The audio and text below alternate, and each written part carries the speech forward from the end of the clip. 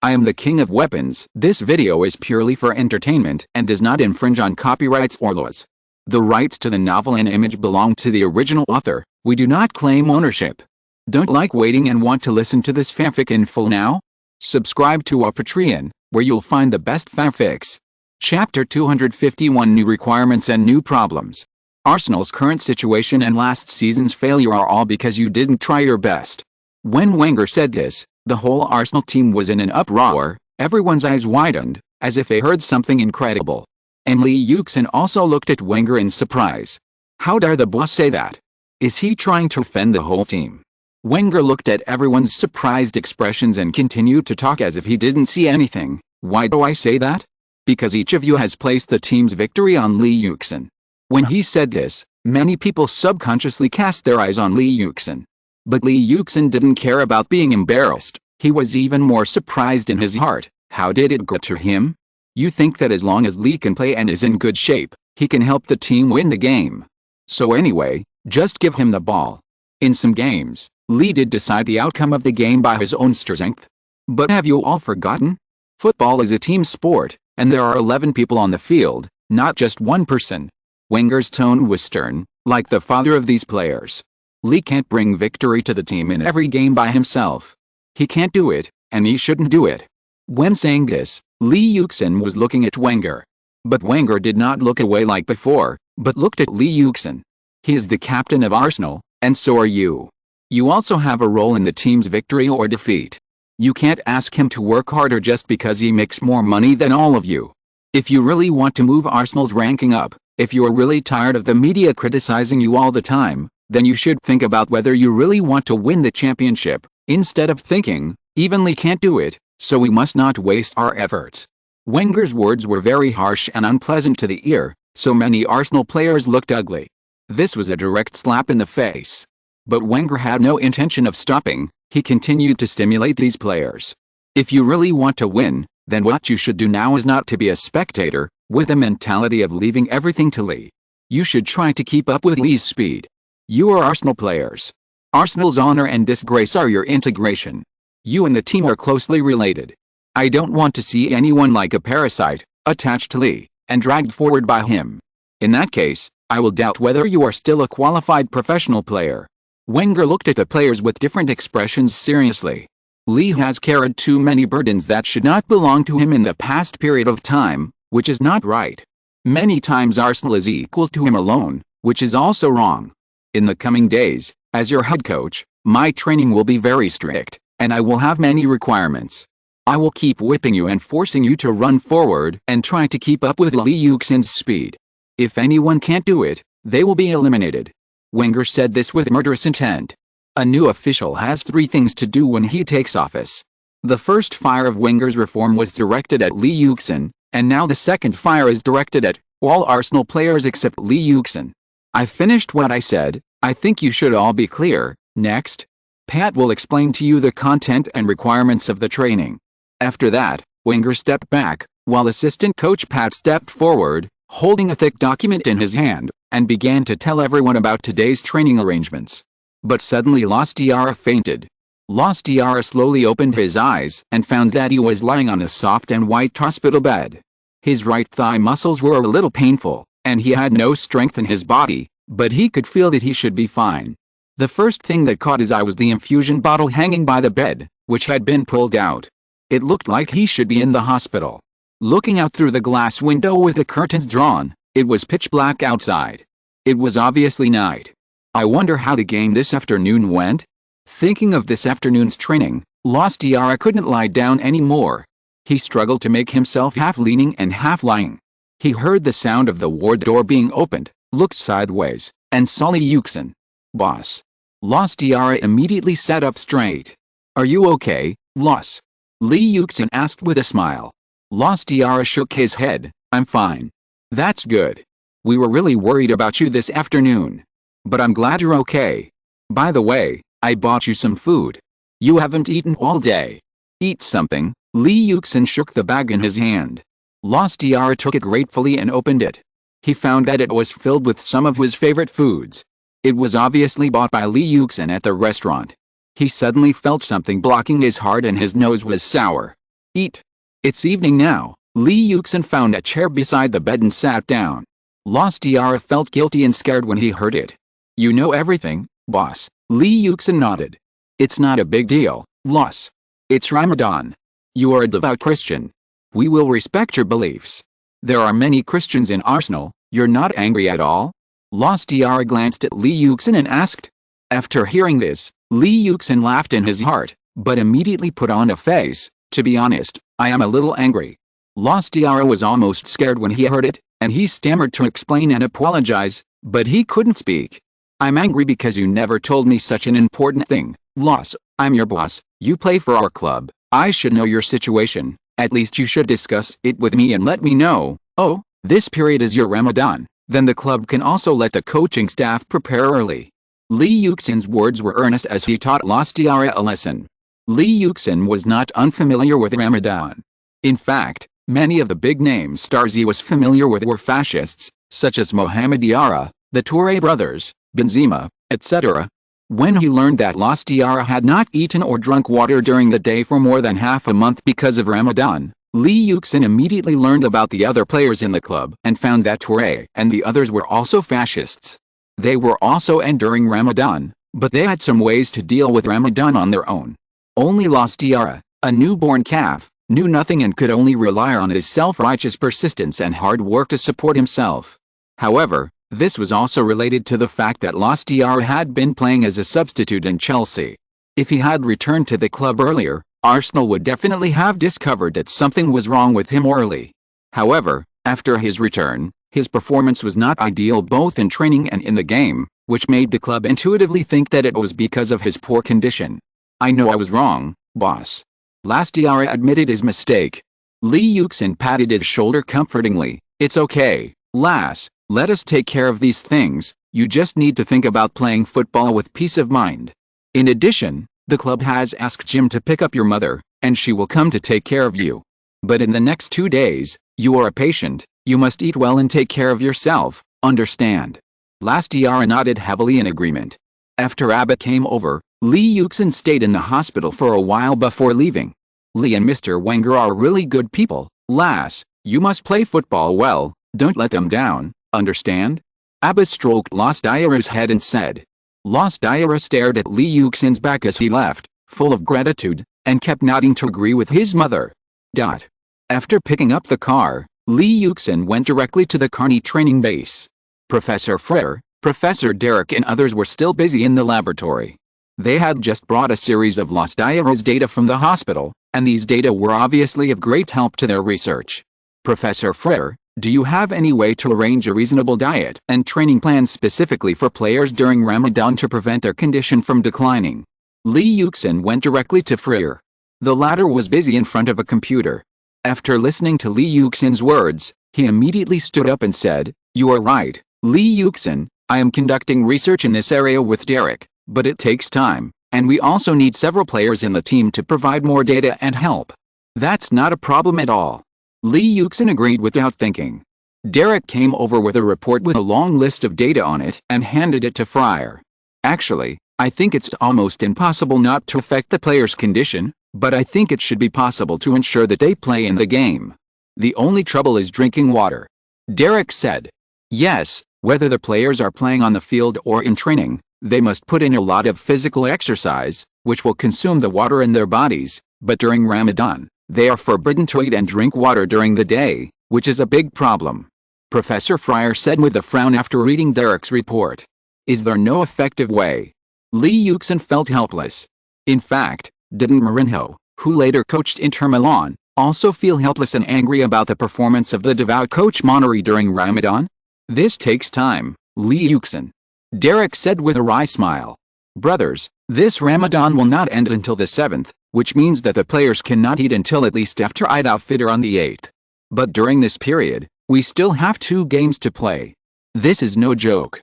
Derek and Frere looked at each other and expressed helplessness. Time is really too tight, Li Yuxin, and to be honest, we really have no experience in this area before. Derek comforted Li Yuxin. So, the best way now is to try to avoid letting them play. It was luck that Lost Tiara was not injured in the afternoon, but I don't know about the next game. You know, During Ramadan, the players will become very weak and easily injured. Professor Fryer gave his own suggestions. Toure is the main central defender of Arsenal this season, and Loss Diarra has also replaced the injured Diaby as the main defensive midfielder in recent times. If these two players are absent, it will have a great impact on Arsenal. Is there really no other way? Lee Yuxin not only searched his mind for all the things about the players and Ramadan in the next few years, but he had to admit that most of them were helpless. But just when he was about to give up, he suddenly remembered an example. Do you think it would be okay if the 3 meals a day diet plan was adjusted to the night? Derek and Fryer heard it, and they felt as if something flashed in their minds, but they didn't catch it. They could only look at Lee Yuxin inquiringly, motioning the latter to explain. What I mean is that in the Ramadan you can't eat or drink during the day. We can adjust the 3 meals a day to the night, such as after sunset, before going to bed and before dawn. Then, since they can't drink water, we provide them with some nutritious drinks during this time, such as how much vitamin drinks they must drink to replenish the water and nutrition for the day. After hearing this, Fryer was a little excited and pointed at Lee Yuxin. Good idea, Derek, I think this is completely feasible. In view of the fact that players are dehydrated after training but cannot replenish water in time, we can provide them with a certain amount of drinks containing carbohydrates, protein and other nutrients at night to help them restore their body functions. As for food, I think we should start adjusting before Ramadan, and then adjust back after Ramadan. At the same time, the training time and content can also be changed accordingly. During this time, the players should focus on maintaining their condition. After hearing this, Derek suddenly realized it and patted Lee Yuxin with admiration. Lee Yuxin, you are such a genius. You even thought of this. After that, Derek began to think with Fryer about how to proceed. For example, after changing to the night, how should the player's diet be matched? How should the nutritional content of the drinks be adjusted? And how should the training plan be adjusted? All of these involve knowledge in many professional fields.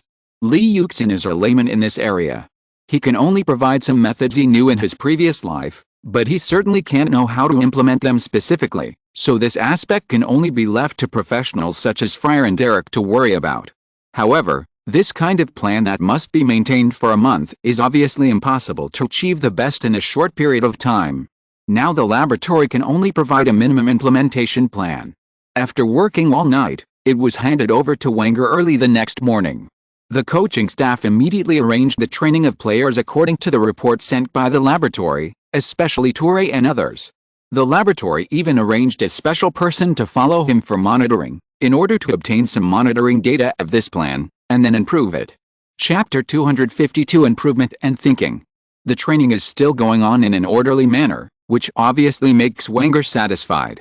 No player is perfect. Every player makes progress in a continuous cycle from making mistakes to correcting them. Now that Lee Yuxin has realized his mistakes, he will correct them. After correcting them, it proves that he has improved. Obviously, there is no better and more ideal training effect than this. After coming out of the laboratory, Wenger accompanied Lee Yuxin to the training ground and kept asking about the details of the new experiment. Lee Yuxin answered them one by one. At the same time, he also felt that the new experiment should have a certain training effect. It's just that today is his first time to touch it, and he is not very used to it. I believe that as the number of contacts increases, he will gradually feel the effect of the new experiment. After coming out of the laboratory, Lee Yuxin ran directly to the indoor football hall. He now likes to play indoor football. He thinks that this kind of ball control in a small space can train his reaction, judgment and passing ability, which is absolutely crucial for a midfielder, especially for someone like Lee Yuxin who is not just satisfied with himself as a defensive player. Wenger thinks that Lee Yuxin has great defensive potential. In fact, the coaching staff also evaluates Lee Yuxin as both offensive and defensive. However, his offensive ability is not outstanding at present, but his defensive ability is good, so the club uses him as a defensive player. According to Wenger's plan, the most ideal state of his tactics is a front-court offensive fulcrum with skills, speed and the ability to score goals, two wingers with excellent offensive ability, who can cut inside, cross and tear open the opponent's defense line, plus a front-court attacker who can suddenly dribble from the middle to point out the direction of the team's offense. The combination of 4 front-court players can improve Arsenal's front-court offense to an astonishing level. At the same time, the 4 people cooperate well and run like water. Who can stop such an offensive combination? The two fullbacks must be both offensive and defensive, able to plug in and recover, which is also very demanding, and the central defender is required to have a certain running ability. Kolo Touré is slightly lacking in this regard. He is very strong and has outstanding heading ability, but his running ability and speed are not very strong. Since Wenger requires the team to steadily recover the formation when defending, the requirements for the two central midfielders are relatively high. They must be players who can stand in position and help the two fullbacks to fill in the positions. Therefore, these two people are crucial in Wenger's tactical system. It is best to be a player who can pass the ball and organize. And Fabregas is good. According to Wenger's plan for Yuxin is currently only in the first stage. He has strong physical fitness, amazing impact, fast speed, excellent explosive power, and good skills. He is simply a nearly perfect center forward and a bridgehead for attack. Yuxin has played in the center position for so long that he has adapted to this role. His back to the basketball skills are very good. However, unlike the requirements when Henry was there, Wenger requires Yuxin to do more. In the new training, it is emphasized that when Yuxin relies on the opponent, in addition to technical speed, he must also use his body to suppress the opponent and create gaps. His teammates will cooperate with him to run. At this time, Yuxin must make a decision, whether to choose to launch an attack himself or pass the ball to his teammates. The former is crucial for a center forward. It can be said that a center forward who can turn around while resisting the opponent's defender can definitely be regarded as a first-class center forward. This shows how difficult it is to turn around, which is an ordinary action that cannot be more ordinary, in a football game. After all, it is impossible to fight all mobile battles. Positional battles are inevitable, and Yuxin is crucial. According to the observation of the coaching staff, Yuxin's ability to turn around after taking the ball with his back to the goal needs to be improved, but the team uses him as the fulcrum of the front court to attack, so the most realistic way is to rely on him to pass the ball or directly attack the goal after receiving the ball, which requires Yuxin to have good awareness and observation skills. This is not Yuxin's strongest state. According to the planning of the coaching staff, Yuxin's most powerful situation should appear after his ball-stopping skills are improved, gradually giving up physical confrontation and using more clever ball-stopping skills, so that whether it is leaning on the opponent, turning around to break through and shoot, or making a wall pass, he can do it with ease. By that time, even if Yuxin encountered a defender with stronger physical fitness and faster speed than him, he would be able to erode the opponent, and then break through the opponent's defense line and disrupt the opponent's defensive arrangement with an invincible attitude. Yuxin also knew that his burden was heavy. In the final analysis, the team's overall playing style has only changed twice. In the previous life, Arsenal had many personnel changes until Vieira left, and the playing style seemed to have changed a lot. But in fact, from the beginning of Wenger's entry into Arsenal played defensive counterattacks. It's just that Arsenal's counterattacks are fast, well coordinated, and have too many technical players, so people think that Arsenal plays technical football. Arsenal's playing style really began to change, and they began to play control football. The change of their inherent playing style began when Fabregas became the core. From this time on, Wenger's playing style began to really change, and Arsenal began to play real control ball. However, this change did not bring any results to Arsenal. In addition to the decline in Arsenal's strength, it was also related to Wenger's choice at the time.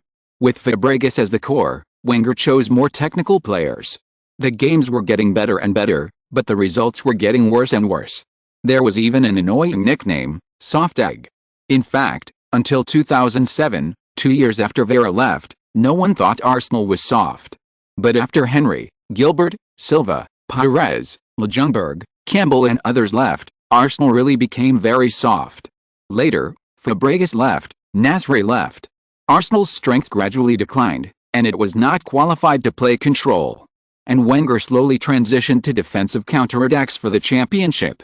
It's just that because Arsenal players are still good in technology and good in cooperation, it looks pleasing to the eye, so not many people realize that Arsenal is playing defensive counterattacks.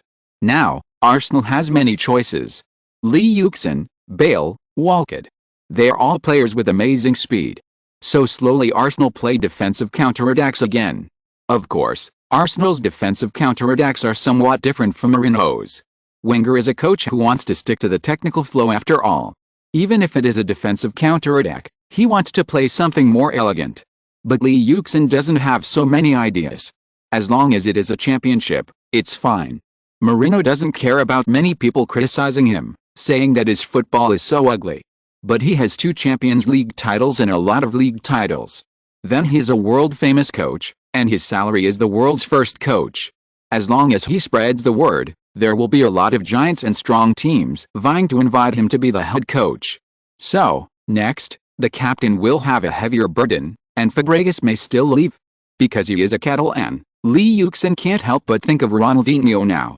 Many people say that the most critical reason why our Ronaldinho is not accepted by Cruyff and trusted by Laporta is that he comes from the Rosal system, and he has a deep brotherly love for Rosal. Who is Rosal? A person who never agrees that Cruyff is the soul of Barcelona, and a person who is always ready to replace Laporta. In fact, things are much more complicated than all this. Later, Ronaldinho confronted the entire Barcelona, and the key came from the essential collision between Catalan culture and Brazilian culture. From Romario, Ronaldo, Rivaldo to Ronaldinho, every Brazilian can be said to have reached the peak of his personal career, but people have completely different interpretations of this beautiful fruit.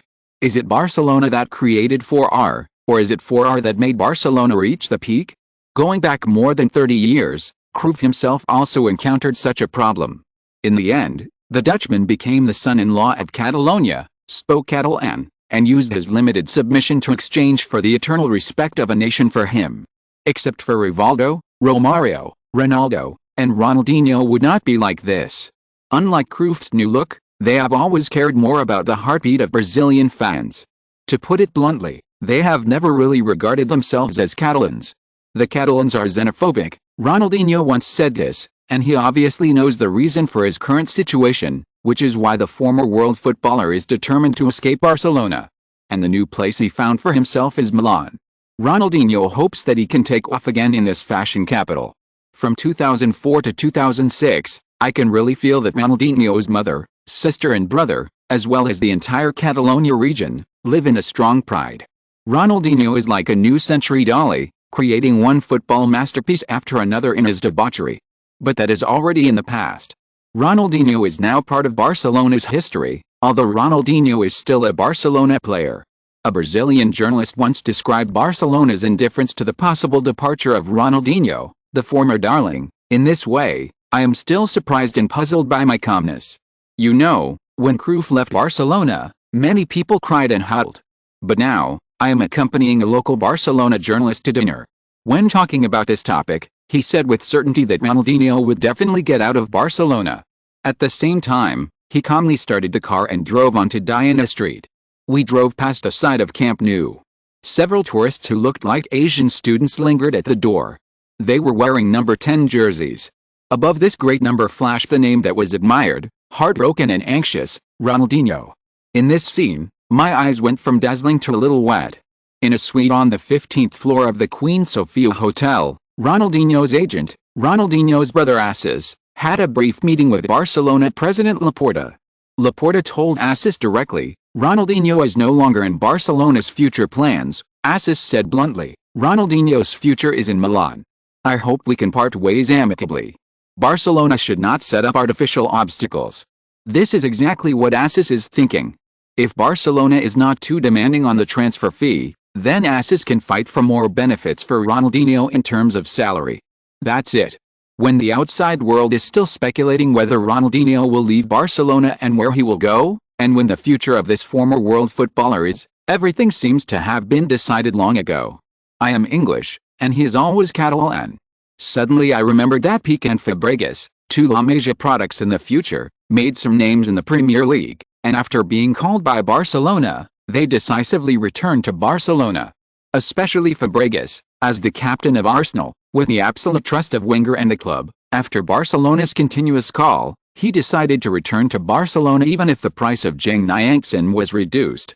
In the end, Arsenal spent a lot of effort but failed to keep their captain, and the transfer fee from Barcelona was completely inconsistent with Fabregas's price.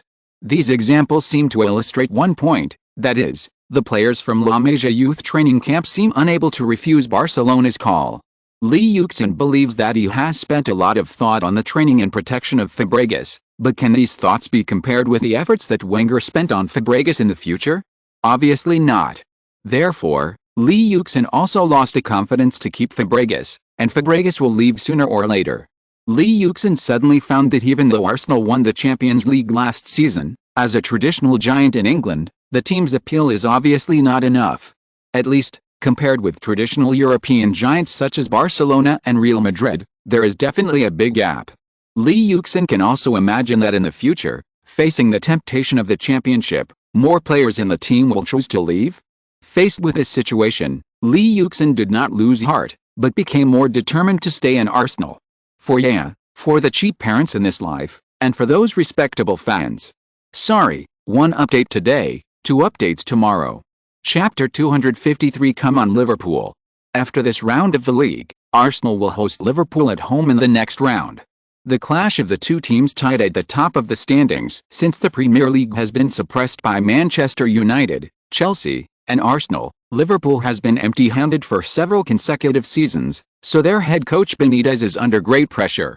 If it weren't for the miracle night in Istanbul, Turkey in 2005, when Liverpool won the Champions League, Benitez relied on this championship trophy as his amulet, otherwise he would have been fired long ago. Then in the 2007 season, Liverpool won the Champions League again, which also gave Liverpool hope of revival. Before the start of this season, Liverpool head coach Benitez and team captain Gerrard publicly issued a letter to the fans, saying that the team will make all those who support them proud this season. At least, from now on, Liverpool people are not talking big. Benitez's team has shown a strong momentum at the beginning of the new season. They are currently ranked second in the league, only behind Arsenal because of the disadvantage of goal difference. Of course, the performance of Liverpool and Arsenal this season has impressed everyone, but the one that shocked everyone the most is Manchester City. This traditional mid to lower level team, after receiving the investment from the oil father and introducing stars such as Robinho and Moataber, has shown a fighting power that shocked everyone, but Arsenal is the focus. After 10 rounds of serious bleeding, the first place in the standings is not Manchester United, Chelsea, or Liverpool, but Arsenal.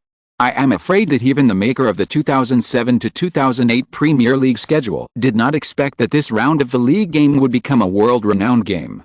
Before the game, Benitez expressed his own views on the game. He first praised Wenger and his team's achievements, then turned around and said that he was looking forward to Liverpool's performance. He had confidence in the team. Moreover, this Spanish head coach, who is not as high profile as Mourinho or Ferguson, said very proudly this time that if Liverpool went to the Emirates Stadium for a victory, they would conquer the Emirates Stadium. Arsenal is in good shape and Lee is very strong, but I have a confidence in Liverpool. The players told me that they will conquer there and I certainly believe them, Benitez said. It seems that Benitez's words of winning are not wrong. Liverpool is a traditional Big Four. Although Manchester City is performing well now, Liverpool is stronger than Manchester City and now has the same points as Manchester City. Benitez is indeed qualified to be bold. However, some people were unhappy with Benitez's words and responded immediately. Speaking of which, this may not be a formal response, because this interview was completely a design game. After training, Bale was driving home. On the way, a car broke down and asked for help on the roadside. Bale stopped to ask, and the man asked for a ride. Well, the helpful Bale nodded and agreed.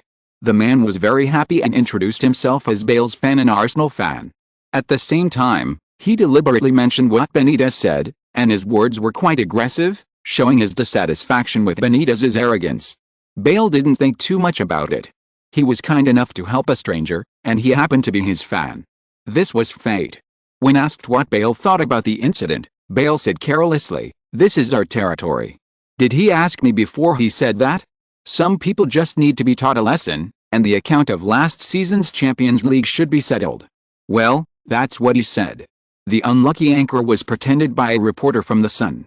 He was not an Arsenal fan, nor a Bale fan. The whole car broke down. Asking Bale for help was a well-designed plot, just to get Bale to say something. Well, the next morning, The Sun used a huge headline on the front page, "Arrogance." After this word, Bale said what he said and noted that it was Bale's original words. As soon as this was said, the whole of England was in an uproar. Liverpool is a traditional top 4 team in the Premier League, a real giant, and Liverpool's history is more glorious than Arsenal. Manchester United is the first giant in the Premier League, so Liverpool is the first giant in English football. Benitez is also a coach who has won 2 Champions League titles. Even if Arsenal is doing well now and Bale is doing great, it is indeed too much and too rude for a young star to say this about a top team and their coach. For a while, Bale became the headlines of major media. The Sun said that it was hard to imagine Bale would be such an impolite person. They said that the reporter who played the anchor was stunned when he heard this. Shocked. I'm afraid he was overjoyed. The North London Herald defended Bale, pointing out that the fishing interview of the Sun was unethical and suspected of setting traps and luring. However, although the Sun's behavior was also criticized, the Sun's views represented the opinions of a large number of people who believed that Bale's words and deeds were inappropriate. The Mirror commented that Bale's behavior would confuse the young fans who liked him. Can a star be impolite? Bale was furious. He didn't expect that doing good things would lead to such a bad thing. This also made him extremely disgusted with the media. The Sun. However, for the move of the Sun, not only Manchester City fans hated it, but also Liverpool fans did not appreciate it. In England, it is well known that the Sun and Liverpool are mortal enemies. 19 years ago, when the Hillsborough tragedy occurred, this famous British media, The Sun, wrote the 2 big words "the truth" in black and white on the front page headline, and used 3 bold headlines as the introduction of the text. Some fans rummaged through the wallets of the victims, some fans urinated on the brave police, some fans beat the police who were performing artificial respiration. The article was full of sensational words such as "when rescuers rescued the injured, drunk Liverpool fans attacked them. Police, firefighters and rescuers were punched, kicked and urinated on by fans." After then, South Yorkshire Police Chief Deconfield and FA official Graham Kelly pushed all the blame for the Hillsborough tragedy onto Liverpool fans. The Sun's article obviously threw more dirty water on the Red Army fans. At the time, other British media reported that Liverpool fans actively helped security personnel carry away the victims and provided immediate assistance to the injured. The truth investigation of the Sun angered all Liverpool fans, who protested and clarified in various ways. For this reason, they set up a Hillsborough Justice movement to seek justice for the dead fans and launch a boycott of the Sun. The fans' efforts paid off after more than a month. The Sun admitted that all the reports were untrue, but this did not get the understanding of Liverpool fans at all. To this day, Merseyside, where Liverpool is located, is still boycotting the tabloid with the largest circulation in the UK. We don't like Gareth, but we hate this media even more. They are always like this and have no professional ethics as a media. A Liverpool fan said in an interview. After learning about this, Mendes, who is also Bale's agent, came to London from Brazil to put out the fire for Bale. This matter was originally a mistake made by the wrong media, using the wrong method and deliberately misleading. Gareth absolutely had no intention of disrespecting Mr. Benitez. The evil was also misled and misinterpreted under certain circumstances. I believe that Mr. Benitez and Liverpool are also aware of this, because some unscrupulous media often do this. They can do anything to stimulate sales.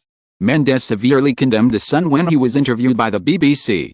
Liverpool captain Gerrard stood up and criticised Bale. He said, although the media's approach may not be appropriate, Bale should not say such words. This is not the behaviour of a star who is loved by fans. This lacks the necessary respect, which is the most basic etiquette. Gerrard is the soul of the Red Army. His words, to a certain extent, also represent the opinions of the entire Liverpool team. The media got excited. They had known Bale's virtue for a long time, and they were waiting for Bale to jump out and fight Liverpool. However, Bale remained silent. The media also tried to interview Bale about this matter, but Arsenal Club informed reporters that Bale currently refused all interviews. Unable to find Bale, they tried to get information from other Arsenal players, but it was not that the other Arsenal players refused to be interviewed, but when they heard that they were asked to talk about this matter, their expressions were very strange, and they refused to express any opinions on this matter. There was no way, as the captain of Arsenal, Lee Yuxin had to stand up. I just want to tell Stephen that the Emirates Stadium is waiting to kill you. When the Arsenal players were interviewed, they avoided talking about that matter. This was not the intention of the club, but the intention of Lee Yuxin. To be precise, Lee Yuxin said hello to everyone. If there's any grudge, report it to the stadium. The day before the game, at home, in an apartment in London, Bale jumped up from the sofa and let out a strange cry. Walcott next to him looked at him with dissatisfaction, then clenched his fists tightly. He still remembered how he lost the game last season. Similarly, Van Persie waved his hands violently. He also had a score to settle with Liverpool. Fabregas raised his hands high to bless God, and Lee Yuxin was also very angry because he was suspended in the 2 rounds of the semi-finals last season. Afterwards, some people criticized him for saving the team at a critical moment but also ruining the team, proving that the controversy when he won the World Footballer of the Year and the European Golden Ball last year was correct. Now is a good opportunity. Even Diaby and Rosicki, who were recovering from injuries, cheered loudly. This is indeed a good opponent, and the account of the Champions League final last season should be settled. Chapter 254 Crazy Game. 2007, Saturday 2007 to 2008 Premier League, Round 11.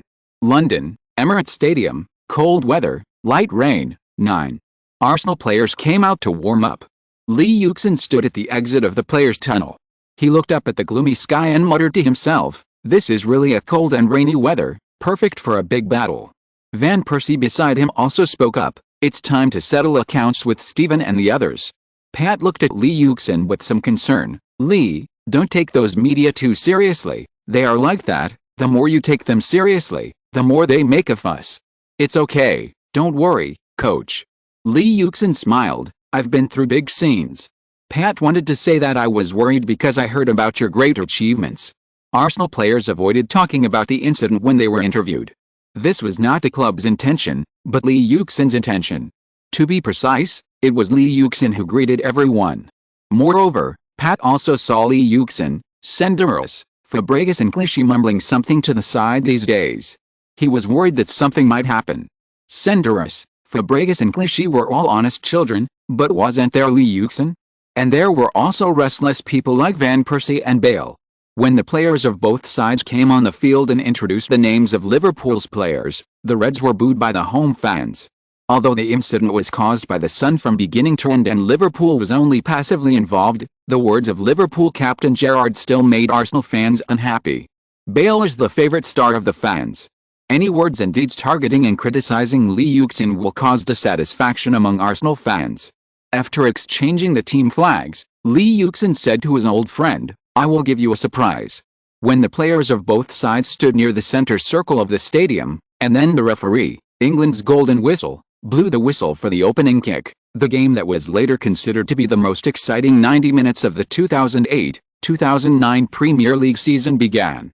From the first second after the kickoff, Liverpool and Arsenal were in the most intense competition.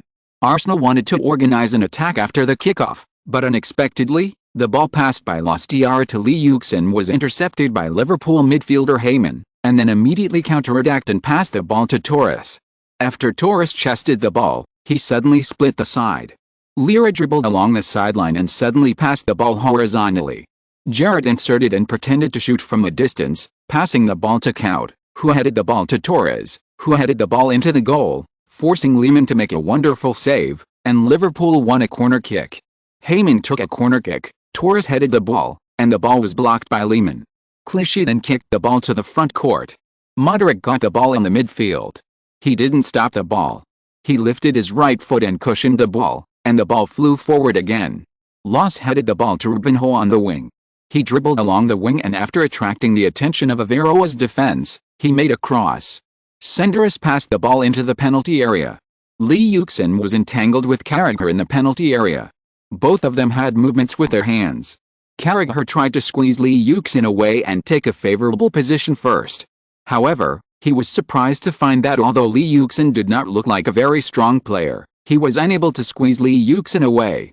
As the ball fell, Lee Yuxin suddenly exerted force from his waist and abdomen and arched his butt backwards. Carragher was caught off guard and was squeezed away half a step.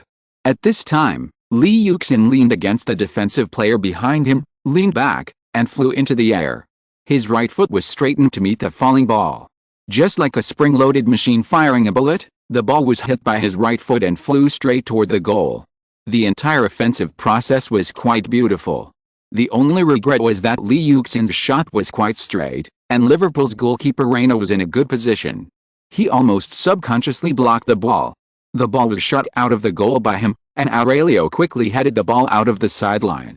Although Arsenal did not score, their counter-attack was remarkable, especially Lee Yuxin's hook shot, which was extremely wonderful. Wow wow wow wow, Reina blocked a fierce and wonderful goal. Lee Yuxin's hook shot was blocked.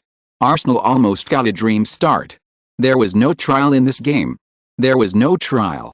From the beginning of the game, both sides were fully engaged in the attack. This was a real offensive battle. I bet God is my witness. This is the gospel of the fans. Eddie Gray shouted loudly. He was excited. Such a game is the gospel of the fans. For the commentator, isn't it?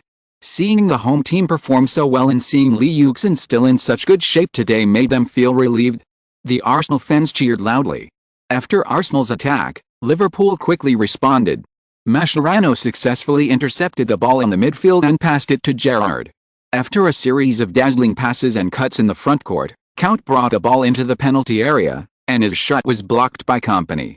Then, Torres also made a back hook shot. Lehmann rushed the ball to the back corner, and Lira wanted to make up the shot, but Clichy blocked the ball fearlessly, and the ball hit Clichy's chest and bounced out.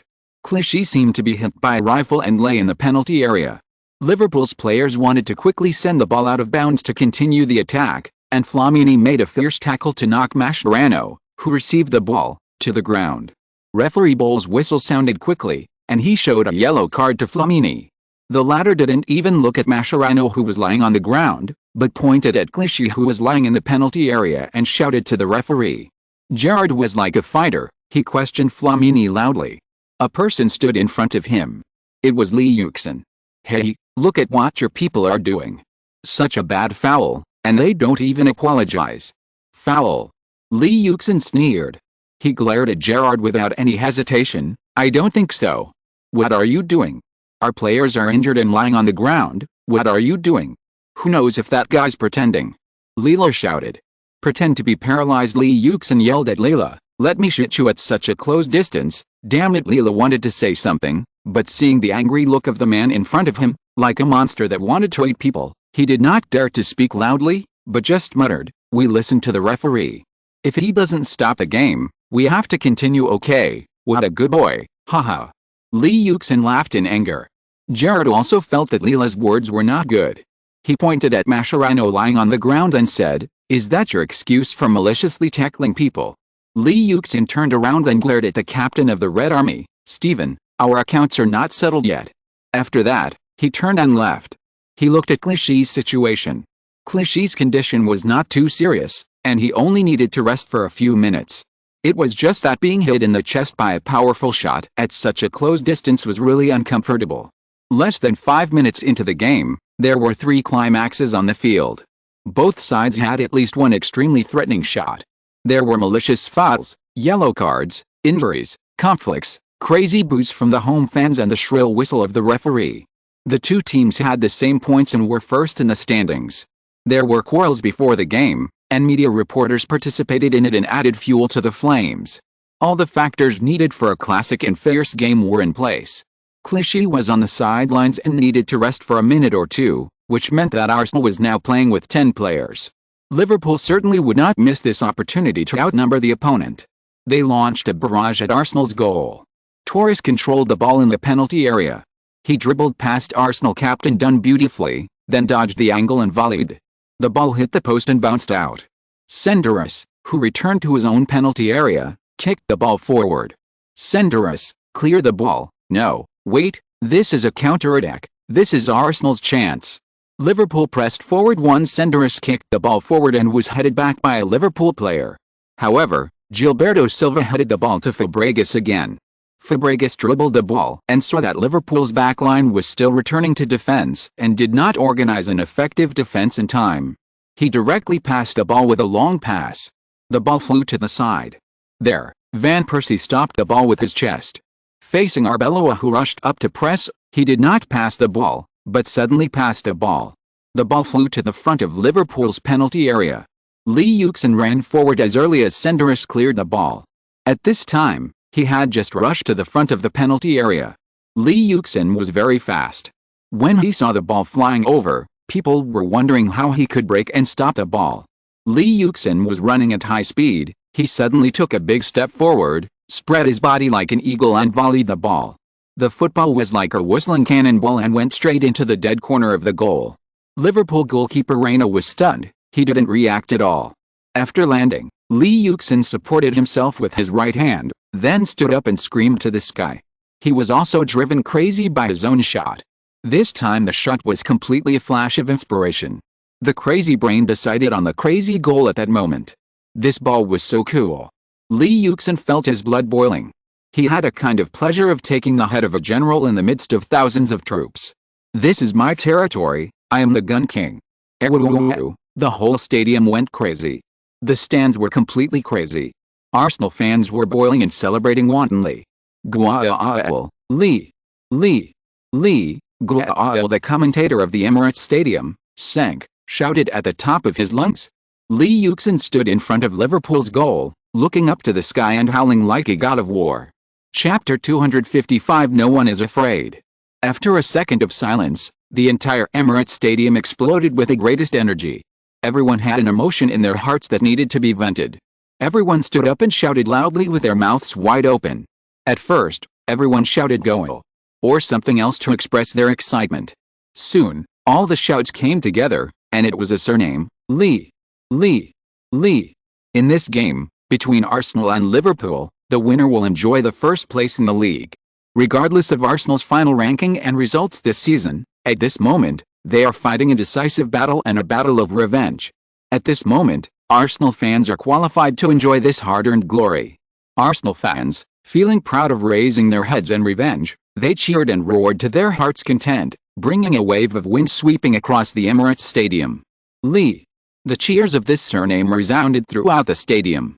After scoring a goal, Lee Yuxin roared to the sky. However, if you think that everything will go smoothly in the next game, you are wrong. Liverpool has not won the league championship for many years. Their hunger for the league championship is unimaginable. The difficult thing is that Liverpool is in good shape this season and leads the standings, which gives them hope of winning the league championship. In this game against Arsenal, the opponent has the same points as them. Although in the long run, Liverpool also think that Arsenal will be their opponent for the league championship, they cannot allow Arsenal to compete with them for the glory of the leader in the score. For Liverpool, being able to step on Arsenal and enjoy the first place in the league is their biggest motivation for this game. Liverpool did not play conservatively in this game. Especially after conceding a goal, they continued to attack. Just 6 minutes after Arsenal scored, Liverpool equalized the score. Fabregas was dribbling the ball in the front court. He was going to cooperate with Lee Yuxin, but his pass was intercepted by Mascherano, who immediately passed a ball to Lira, and Liverpool launched a quick counter-attack. Caud, who received Lira's pass, made a wonderful pass. Torres successfully countered the offside and broke into the penalty area. Facing the attacking Arsenal goalkeeper Lehmann, he volleyed into the far corner and scored. 1-1. Goal. Liverpool equalized the score. The goal was scored by Torres, and they will soon return the favor to Arsenal. Torres used the goal to tell Lee that he exists. Torres joined Liverpool after the end of last season. In his first season with Liverpool, Torres scored 8 goals in the league. This is the most goals scored by Liverpool players in a single season in recent years. After the start of this season, Torres also stated that he would work hard for the Golden Boot. However, in the 7th round of the season, Torres only scored 8 goals. Lee Yuxin has already led the scorer list with 11 goals, which has also brought great pressure to Torres. And he also has his own pride, Atletico Madrid's golden boy. He is the captain at the age of 21, and he is also the pride of Spain, the world's top center forward. He looked at Lee Yuxin opposite, and his eyes showed a strong desire to fight. And Lee Yuxin also felt his gaze, this Spanish star who is known to have the best luck. When he was in the worst condition, he could win numerous championships with the national team and the club. When he was in good condition, he could even beat the best strikers in the Premier League, Terry and Vidic. Especially Vidic, a world-class defender, didn't know how to play when he met Torres. This is a world-class shooter who is still at his peak, not the Tony who was complained about in later generations. The match between Liverpool and Arsenal is not only a match between the two teams tied for the first place in the standings for the leading position, but also a match between Torres and Lee Yuxin, two top shooters. The TV camera was on Lee Yuxin. After the opponent quickly tied the score, there was no emotional change on his face. He just watched coldly as the Liverpool players celebrated a goal. 7 minutes later, Lee Yuxin's face finally changed. This young face was full of smiles. Arsenal scored again. This was also a counter-attack opportunity for Arsenal. The running positions of Lee Yuxin and Bale attracted the attention of Liverpool's defense. No one expected that Fabregas, who was advancing with the ball, suddenly shot a cold shot. The shot was very sudden, and Liverpool goalkeeper Reina also had problems in judging the ball's path and failed to catch the ball 2-1. Fabregas' long-range shot allowed Arsenal to take the lead again when the game was about 20 minutes in. Fabregas was extremely excited after scoring the goal. He kissed the team logo on his jersey towards the Arsenal fans in the stands, which immediately won a warm cheer and applause from the fans. 20 minutes. 20 minutes. The game was only 20 minutes in, and there were 3 goals. And the one leading the score was Arsenal. Benitez's team was not conservative in the away game, but their luck was a little worse, and Arsenal's offensive efficiency was also amazingly high. They once again showed people their offensive ability. Lineker said, "I always feel that there will be a lot of goals in today's game." Eddie Gray said, he turned his head and asked his commentary partner, "Gary, I wonder if you feel the same way." Both teams were very open today and not conservative.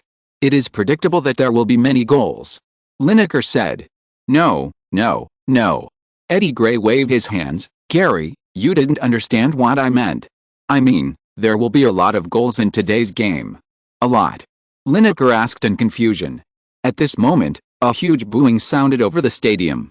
This is Liverpool's goal again. Flamini fouled Torres, and Liverpool got a good position for a set-piece opportunity. Gerrard's free kick was of high quality, bypassing the wall and the goalkeeper Lehmann's arm and flying into the net. 2-2. Liverpool tied the score again. At this time, the TV camera gave a close-up of the scoreboard at the Emirates Stadium. The game had only been going on for more than 20 minutes, and the score on the field was 2-2. "Eddie, I think you are right, there will be a lot of goals in this game," Lineker said with his neck shrunk.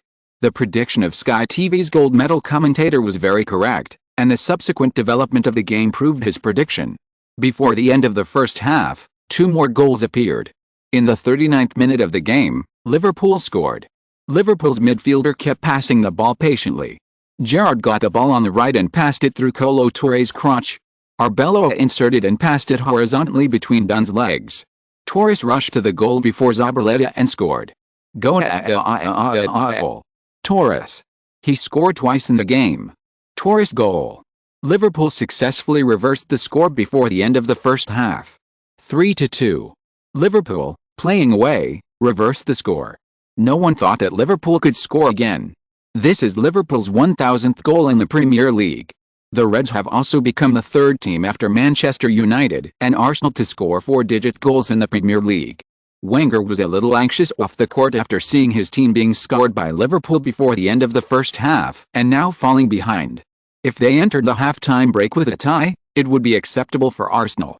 After all, Liverpool is a traditional giant and its strength is not much stronger than Arsenal. However, the score of 2-3 now makes Arsenal more passive. This also means that in the remaining time of the game, Arsenal will have to press forward to attack. In this way, Arsenal's already unstable defense line will have a bigger loophole, and such loopholes are opportunities for Liverpool to expand their lead. Wenger frowned. He was already thinking about the tactics for the second half of the game when the score was behind. He obviously did not expect that the team could equalize the score before the end of the first half. So, when Arsenal scored a goal in the injury time of the first half, Wenger was still frowning. He heard a huge cheer and looked up to see his players celebrating wildly, celebrating the goal. This is Lee Yuxin's long shot, which was saved by Liverpool goalkeeper Reina. Arsenal's corner kick. Fabregas took the corner kick into the penalty area, and the tall Kolo Touré beat Carragher to score with a header. Kolo Touré. His header. A very powerful header. It's incredible. Arsenal equalized the score in injury time. 3-3. This is such a crazy game. In the first half, both sides scored 6 goals together. During the halftime break, countless TV viewers looked at the score on the screen, and many people couldn't believe their eyes. Although Arsenal has been in the limelight recently and has many excellent players in the team, Liverpool is not a pushover either. The two teams have the same points, and Liverpool is still much stronger than Arsenal. However, the score in the first half still surprised them. To be precise, the draw in the first half was not the main reason for the surprise, but the score of 3-3. Obviously, this was an extremely open game, but it was still surprising that Arsenal could score 3 goals against Liverpool in the first half. When the referee blew the whistle to end the first half, the players of both teams were a little reluctant. The game was still at its climax at the last moment of the first half. Both sides were in the heat of the moment. The commentator sighed during the halftime break, "Although it's only half a game, I bet this game will be one of the most exciting games of this season." 3-3 at halftime. And, looking at this situation, there will still be a lot of goals in the second half. During the halftime break, some reporters had already started to prepare to write about this game. Let's not talk about how the second half of the game will go. There is too much to report in the first half alone. Liverpool is not conservative at all away from home, and Arsenal has also shown people their strong offensive power. Chapter 256, Continue to Fight and Understand. In the first half of today's game, Arsenal fans were very happy to be able to tie Liverpool 3-3 and equalize the score after falling behind twice. They saw that this team still had a certain temperament. Lee Yuxin's character has always been controversial, but there is one thing that even those who dislike him the most have to admit: he is a fighter. He never admits defeat, he is always fighting. The current Arsenal is also slowly being influenced by him. Indeed, if a team wants to become a king, it must have a temperament different from that of ordinary teams. The Milan, Manchester United, Real Madrid, Barcelona and Bayern in the past are all teams with the temperament of kings. Even if they are not in good shape, other teams will not despise them, because they are kings with that temperament. They can sink and be in bad shape, but I am a tiger. I can bite you to death, and you will be desperate when facing me. Just like Manchester United, first of all, it must be the valuable experience of being a team that has won the Premier League championship for 13 years. Formal games are not like playing wild ball. No matter how high the individual level of your players is, the game is also for 11 people, and the ball cannot always be in one person's hands. Ferguson's Manchester United, from coaches to players, everyone has rich game experience. The rich game experience combined with the usual systematic tactical training makes Manchester United's execution ability that other teams do not have. Judging from previous games, Manchester United's players can remain calm whether they are leading or lagging in the game, and rarely make mistakes on their own. Compared with the frequent blowouts of scoring and losing points by other teams, Manchester United's players are always playing according to the coach's intentions.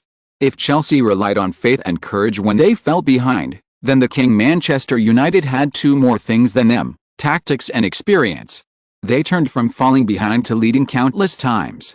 The players knew what to do when they were falling behind and what to do when attacking. They did this before and they won before. As the champion of the Premier League for 13 consecutive years, Manchester United has been analyzed and tactical by its opponents for every weakness, but Manchester United can still win for 13 years, which shows that Manchester United is constantly looking for ways to make up for its own team weaknesses, and is always one step faster than other teams. So when they are challenged again and again, they can slowly pull the game back to their own rhythm and finally win. Second, Ferguson's strong strength and calmness. He is not infallible, but he can always regroup and win after making mistakes, which is very remarkable.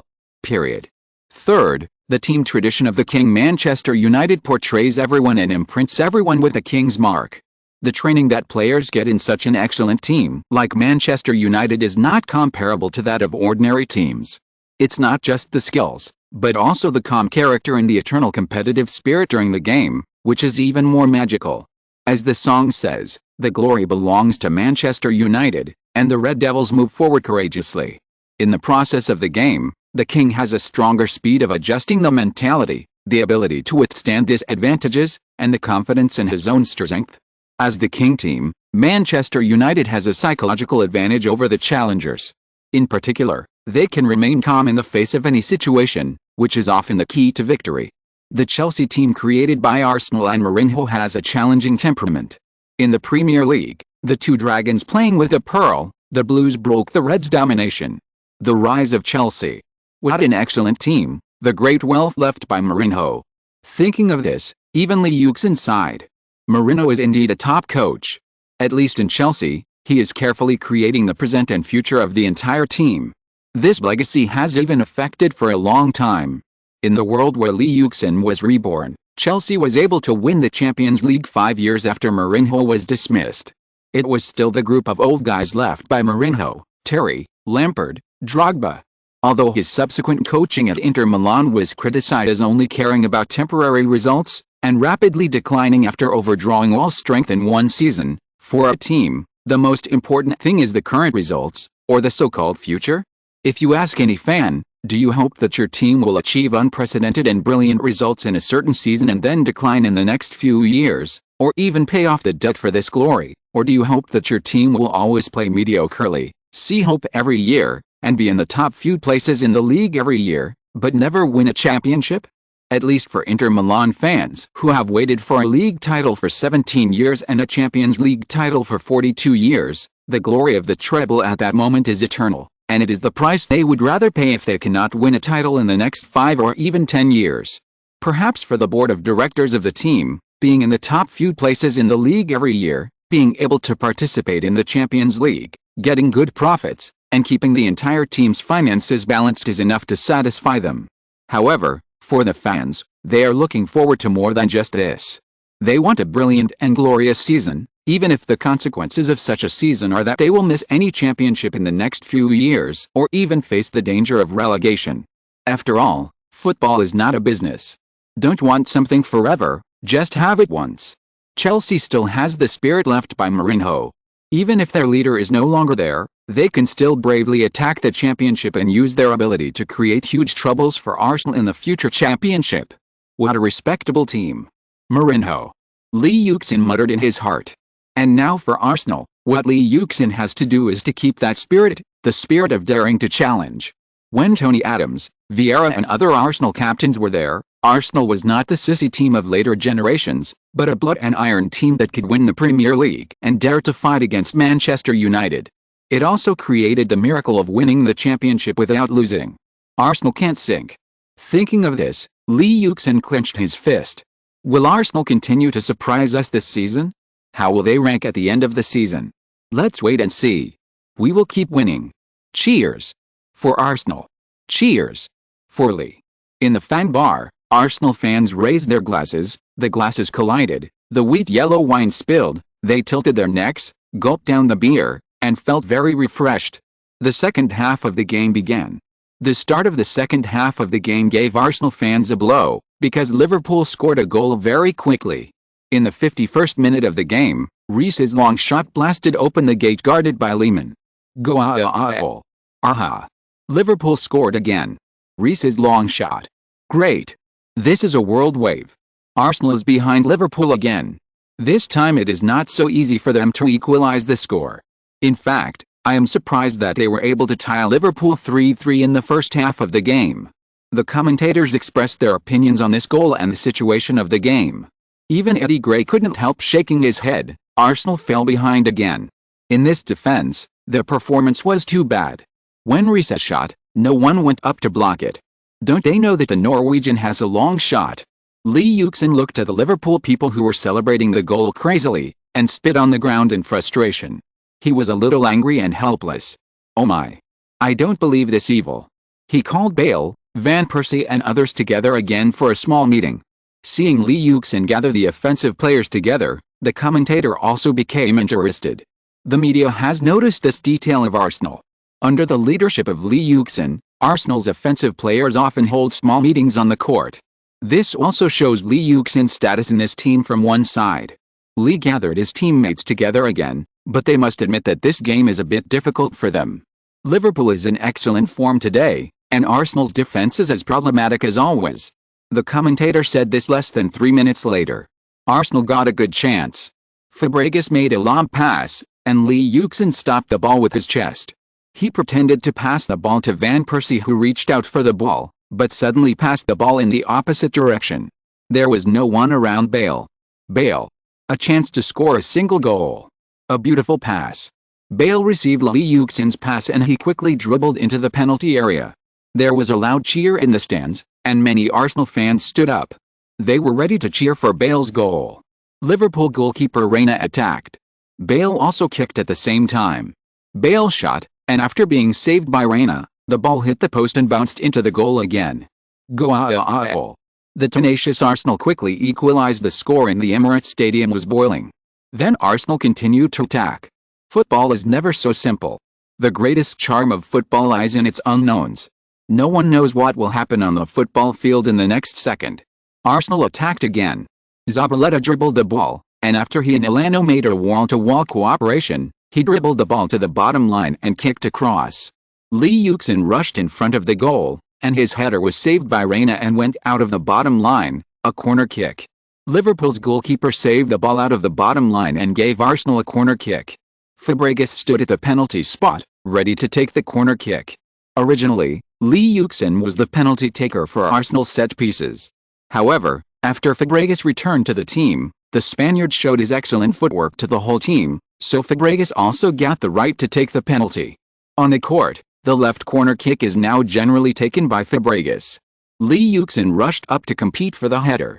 Liverpool centre-back Carragher was ordered to mark him, and when the two approached, Carragher smiled and said, "Don't even think about scoring, Lee.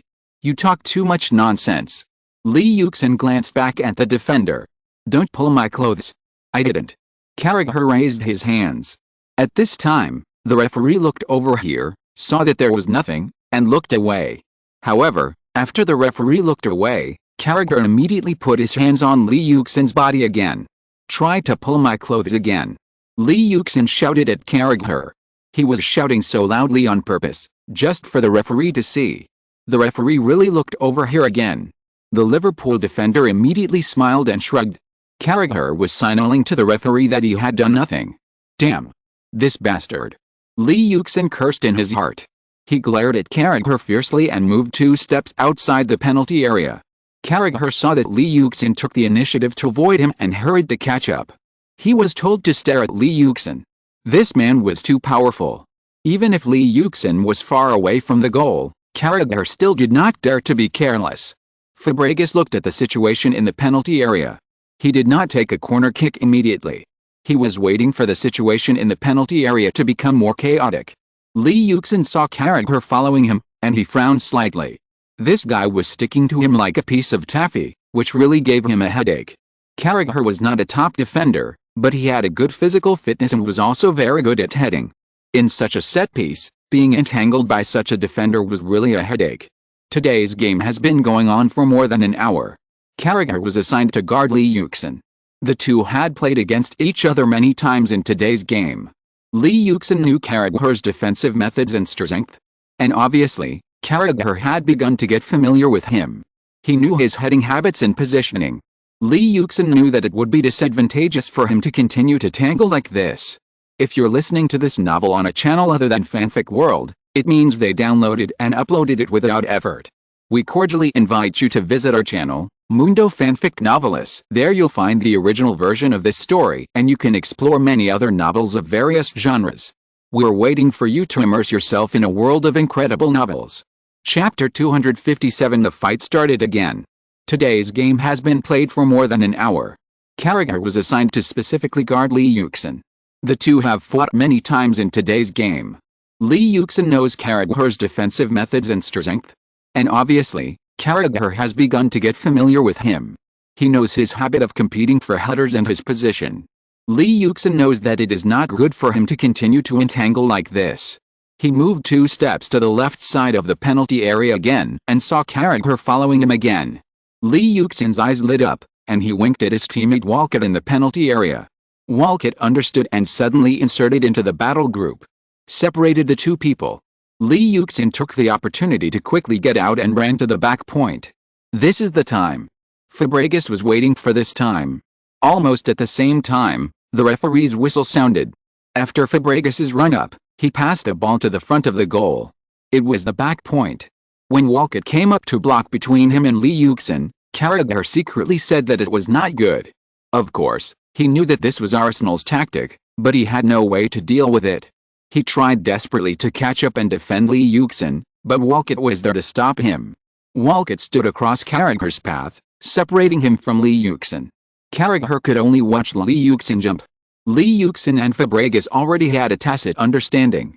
Fabregas saw Lee Yuxin rushing to the back point, and the point where the pass landed was also the back point. Lee Yuxin judged the landing point of the football very well. He squeezed away Arbeloa, who came to defend him hastily, and jumped high. He shook his head hard.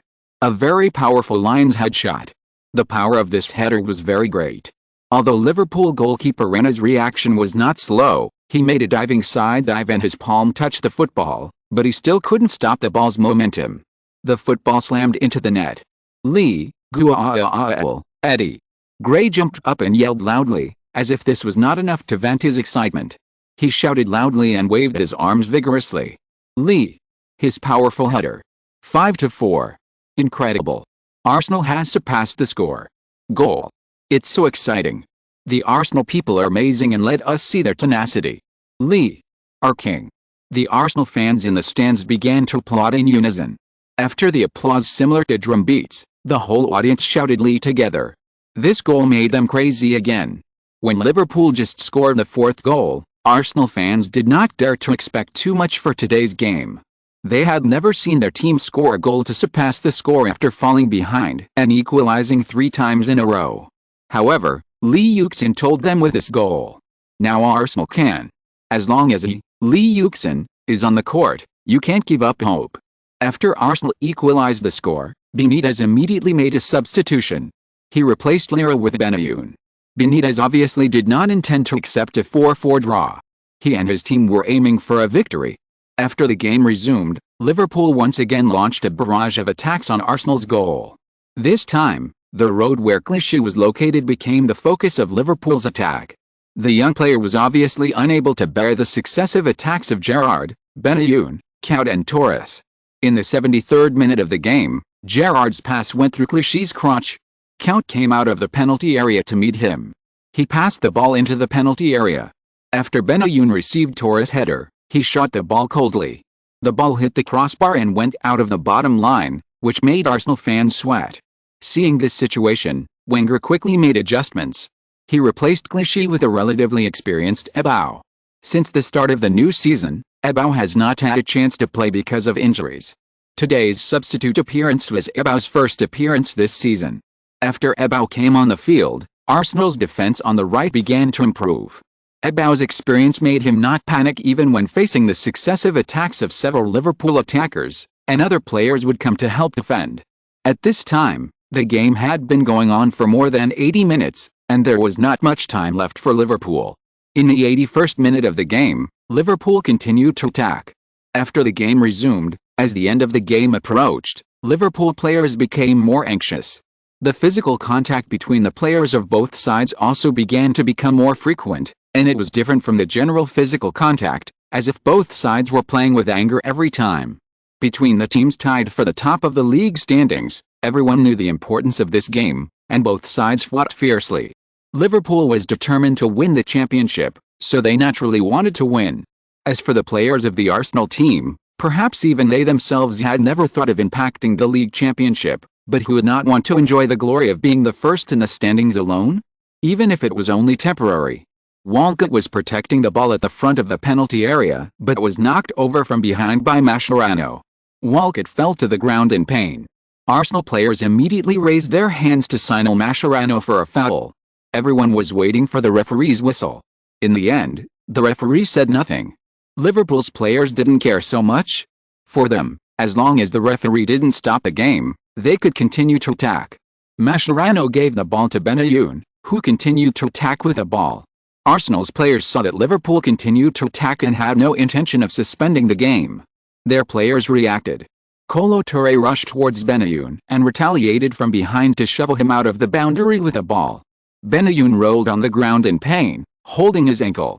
It looked like he was seriously injured. This time the referee's whistle finally sounded. He judged Arsenal to be fouled. There was a huge booing in the stands of the Emirates Stadium. They obviously thought that it was Mascherano who fouled first. Reason? Arsenal then made a substitution. Walcott, who was receiving treatment on the sidelines, seemed unable to continue playing. Wenger replaced Walcott with Haleb. That was the reason. He was injured and left the field. Isn't that convincing enough? Exclamation mark. The game continued. It is said that things change over time. The football field is no exception. This time, It was Liverpool player Cat who fell to the ground in pain after colliding with Flamini. However, the referee also agreed to signal that there was no foul.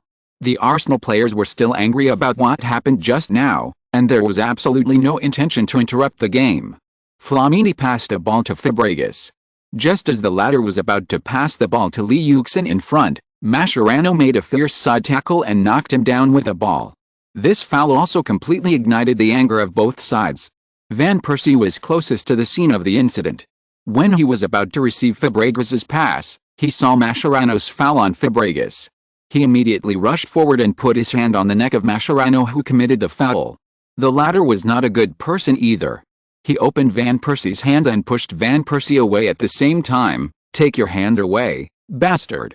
Both of them were red-faced and thick-necked, and it seemed that they were about to stage a full-scale fight. Ah! Look what happened. Van Persie and Mascherano had a conflict. The commentators shouted loudly, but the voice seemed to be more of a surprise that was afraid of chaos in the world. Seeing the conflict, the players on both sides had already been angry, and at this time, the anger broke out in full. Many of the two sides fought in one place. Toure had a bad expression and put his head on Carragher's head. The two people were head-to-head like angry bulls. His eyes were red and he snorted coldly. "Are you looking for death?" Mascherano cursed in Spanish. "Have you seen a fist?" Van Persie roared in Dutch. The atmosphere of today's game was a little tense from the beginning. To be honest, it was good that the conflict did not occur until this time. Of course, the small conflict in the first half was beyond words. "Hey! Stop fighting!" someone shouted. At the same time, he secretly punched someone from behind. "Damn it! Are you going to use violence when you can't win? I'm afraid of you." This is an Arsenal player. He was very happy when he said this. Arsenal is now leading 5-4. Pull them apart. "Hey, kid, be careful." "Kid? I've been annoyed with you for a long time." The players from both sides rushed together, and the scene was extremely chaotic. In fact, when the players clashed, it was no different from fighting and cursing in the market. The conflict between the players on the court also caused a reaction in the stands. Arsenal fans burst into huge boos, and some emotional Arsenal fans tried to attack the stands where Liverpool fans were. However, they were blocked by the security personnel who had been waiting for a long time. The scene was extremely chaotic for a while. The head coaches of both teams, whether it was Benitez or Wenger, obviously did not expect it to turn out like this. Both Liverpool and Arsenal are in good situations now. Even if Liverpool is behind in the score, losing this game is not the end of the world. However, if a player is suspended because of a conflict between players in this game, it will be extremely unlucky. As for Arsenal, everything is going well for Arsenal now. Now they are leading in this game. Wenger thought that all the good situations now might change because of a fight, and he jumped up and down anxiously on the sidelines. "Calm down. Don't be impulsive. Lee, stop them." Wenger shouted from below. "Steven, you are the captain, stop them. Control their emotions." Benitez shouted at Gerrard. In fact, Gerrard has realized that the situation is not good and is trying to control the situation. He certainly knows that Liverpool has started this season quite well, and a season cannot be ruined because of a game. Now it seems that things are not uncontrollable. After all, the two sides are just pulling and tugging, and they are very covert in their actions, and they did not really fight. However, now the players on both sides are full of passion, and no one can guarantee that they will not fight. Of course, there are still some people who are more sober. Gerrard and goalkeeper Reina from Liverpool, as well as captain Yuxin and Fabregas from Arsenal are shouting loudly, asking everyone to calm down. Seeing that shouting is useless, they simply rush in and pull people out. Pull out one by one. First get those guys who are making a lot of noise out. Van Persie seems very angry. He is always looking for trouble with Mascherano. He and Fabregas are brothers. The latter is his best brother after joining Arsenal. They want to create a big scene together. From Fabregas, Van Persie really felt his dream, which also made him have a good impression of this brother, and they soon became good brothers. Just now, when he saw Mascherano foul Fabregas, it must be a deliberate foul. Van Persie saw it clearly and was naturally angry. He wanted to teach Mascherano a lesson. However, Mascherano was now protected by Liverpool players, and he could only look for an opportunity to catch the opponent in the crowd. It looked like Mascherano would definitely be beaten up if he was caught by him. Both Fabregas and Li Yuxin knew what kind of temper Li Yuxin had. Not to mention the negative image of Li Yuxin in some media reports, they gradually understood Li Yuxin's temper just by being teammates with him these days. Although Li Yuxin was usually cheerful, he was quite fierce once he got angry.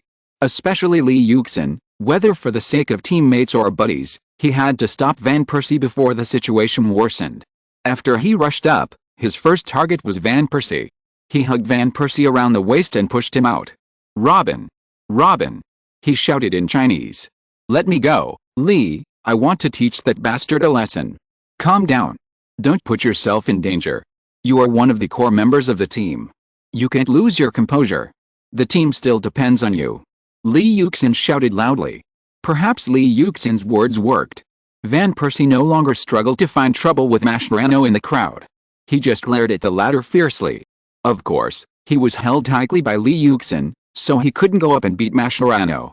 At this time, the referee finally played his role. He and the linesman, with the help of the two captains and some calm players, controlled the situation. Of course, this also required the red and yellow cards in his pocket to play their power. The referee showed 6 yellow cards and 2 red cards in succession. Mascherano and Van Persie each received a yellow card. This was their second yellow card in today's game, so the two received a red card each. On the Arsenal side, Toure and Bale received yellow cards. On the Liverpool side, Risa and Carragher received yellow cards. As Van Persie walked to the sidelines, he glared at Mascherano. Li Yuxin and Fabregas quickly escorted Van Persie away. They even escorted Van Persie all the way to the player tunnel and told the staff to be careful. They were worried that the two who were also sent off would fight to the death in the player tunnel. In the media seats, several reporters looked excited. Finally, they started fighting. Chapter 258, Draw and Dispute. After both Van Persie and Mascherano were sent off, another red card appeared in the injury time. Senderos knocked down Torres in the penalty area, and the referee awarded a penalty kick and sent Zabaleta off. Alonso scored the penalty kick and helped Liverpool equalize the score. The final score of this top battle between Liverpool and Arsenal was fixed at 5-5. At the end of the game, the stands of the Emirates Stadium booed loudly. Arsenal fans expressed extreme dissatisfaction with the referee's penalty kick for Liverpool at the last moment. Although this penalty kick was not controversial, it could not make Arsenal fans feel relieved. This is an incredible game, 3 red cards, 5 goals each, and the number of goals in a game has reached double digits. Lineker stood up and said in the commentary booth, surrounded by harsh boos. Both Arsenal and Liverpool players seemed dissatisfied with the draw. Arsenal almost won the game, even though they didn't dare to think about it before. As for Liverpool, they had reason to be dissatisfied and upset about being tied by Arsenal. The 3 points were originally in their plan. 5-5. Crazy score. 3 red cards. 10 goals. Lee scored his 13th league goal. Arsenal tied Liverpool. Who can stop Lee from scoring? Himself. The Red War ended in a draw. A peak duel of crazy goals. After the game, this peak duel became the focus of media reports. Fortunately, the above headlines were all directed at the game itself. Some media pointed the finger at Van Persie. They believed that it was Van Persie's lack of calmness that caused Arsenal to lose the 3 points that were almost in their hands. Their reason was simple. If Van Persie had not been sent off, Arsenal would have been able to continue to threaten Liverpool's goal, and Liverpool might not have had the opportunity to score the equalizer, and Arsenal would have been able to win the game. At the end of this report, it was also strongly stated that Van Persie must make a public apology and review to the entire Arsenal team for his reckless behavior. However, the media has been praising Li Yuxin. When the team was in chaos, as the captain, he calmly handled the fight and had the demeanor of a captain. Many media praised him. After the match with Liverpool, 3 voices appeared on Fleet Street. One was praising Li Yuxin, believing that Li Yuxin's maturity would definitely become the banner of Arsenal and would lead Arsenal to success. Arsenal's future is bright. The other was supporting Li Yuxin. Their reason was simple. Look at Li Yuxin's number of goals and Arsenal's ranking. Is there anything more convincing than this? These 2 views are mainstream and have their own supporters. Arsenal fans naturally support the first one, and those who like Li Yuxin naturally support the latter. However, there is another voice, which belongs to the rational faction.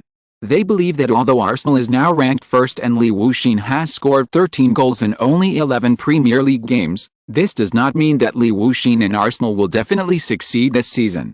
Of course, it is not possible to say that Van Persie's character will lead to his failure just because of the red card in the match against Liverpool.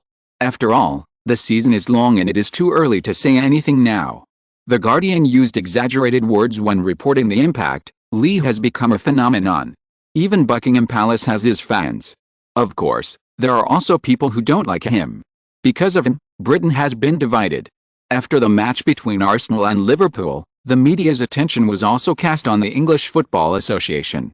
Because, after the game, Manchester United coach Ferguson made a statement about Van Persie's red card. He believed that Van Persie's behavior should be punished and the Football Association should impose additional penalties on Van Persie.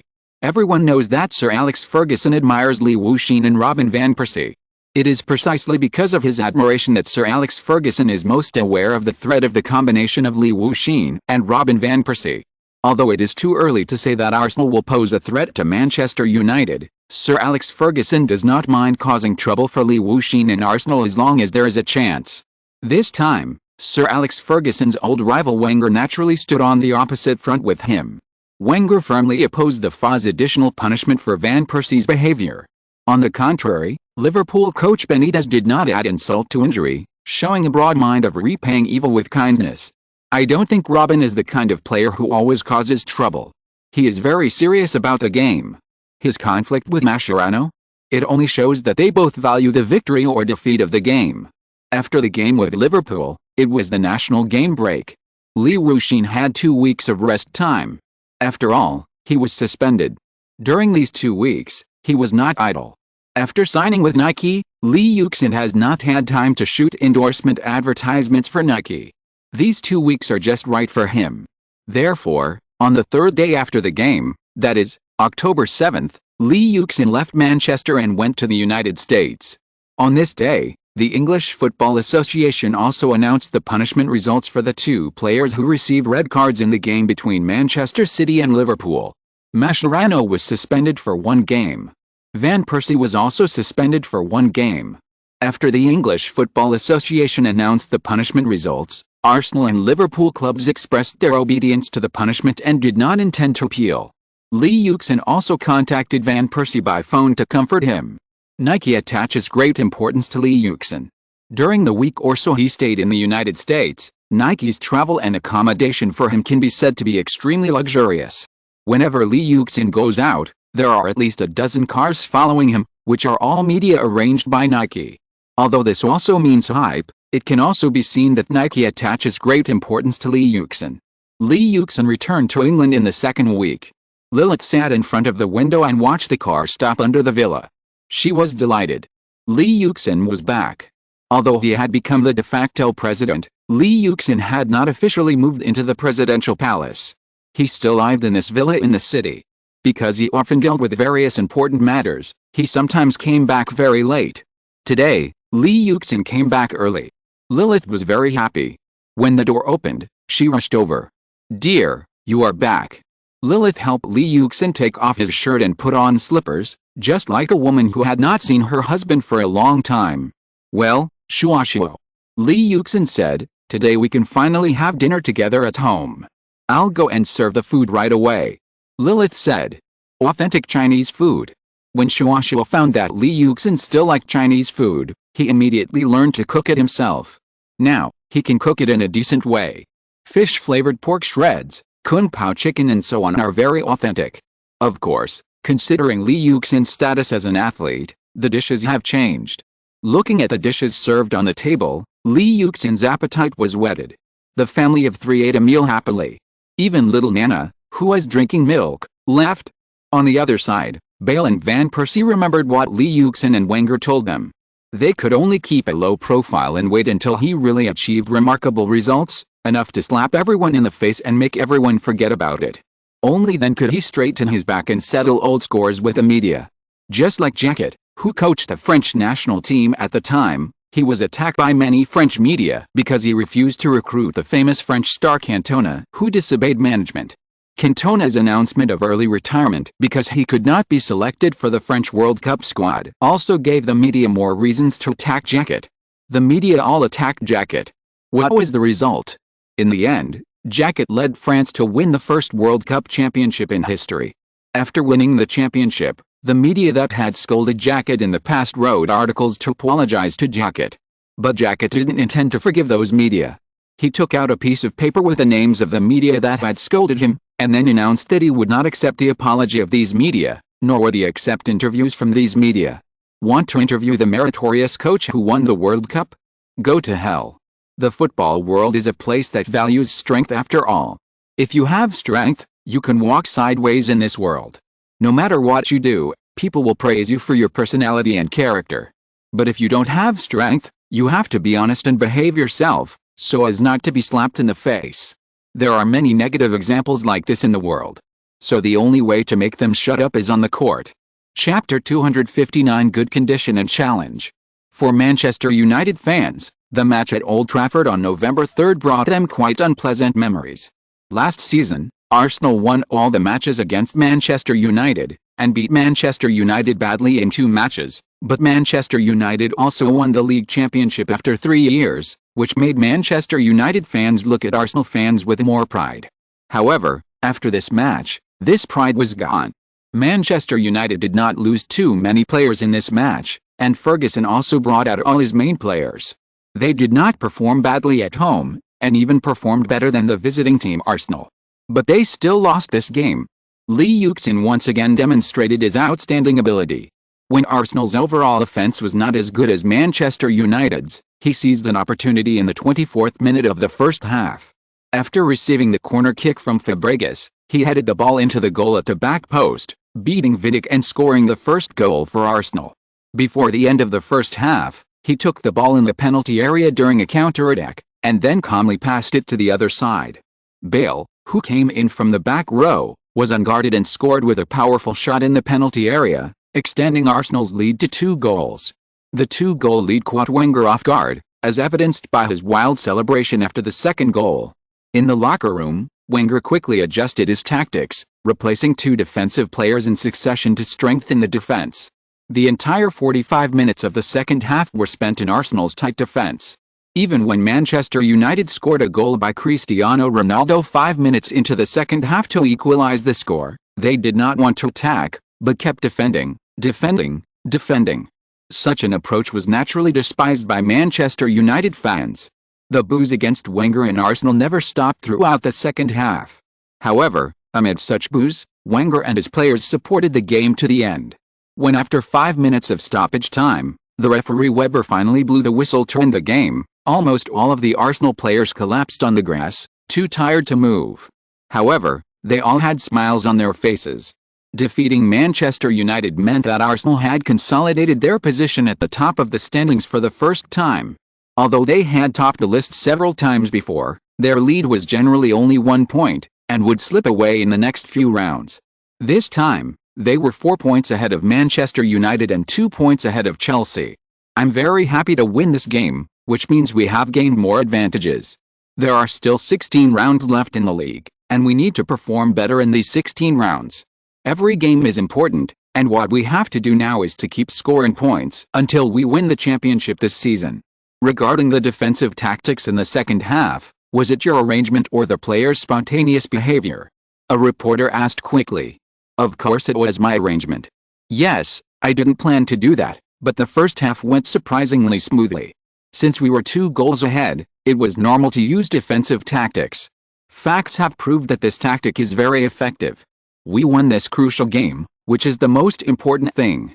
Wenger knew what the reporter wanted to ask, and he was straightforward. He didn't care if someone said he played conservatively. Winning was the most important thing. After all, Arsenal's players were not in place and they couldn't control the ball.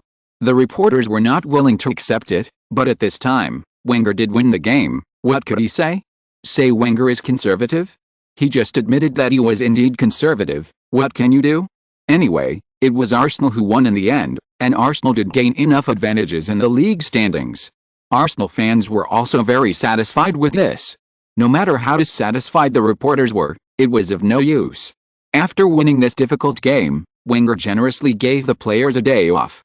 There were no games in the next week, and the next game was against Reading, and Chelsea would face them on December 16th. In the Premier League, it is very common to encounter strong teams, because the Premier League is indeed very prosperous now, with quite a lot of strong teams. It is not uncommon for 4 teams participating in the Champions League to enter the knockout stage, or even for 4 teams to enter the semi-finals. Although Arsenal and Liverpool have won a Champions League in recent years, the competitiveness of Premier League teams in the European arena is better than that of Serie A and La Liga, which is enough to prove that the overall level of the Premier League is indeed very good. A good investment environment and the ability to make money are the biggest conditions for the Premier League to maintain its growth. Modern football is all about money. If you have money, you will have good players and better results. If you have good results, you will be able to attract more wealthy people to invest.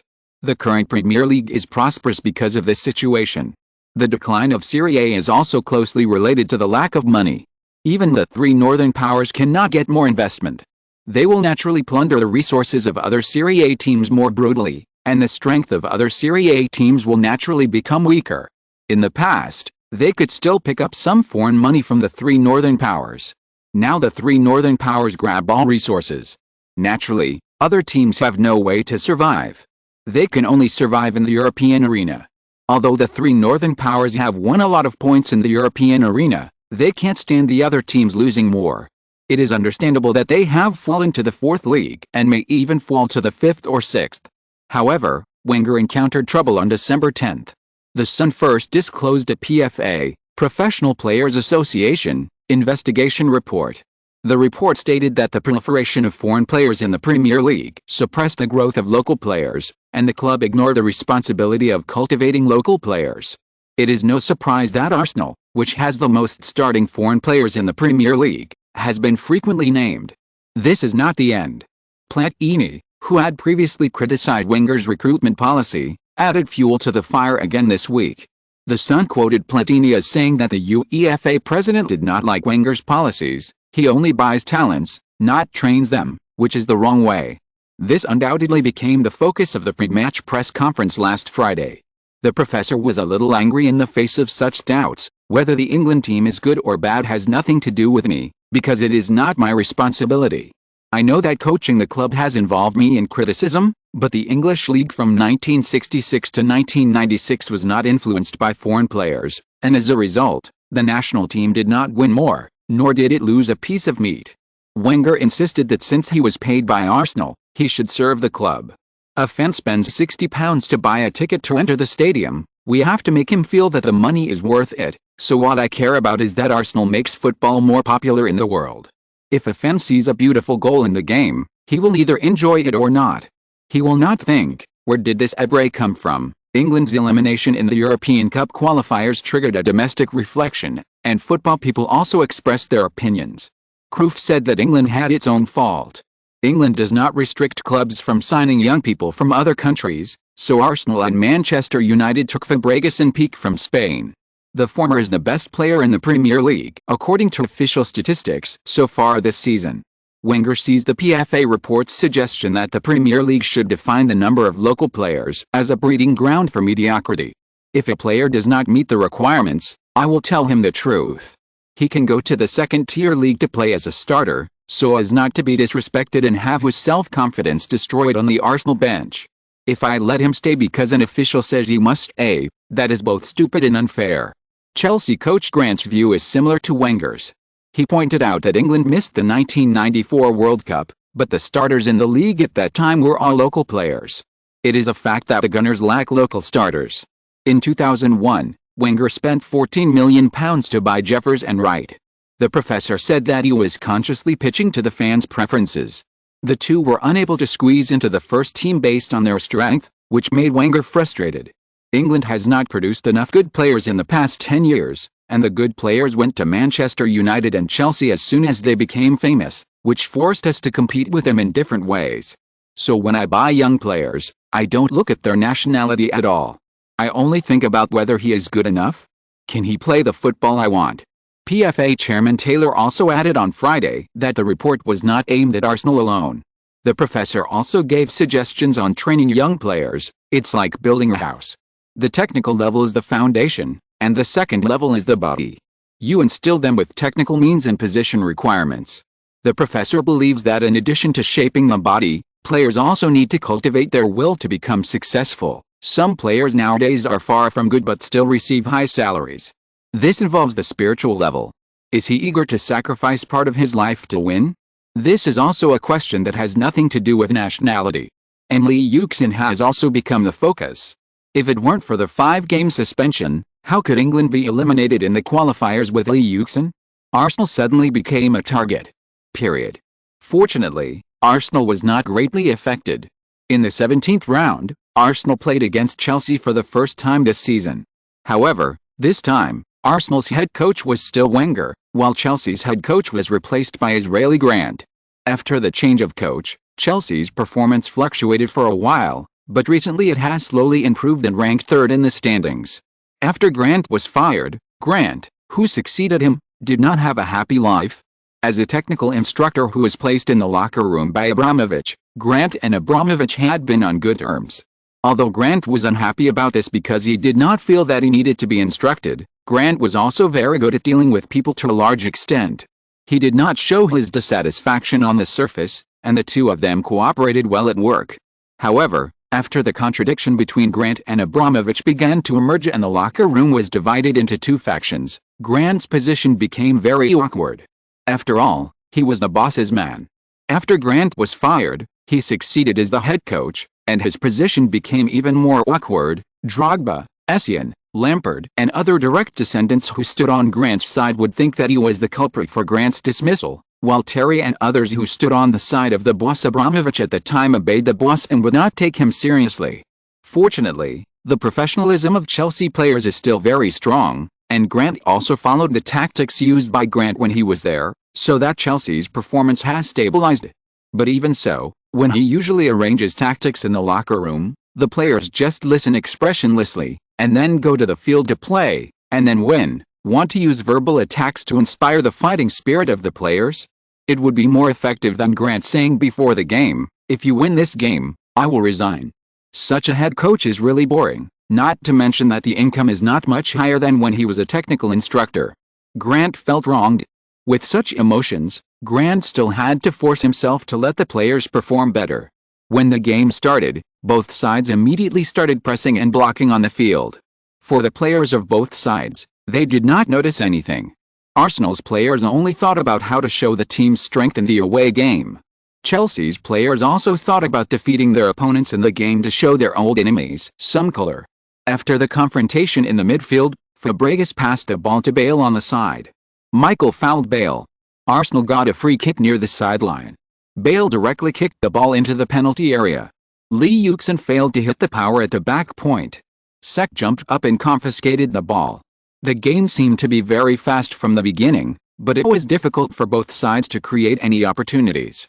Arsenal's midfielder has excellent running ability and strong interception ability, which is also Chelsea's strength. Although Michael has not been able to perform well, he is also a player who can run. With Essien and Lampard, Chelsea's hardness in the midfield is even better. However, in terms of direct threats from the front line, Arsenal has the upper hand. The cooperation of the three players in the front court is quite tacit. Although Chelsea has two top forwards, there is no chemistry between the two.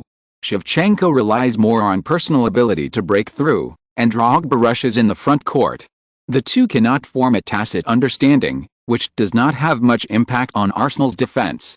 After all, Arsenal's defense line now has both strength and agility. Although it has many loopholes, it is also growing. The game was entangled until 10 minutes later, and Arsenal began to take the lead. After scoring twice in the last round, Yuxin once again became the target that the opponent needed to focus on. The last round was a typical example. When the opponent focused on Yuxin, Van Persie got a lot of opportunities. However, the problem now is that if you relax Yuxin, you may die earlier. If Van Persie is an opportunist, then Yuxin can create opportunities. Grant also saw this very clearly, so Alex followed Yuxin all the time, using his height and strength to entangle Yuxin, not letting him get any opportunities easily. It is not easy to keep an eye on Bale or Walcott, because their range of activities is too large, and it is very difficult to keep an eye on him. It is relatively easier to keep an eye on Lee Yuxin. Although his range of activities is also large, he is more active in the center position, otherwise he will lose his deterrent power. Bale or Walcott received a pass from his teammates on the wing, and Lee Yuxin started to run over to meet him. Alex followed him. Bale or Walcott still passed the ball to Lee Yuxin under Belletti's defense. Lee Yuxin did not take the ball, but quickly tapped the ball back. Bale, who followed, kicked the ball directly to the right. Clichy, who assisted from the right, decisively passed the ball directly into the penalty area. Van Persie appeared on the pass route. Regardless of Carvalho's flying over to block the gun hole, he still swung his right foot and planned to force a shot. Sek tensed up and tried to save the shot. After all, Carvalho couldn't block all the shooting angles. However, Van Persie didn't shoot. The moment his right foot touched the ball, he changed the part that touched the ball. With a flick of his ankle, he knocked the ball directly into the middle of the penalty area. Fabregas, who came in from the back row, got rid of SYNOPSIS' defense, and shot the rolling ball while running. The ball quickly flew into Chelsea's goal.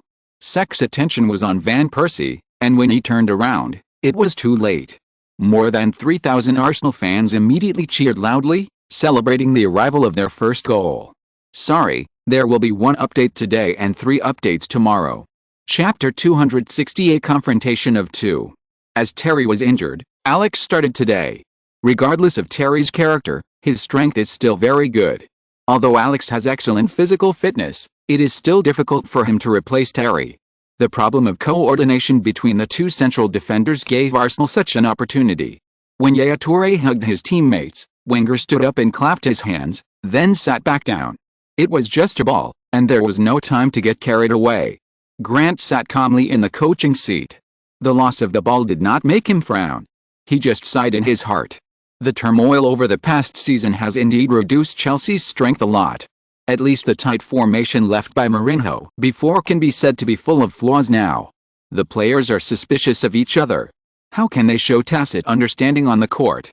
In the attack just now, Essien was shaken off, but Michael, who was supposed to fill in the position, was not around.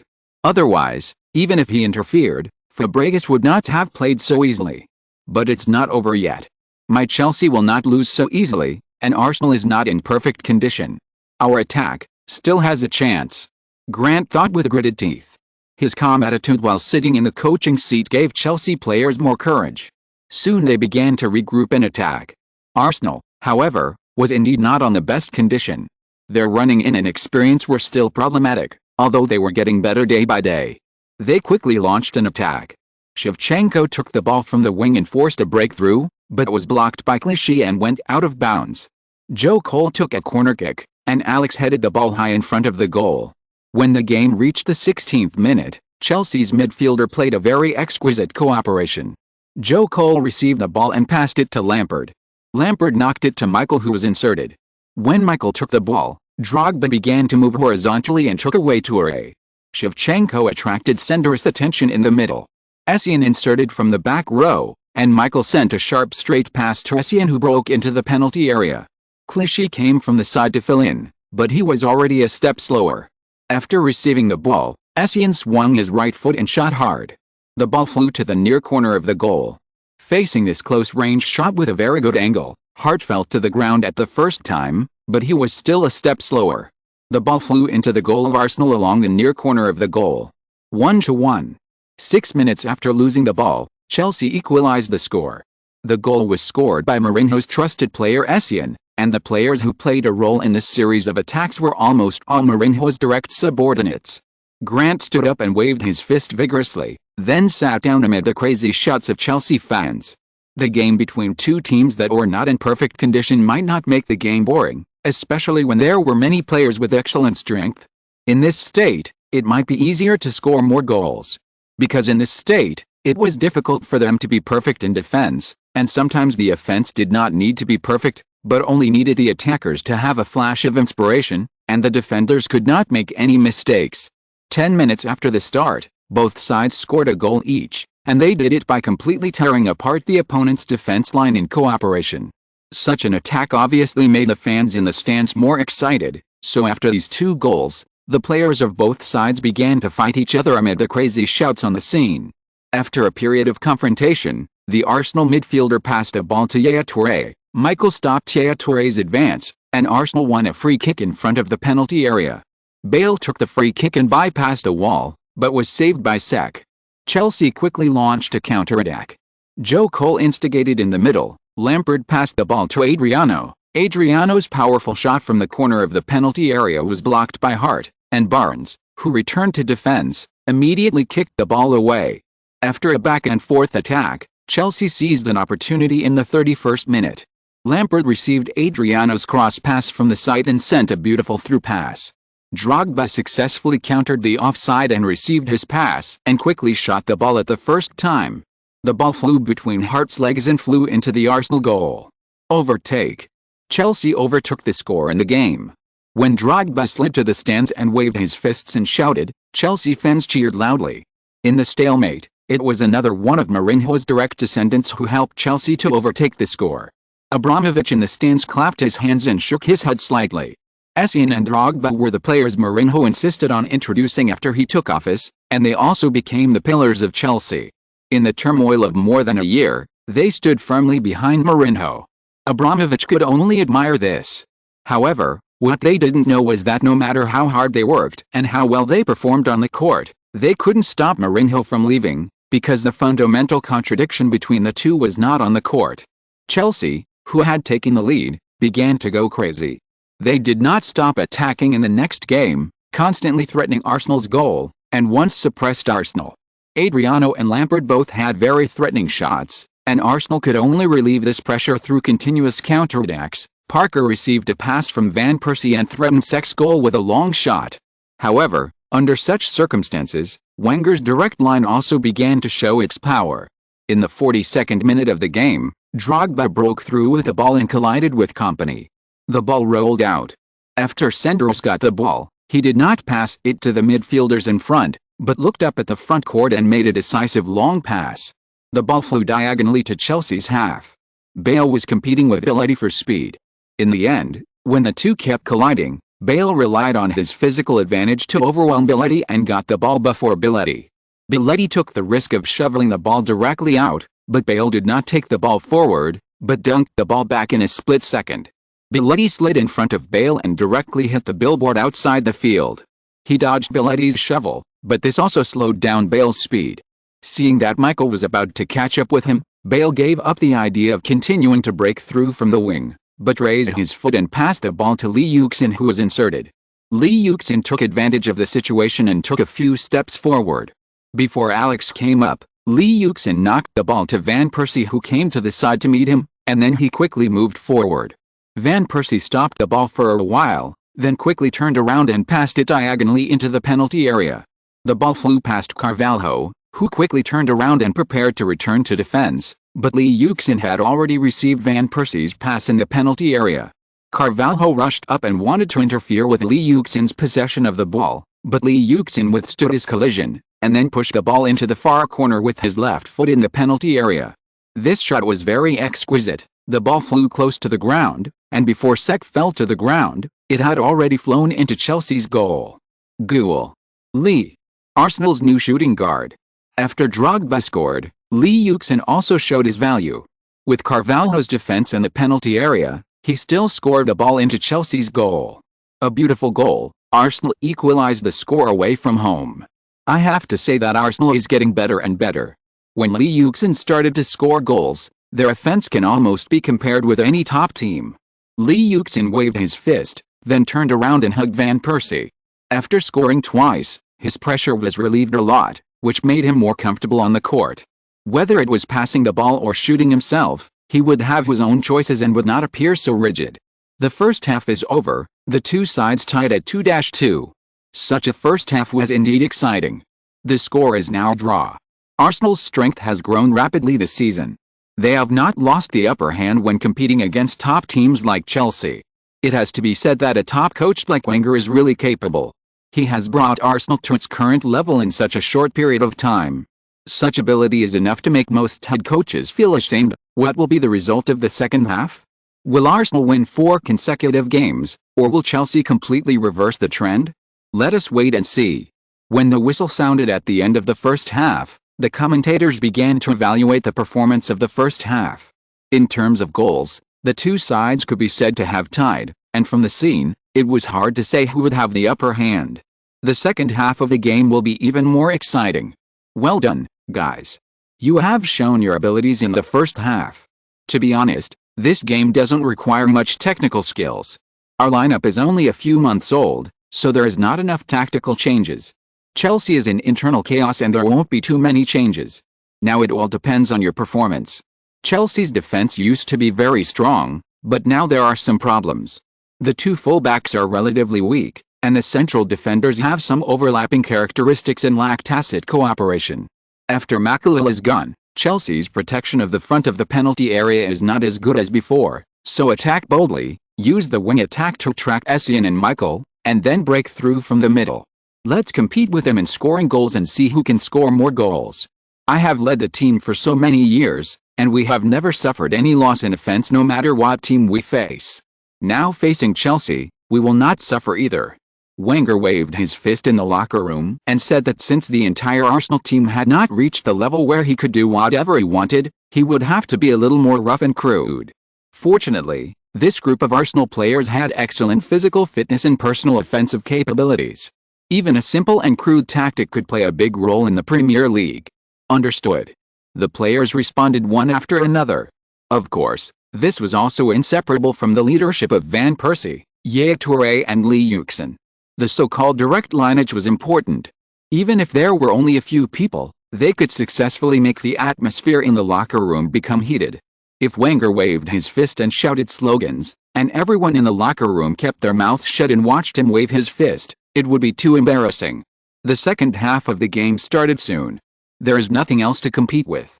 With tactics and command affected to a certain extent, the only thing these two people can compete with is their vision in building a team and their ability to inspire team morale.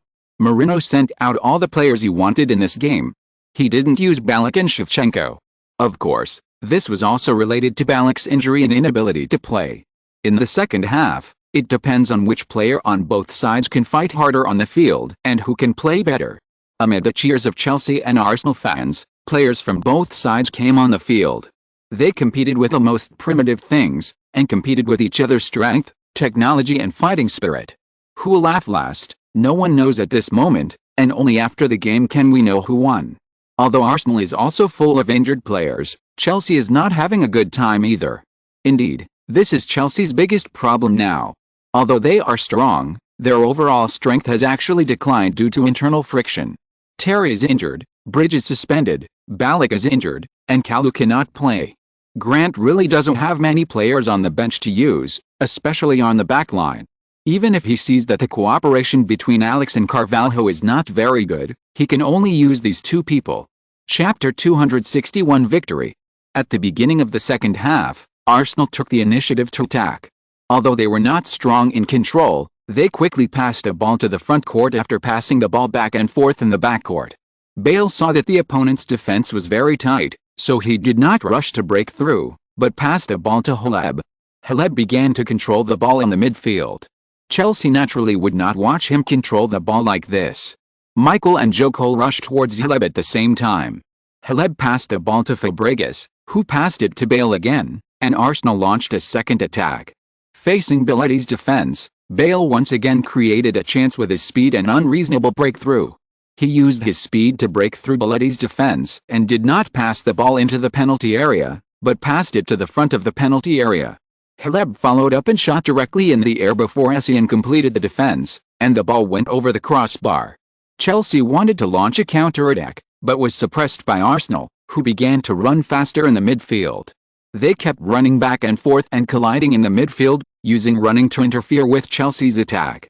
Under such interference, Chelsea's offense began to encounter a lot of trouble. Arsenal cut off the connection between their midfield and the front line. At the same time, relying on the running and confrontation of the midfield made it difficult for Chelsea's midfield to organize. Chelsea's midfield also lacked players to control the rhythm. Although Joe Cole could hold the ball, his confrontation ability was relatively poor. After being constantly collided with by Arsenal players, his performance began to decline. After Arsenal got the ball, they focused on attacking Chelsea's right side, making it quite difficult for Belletti to defend. Belletti is good at attacking, which is different from Ashley Cole. Although Cole is also an attacker, his defense is quite good. Ronaldo once did nothing under his defense, so Bale did not go to the right side, but focused on attacking on the left side and chasing this side. Seeing Belletti being beaten by Bale, Mourinho was forced to use the first substitution. Ferreira replaced Belletti to strengthen the defense on this side. Although Ferreira was not very good at defense, at least he was more stable than Belletti and was not without resistance against Bale's defense. Arsenal continued to attack this side, but they were a little unlucky. Under the suppression of Arsenal, Chelsea relied on a slightly lucky attack to score a goal. After Bale broke through, the cross flew to the back post. Cole flew to clear the ball with a hook. The ball flew to the front court. Joe Cole received the ball and did not stick to the ball. Instead, he knocked it directly to Lampard in the middle. Lampard passed it directly to Drogba in front. Drogba passed it back with his heel at the front post. Shevchenko took a step across the ball and shot without power. The ball rolled into the penalty area and fell to the feet of Lampard, who was advancing. Lampard turned and shot near the penalty spot. Lehmann fell to the ground and blocked the ball with his foot. Drogba, who broke into the penalty area, stopped the ball before Kompany cleared the ball and then volleyed with his right foot. The ball flew into the goal of Arsenal. 3-2. Chelsea took the lead again in this game. Damn it, they scored this goal. Wenger clapped his hands and shouted angrily.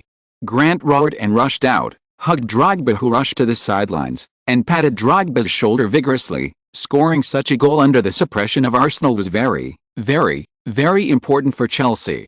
Wenger made a substitution, but he did not replace the attacker, but replaced Diaby with Loss Diarra. Diaby and Essien collided and had some minor injuries in the defense just now, and there was no room for any shortcomings at this time. Keep attacking. Wenger made a gesture to the field after the substitution. After the restart, the ball was passed to Bell's feet, and Bell began to dribble the ball. He had created so many opportunities in a row but failed to score a goal, which made Bell feel very unconvinced, but the rash forced breakthrough did not work very well. He just dribbled through the midfield and was sandwiched by Joe Cole and Ferreira, and had to turn around to protect the ball. Haleb ran to meet him, and Chelsea's players immediately targeted him, but Bell did not pass the ball to the middle, but after dribbling the ball back, he directly stuffed it to the side. It was Clichy who made the run on the wing. In this match, because he had to mark Joe Cole at the beginning, Clichy didn't make many forward runs, but at this time, it was time for him to show his offensive ability. He raised his foot to stop Bale's pass, but Clichy didn't stop his pace. Instead, he dribbled forward.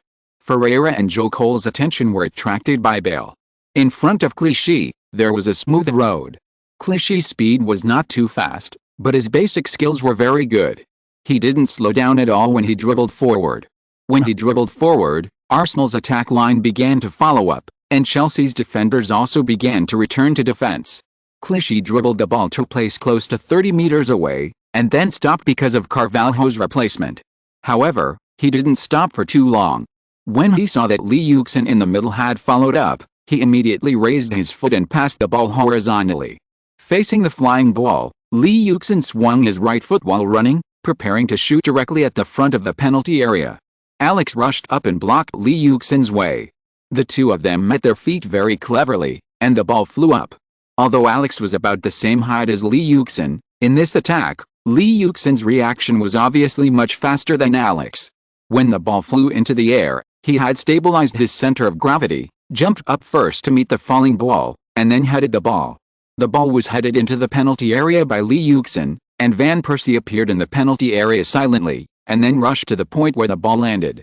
Facing Cech, who was attacking, and Cole, who rushed over from the side to fill the position, Van Persie seemed extremely calm. He cushioned the ball with his right foot, and the ball jumped up, and then continued to fall. At this time, Van Persie swung his right foot again and shot the ball out forcefully. When Van Persie shot, he turned his body sideways and used all his strength to kick the ball out, so the ball suddenly changed direction in the air, then flew diagonally to the ground, then hit the grass and bounced upwards, just passing Cech's fingers, flew from Cech's hand, and plunged into Chelsea's goal. The ball went in. Van Persie. His 9th league goal of the season. He also scored in 6 consecutive games. The Dutchman is in amazing shape. Such an outstanding striker could only play as a substitute in Arsenal in the first 3 seasons. But this is understandable, after all, Arsenal has too many strikers. 3-3 tie. Arsenal equalized the score again. This game was really a rare goal battle. Keep attacking like this. We have to win this game. Wenger shouted loudly towards the field. At this time, Chelsea's morale was probably almost worn out. Now, it was time to compete in perseverance and state. After equalizing the score again, Wenger used up the second substitution. Walcott replaced Hleb, and Walcott switched to the right. This substitution was obviously to strengthen the attack on the left. Hleb went to the right to involve Cole, and Bell could use his speed to torture Ferreira again on the left. Ferreira was afraid of this kind of fast striker. If he could still rely on positioning and experience to deal with Hleb's speed, then Bell's unreasonable forced breakthrough would make Ferreira completely unable to resist. What happened next was exactly like this. Bell's lightning-fast breakthrough on the wing made Ferreira anxious. In this case, Grant could only direct Essien to fill the position on the right. In this way, Michael seemed very thin in the middle alone. After a fierce attack, Arsenal finally scored the winning goal in the 83rd minute. Bale dribbled the ball and forced a breakthrough. After pushing Chelsea's defense back, he dunked the ball back and passed it to Fabregas, who came to meet him. Fabregas kicked the ball directly and stuffed it into the penalty area from the ribs.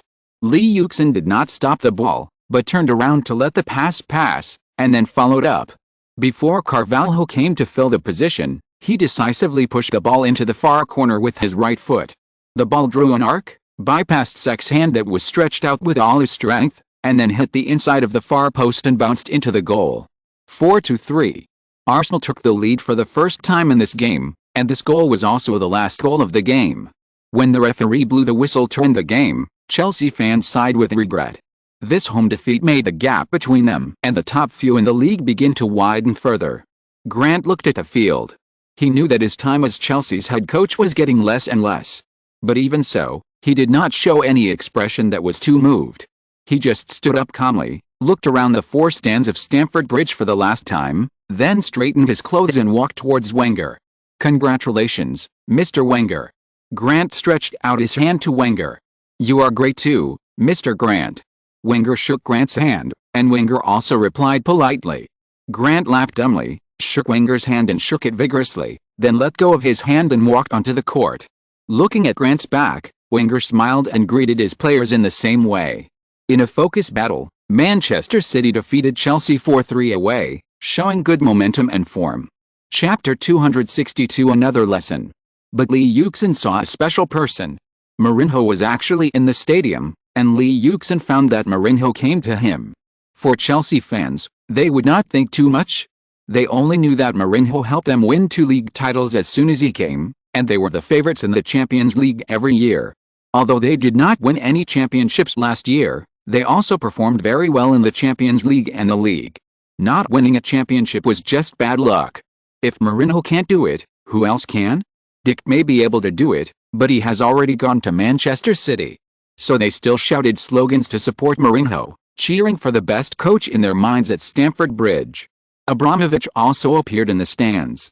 He looked at Mourinho, who was sitting in a windbreaker, with mixed emotions. For Abramovich, he certainly knew how outstanding Mourinho was, and he also knew that the failure of last season had a lot to do with his intervention in the team. However, no matter how outstanding Mourinho was, such a dazzling head coach who could attract all the attention was not what he needed, because it would cover up his brilliance. He didn't want to be so low-key. However, in a stand, a figure sat there alone, motionless. Mourinho, wearing his famous Armani windbreaker, sat in a corner of the stands, staring at the field in a trance. His real fame was in Chelsea. Although he won the Champions League in Porto, at that time people only thought he was a young head coach who suddenly rose. After all, the Portuguese stage was still too small. Only by achieving results in the 5 major leagues can a real top head coach do what he should do. However, by winning the Champions League, he won the favor of Abramovich, and soon he became the head coach of Chelsea. A team without many honors had enough financial support, which gave him enough stage. Victory, victory, victory, record points. Chelsea's first season seemed so perfect. Although they were surprisingly eliminated by Liverpool in the Champions League semi-finals, Mourinho firmly believed that it was only a matter of time before he led Chelsea to win the honor of the treble. At that time, he and Abramovich cooperated well. Abramovich was a generous boss who gave him enough financial support and power. He also won 2 league titles for the team. However, from the 3rd season, the honeymoon period ended. Without his consent, Abramovich brought in Ballack and Shevchenko, which made Chelsea unbalanced. Chelsea's luck was not good that season. In fact, they had the ability to win the treble that season, but they were suppressed by Manchester United in the league and unfortunately lost to Inter Milan in the Champions League. Then, it was Inter Milan, not Chelsea, who won the treble. This was the first time that Chelsea did not win any championship after Mourinho took office. The contradictions began to increase. Just before, Abramovich had issued an ultimatum, and Mourinho had also signed an agreement with Chelsea to terminate the contract. The idea of becoming a head coach like Mourinho in Chelsea has now dissipated with a wind. Mourinho took a deep breath, then stood up, took a last look at Stamford Bridge, and then turned around and strode out of the stadium with Mendes to go to a cafe. He told Wenger in advance. After changing into casual clothes, Lee Yuxin came to the cafe. The difference between a cafe and a bar is that one is very noisy and the other is very quiet. One is on the first floor and the other is on the second floor. One has no air conditioning, and the other always maintains the appropriate temperature and does not have the disgusting smell of alcohol. Welcome. As soon as he walked in, a well-dressed waiter came to greet him politely. Lee Yuxin glanced at the coffeehouse. There were also many people gathered, but it was obvious that it was more orderly than the bar. Stamford Bridge is a land of high value, and the rent of shops is not cheap, but the area is small. This coffee shop is probably less than 100 square meters, but it has a bar, storage room, toilet and other facilities. The area for entertaining guests is even smaller, but because the furnishings are very neat, the guests are sitting in an orderly manner, which makes it look very comfortable. Sometimes it is like this: no matter how big the space is, it will feel crowded if it is messy, and it will feel enough if it is small as long as it is tidy and clean. After all, whether people are comfortable or not is purely a feeling. He saw Mendes waving at him, and Mourinho was there too. Lee Yuxin's impression of Mourinho is that he is a stubborn and strong person, but he didn't expect that he would be completely different today. Maybe, sir, you should consider retirement. Lee Yuxin kindly suggested. After hearing this, Mourinho couldn't help but burst into laughter and nodded. Of course, I will retire. Everyone has a moment to retire from the front line, but not now. At this point, Mourinho turned his head and looked at Lee Yuxin, his eyes full of admiration. I think there are many similarities between the two of us. Do you know what they are? Lee Yuxin didn't feel that this was an insult, but rather an honor, because being able to hear these words from the proud Mourinho proved that Mourinho was on the same level as him, otherwise he wouldn't say that. Are you unwilling to admit defeat, sir? Lee Yuxin asked with a smile.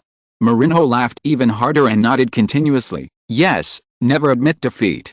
At first everyone doubted that you could not support the club's forward line, but you succeeded, and look how good it is now. You rely on a temperament of not admitting defeat, and this temperament is passed on from you to the team, to the head coach, to the players, to everyone in the club, in their blood, like a virus, infecting them. This is a kind of spiritual inheritance. In the Premier League, an outstanding center forward is a must. If you want to achieve good results, you can't do without the charge of top strikers. Such a center forward not only scores goals, but also needs to take on enough tasks, such as carrying the opponent's defender in the penalty area, such as involving gaps, such as making passes to teammates. Manchester United used to have Van Nistelrooy, and after Van Nistelrooy left, they created Ronaldo. Manchester City now has Adebayor, Liverpool has Crouch and Cout, and Chelsea has 3 major centers. Other mid and lower level teams often cannot do without such strikers, and Arsenal has you. Lee Yuxin was somewhat flattered. He could not believe that he could receive such a good evaluation from Mourinho. In his opinion, everything he did was to establish the character of the team. Since finding Bruce as the first head coach of the team, Lee Yuxin has been doing his best to shape the character of the team. Now, the character of the team has taken shape, and he is very satisfied, especially the team's unyielding blood. Under the premise of not lacking delicate technology, this blood can make the team very tenacious and unbreakable. Mourinho, who is well informed, naturally saw this, but he did not think that this was the soul and character injected into the team by the head coach like Lee Yuxin. An insider thought that this was injected into the team by Lee Yuxin. Afterwards, several people talked a lot, and then Lee Yuxin went home. There was a North London derby in the next round. After dinner, Lee Yuxin began to think, a team is like a person, from a newborn baby to an infant, then to a teenager, a young adult, a middle-aged man, etc. There are ups and downs, and there is a cycle. So you can see that Mark Hughes, Cantona, Roy Keane, Beckham, Andy Cole, and Van Nistelrooy, Manchester United have come this way. After each glory, the team must be remodeled, because glory often means that the team is going downhill, and this requires change. Lee Yuxin couldn't help but think of the Ferguson era. He did develop the team along this trajectory, and indeed achieved amazing results. Exclamation mark. Ferguson was making changes. But if you look at the four players in Manchester United, Keane is the core in the traditional sense. He is responsible for distributing the ball and organizing the midfield, while also taking care of defense. Beckham also plays the role of a metronome, that is, his sudden long-footed pass, and Giggs' way of changing the rhythm of the game is his high-speed forward insertion and dribbling breakthrough ability, and also cutting inside. Scholl's core role is to guide the team's offensive direction, and his sudden offensive ability from the back row is very outstanding. Since the four people have the ability to control the rhythm of the game and have the means to change the rhythm of the game, who is the core? This is where Manchester United is strong. The four people play football completely based on tacit understanding.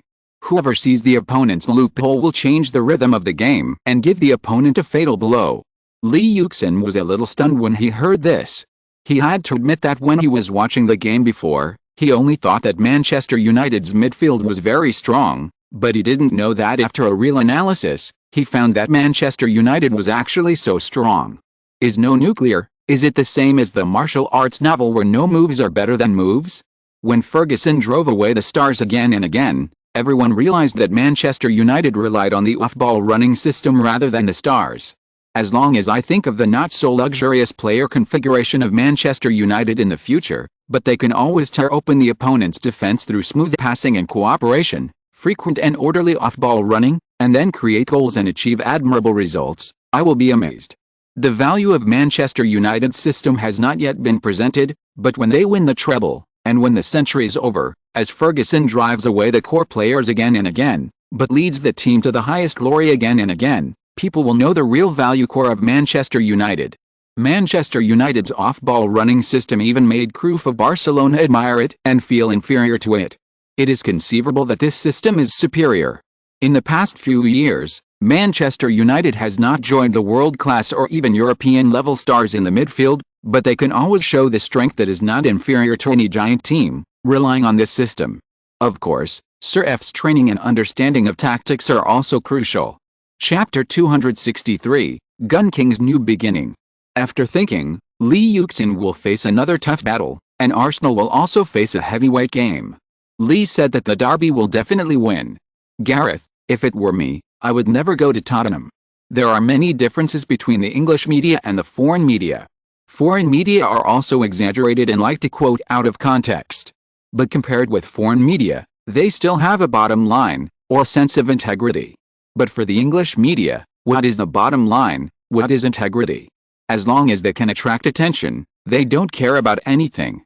In England, especially after the media tycoon Murdoch came to England, the integrity of the English media has been fed to dogs. Even some of England's long-standing and serious newspapers have begun to lose their integrity, not to mention some tabloids. English newspapers are now becoming more and more entertaining. The game that is about to take place is the North London Derby, which is one of the most influential derbies in England. Every season of the North London Derby, there will be huge topics. The media likes the North London Derby very much. Soon Lee Yuxin's words were spread by the English media in various forms. In fact, Lee Yuxin really didn't say anything. Apart from Lee Yuxin saying that they would definitely win, there was basically no important content. But the job of a reporter is to write a sensational content. I don't know what went wrong. Ledley King suddenly stood up. Ledley King has been in England for more than 10 years and should have been accustomed to the English media. I don't know why he suddenly became very angry. Gareth? He is just a newcomer in the Premier League. People only let him perform well because they are not used to his characteristics. When everyone is familiar with him, he will not have the current performance. He will soon encounter the rookie wall. In this game, I will tell him that the Premier League is not that simple. This is fun. Many media said that Ledley King was a challenge. Therefore, the reporter immediately began to interview Bale and asked Lee Yuxin how to respond. Other leagues also have a lot of verbal battles before the game, but they are really incomparable to the Premier League. The media in the Premier League is more developed, and there are reporters following you all the time. At first, Lee Yuxin was a little uncomfortable, but now he has adapted a lot. When Lee Yuxin first came to this world, he was really uneasy. After all, the current center of world football is European football. Being able to come to European football is definitely the center of world football. Especially for players like Lee Yuxin, if they want to become truly famous and improve their status in world football, the best way is to become famous in European football. At that time, Lee Yuxin would unconsciously pay attention to himself.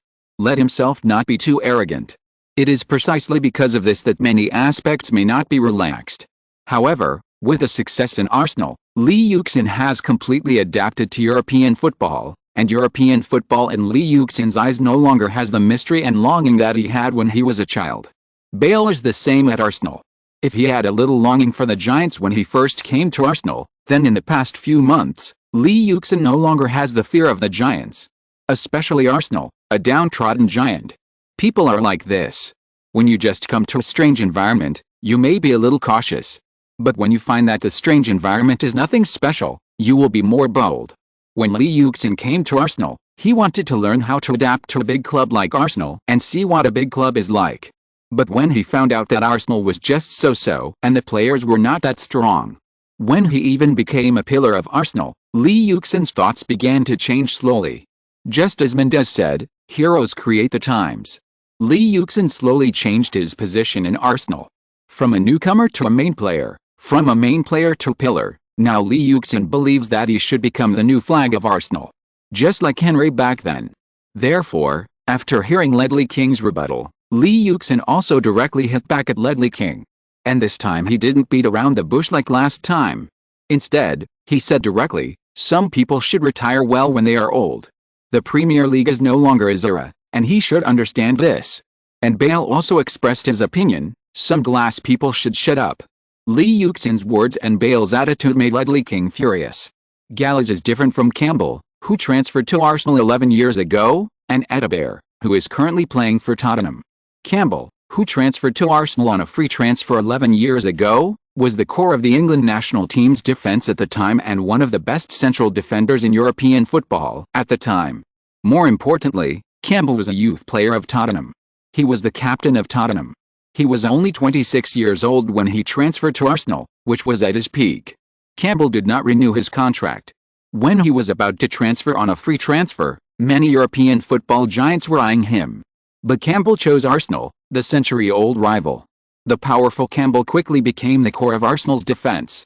In the first season of the transfer, that is, the 20,102 season, he directly helped Arsenal win the Premier League Championship, the legendary unbeaten championship in the 200,304 season, and the Champions League Championship in the 200,506 season, all had Campbell's huge contribution.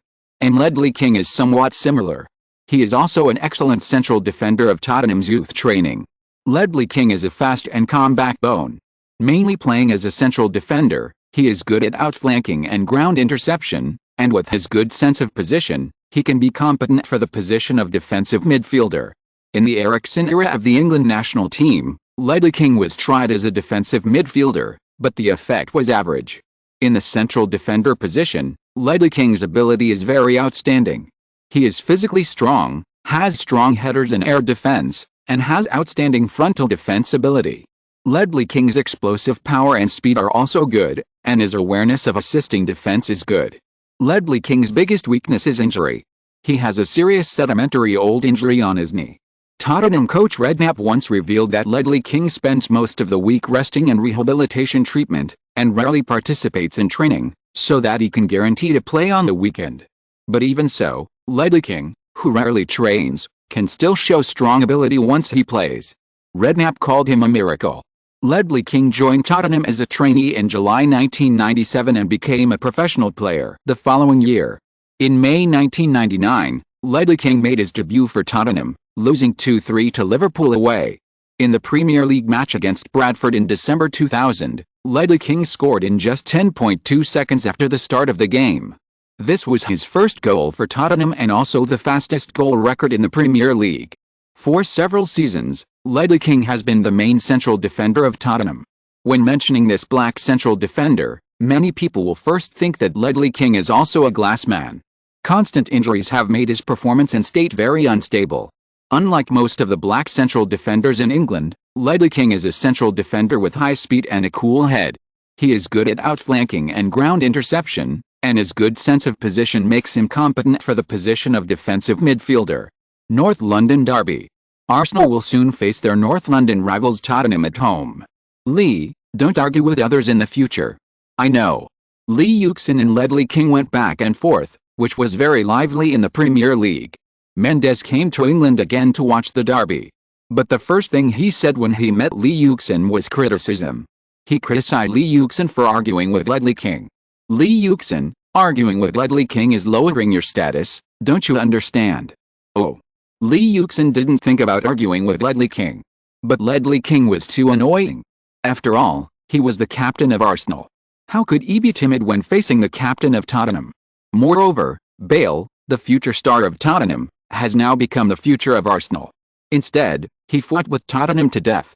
It was either a fight or a war of words. It was really fate. Seeing that Lee Yuxin didn't care at all, Mendes sighed and sat down and said, "Lee, it's not good for your image to have such a childish argument.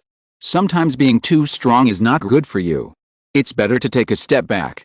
Have you seen Messi or Cristiano have such a low-level argument with anyone?" Mendes patted Lee Yuxin. "You said Messi is really a little white rabbit that everyone can bully. Do you believe it? But why does he have such a good image in front of the media? It's because he knows how to protect his image. Even if something bad happens occasionally, the media will help him whitewash it." Lee Yuxin nodded. Lee Yuxin certainly knew this. Being able to reach Messi's level, I dare not say that he has the final say in the Barcelona club, but he definitely has a very high status. For many things in Barcelona, the Barcelona top management needs to seek Messi's opinion. Many players who left Barcelona have said that Messi has many privileges in Barcelona.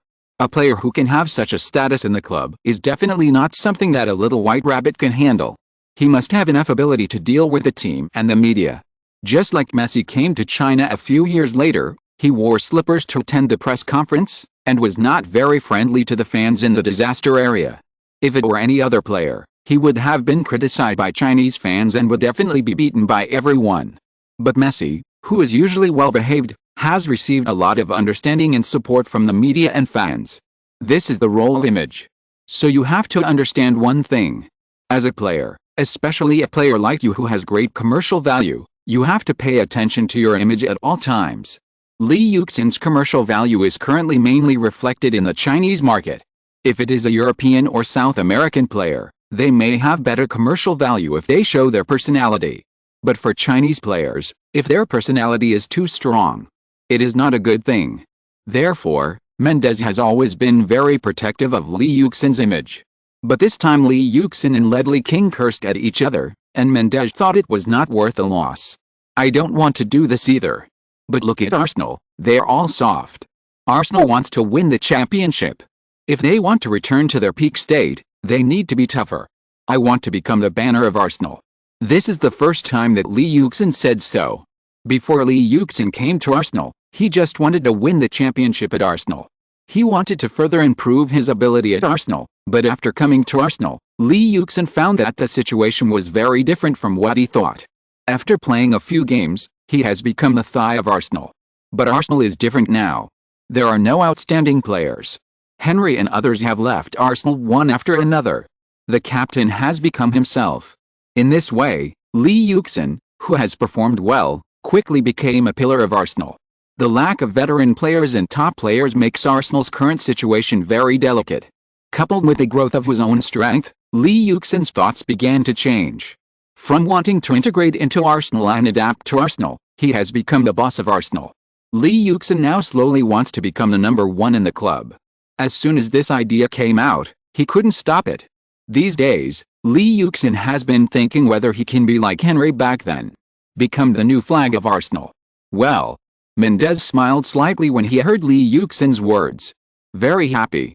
Mendes has always attached great importance to Lee Yuxin and Cristiano Ronaldo, but he still attaches more importance to the latter.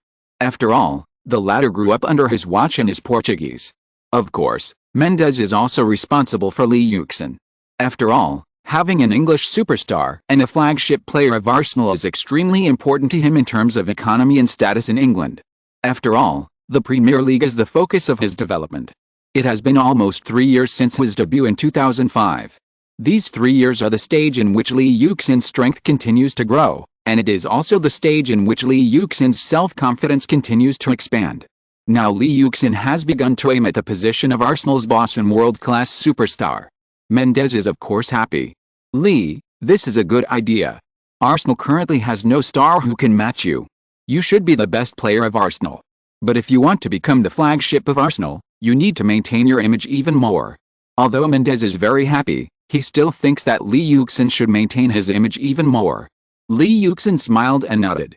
But he didn't think so in his heart. Image. What image should he need? The image of a good boy? No. This is not what Lee Yuxin wants. Lee Yuxin wants to lead Arsenal to win the championship, not to be a weak character in Arsenal. However, Lee Yuxin did not tell Mendes about this idea. Although he has his own ideas, Lee Yuxin is more accustomed to listening to Mendes. Over the years, Lee Yuxin rarely refutes Mendes's opinions in person. This is not only a matter of habit, but also Lee Yuxin's respect for Mendes. If Mendes had not resolutely supported Lee Yuxin back then, how could there be the current Lee Yuxin? Lee Yuxin will always remember this. Sorry, I have a cold and my head is uncomfortable. I may be a little slower recently. Please forgive me. If you're listening to this novel on a channel other than Fanfic World, it means they downloaded and uploaded it without effort.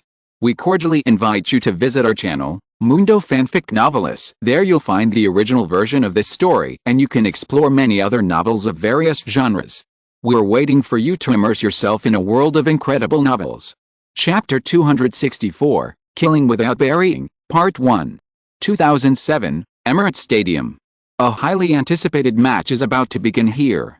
In the 18th round of the Premier League, Arsenal will face their century-old rival Tottenham Hotspur, and the North London derby is about to begin.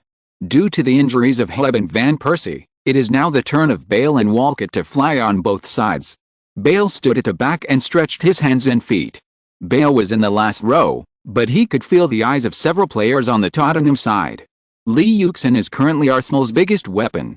Therefore, right-back Chimbonda was looking at his direct opponent. Ledley King was also looking at Lee Yuxin next to him. Especially Ledley King. In the process of arguing with Lee Yuxin, Ledley King was always at an absolute disadvantage. Lee Yuxin was eloquent and sarcastic.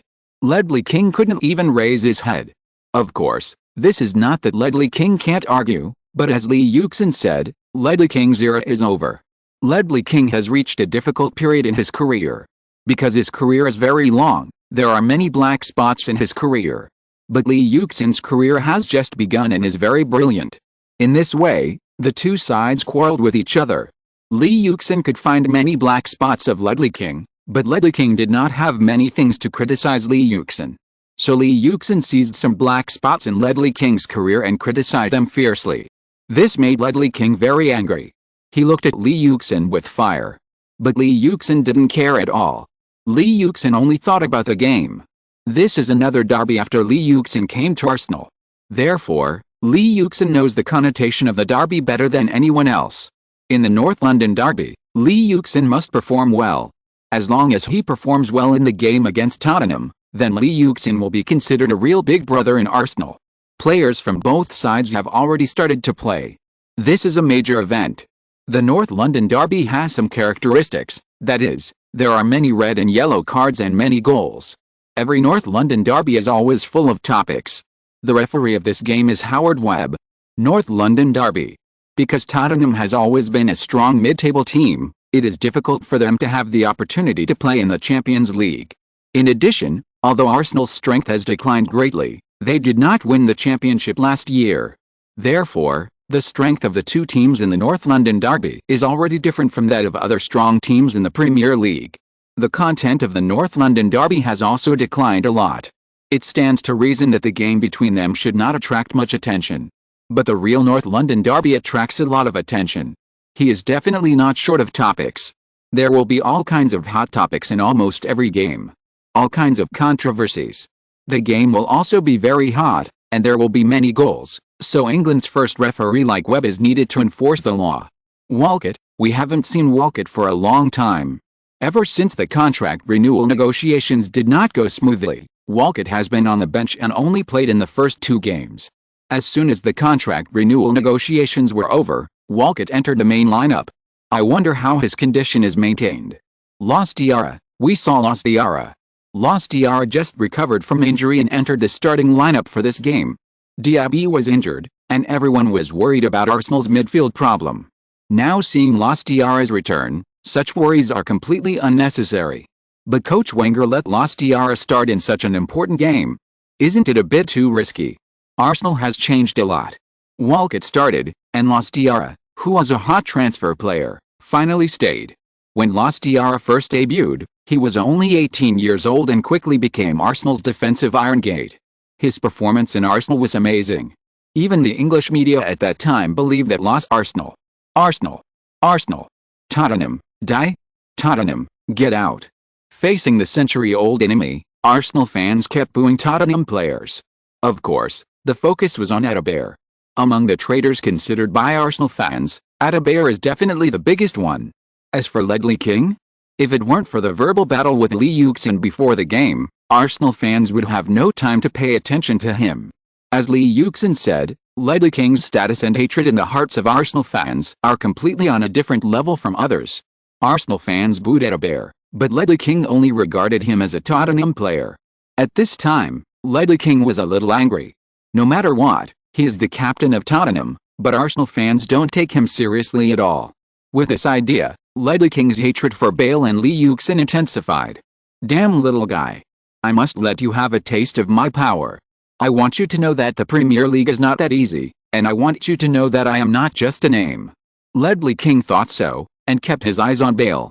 Lee Yuxin on the side also noticed Ledley King's gaze, but Lee Yuxin shrugged with a smile. For Lee Yuxin, there is only one goal, that is to defeat Tottenham in front of him. As for Ledley King, in Lee Yuxin's eyes, there is no difference between him and other Tottenham defenders. Even in Lee Yuxin's view, Ledley King, who has been scarred, is a loophole in Tottenham's backline.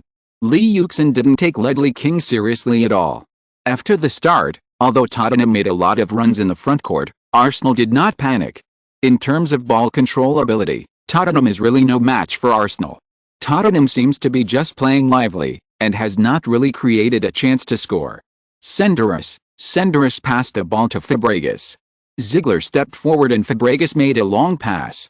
Fabregas' defensive ability is weak, but as a Spanish player, his skills are still very good. After all, Fabregas is a player from Barcelona's youth training camp La Masia. After Wenger introduced Fabregas, he made him a defensive midfielder, responsible for Arsenal's game rhythm, and for this beloved disciple. As a controlling midfielder, Fabregas' defense is still relatively poor. Tottenham's running is very active, which puts a lot of pressure on Fabregas.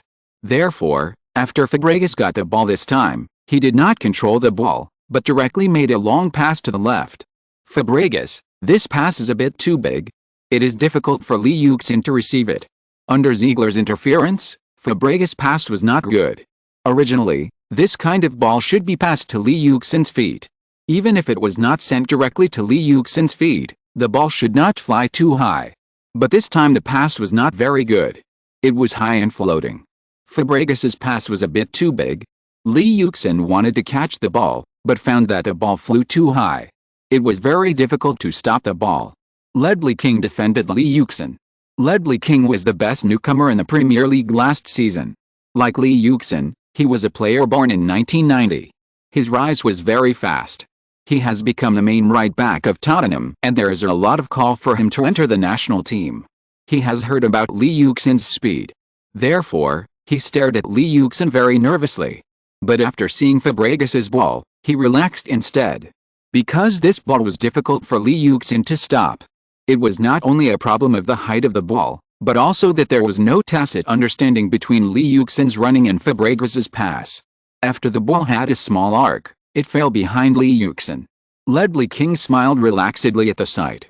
Because there was no need to be so nervous, this was a typical pass error. But just as his smile appeared, his mouth opened wide the next second. Lee Yuxin, this ball is going to fly out. Lee Yuxin's choice was very unexpected. Lee Yuxin passed the ball from the back. The commentator suddenly shouted. Because the ball was too high, it was difficult for Lee Yuxin to stop the ball with his feet. In addition, the ball flew a little backward, so Lee Yuxin had little choice. If Lee Yuxin had a choice, he should at most turn around and lift his feet, and he might be able to stop the ball. But once the ball is stopped like this, the ball is basically not dangerous. It also loses the effect of counterattack. But Lee Yuxin chose a very unexpected action. Lee Yuxin stopped, but did not turn around. Instead, he took a step back and touched the ball with his back. Fabregas' pass was a little big, and the power was not well controlled. After the ball hit Lee Yuxin's back, it immediately bounced to the feet of Bale, who came to meet him. Lee Yuxin didn't even think about stopping the ball. Instead, he passed the ball directly. The way he chose was very unexpected. It was to pass the ball with his back. This is Ronaldinho's forte. It seems that Lee Yuxin has learned it too. The commentator shouted. Just as the commentator said, in the past 20 years, the one who played this kind of stop and pass was Ronaldinho. When Ronaldinho swept the European football scene at Barcelona, he liked to play this kind of action. After Lee Yuxin came to Arsenal, what he has learned the most so far is technical things. This time is also the first time to use it. If the situation is not right, Lee Yuxin will not make such a pass. But the effect is very good. The ball was passed accurately to Bale's feet. Bale pass. After Bale got the ball, there was no hesitation at all. It was a direct pass between Ledley King and Dawson. Following Bale's direct pass, Lee Yuxin also accelerated immediately. Dawson was dumbfounded. He thought the ball would either go out of bounds or Lee Yuxin would turn around to receive the ball. Unexpectedly, Lee Yuxin passed the ball with his back, and then immediately accelerated and flew past Dawson. Dawson was completely stunned for a moment, because Lee Yuxin's ball was too sudden. Dawson is also a central defender known for his bravery. But it was because of his momentary relaxation, coupled with his momentary daze. Therefore, when Lee Yuxin's speed increased, it was completely too late for Dawson to catch up with him. Originally, his speed was not as good as Lee Yuxin. When he turned around and prepared to accelerate, Lee Yuxin had already left him 5 or 6 meters away. When he accelerated to chase back, Lee Yuxin had already pulled him away by nearly 10 meters. Lee Yuxin got a ball. Lee Yuxin's speed is very fast, and Lee Yuxin is going directly into the penalty area. Tottenham's high-pressure defense requires the defense line to move forward. Because the back line and the midfield must maintain a certain distance. Since the front court is a high-pressure defense, the back line must of course move forward with the midfield. Otherwise, if the distance between the back line and the midfield is too far, then the midfield will be very empty. Therefore, when Lee Yuxin broke through Dawson, Tottenham's defenders were all relatively forward. So when Lee Yuxin accelerated into the penalty area, Tottenham's defenders had no time to defend Lee Yuxin. Lee Yuxin entered the penalty area. Paul Robinson left the goal. Lee Yuxin dribbled the ball with his left foot, and Lee Yuxin shook off Paul Robinson. Empty goal. Lee Yuxin, shoot. Although Lee Yuxin entered the penalty area from the wing, none of Tottenham's defenders followed him, and there was no one around Lee Yuxin. Lee Yuxin was directly in a one-on-one situation. Facing Paul Robinson, Lee Yuxin dribbled the ball with his left foot, then accelerated to the right. In a few steps, he completely got rid of Paul Robinson. A player with strong explosive power and fast speed like Lee Yuxin can easily get rid of the goalkeeper as long as he accelerates when facing the goalkeeper. For speed players, it is very easy to get past the goalkeeper. After getting rid of the goalkeeper, there was only a big empty goal in front of Lee Yuxin. At this time, Lee Yuxin's choice was very simple, he just pushed the ball in. Goal! Exclamation mark. Cenk shouted loudly, 1-0, 1-0. Arsenal is already leading Tottenham 1-0 thanks to Lee's goal. Lee Yuxin's performance was perfect from the back pass to the final shot. This is Lee's 21st Premier League goal this season, and 21 goals in 18 games. Lee's goal efficiency is too high. After Lee Yuxin pushed the ball into the goal, He didn't even look at whether it went in or not. Because Li Yuxin has absolute confidence that there will be no problem with this ball. When Li Yuxin turned around, he saw Ledley King returning to defense. Looking at the breathless Ledley King, Li Yuxin showed a sarcastic smile on his face. Then Li Yuxin raised his index finger and put it on his mouth, deliberately provoking Ledley King. Ledley King was furious when he saw Li Yuxin's action, but Li Yuxin ignored Ledley King. Instead, he turned to the Tottenham fans who came to the away game and told them to shut up. This kid. Mendes shook his head. Before the game, he clearly told Li Yuxin that image is very important.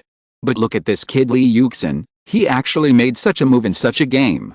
Mendes understood that Li Yuxin has really grown up.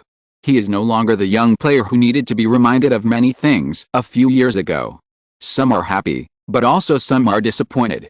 Happy about Li Yuxin's growth, disappointed because Li Yuxin has really grown up, and is no longer the little kid who used to obey him. Now Li Yuxin has his own ideas and can do things according to his own ideas.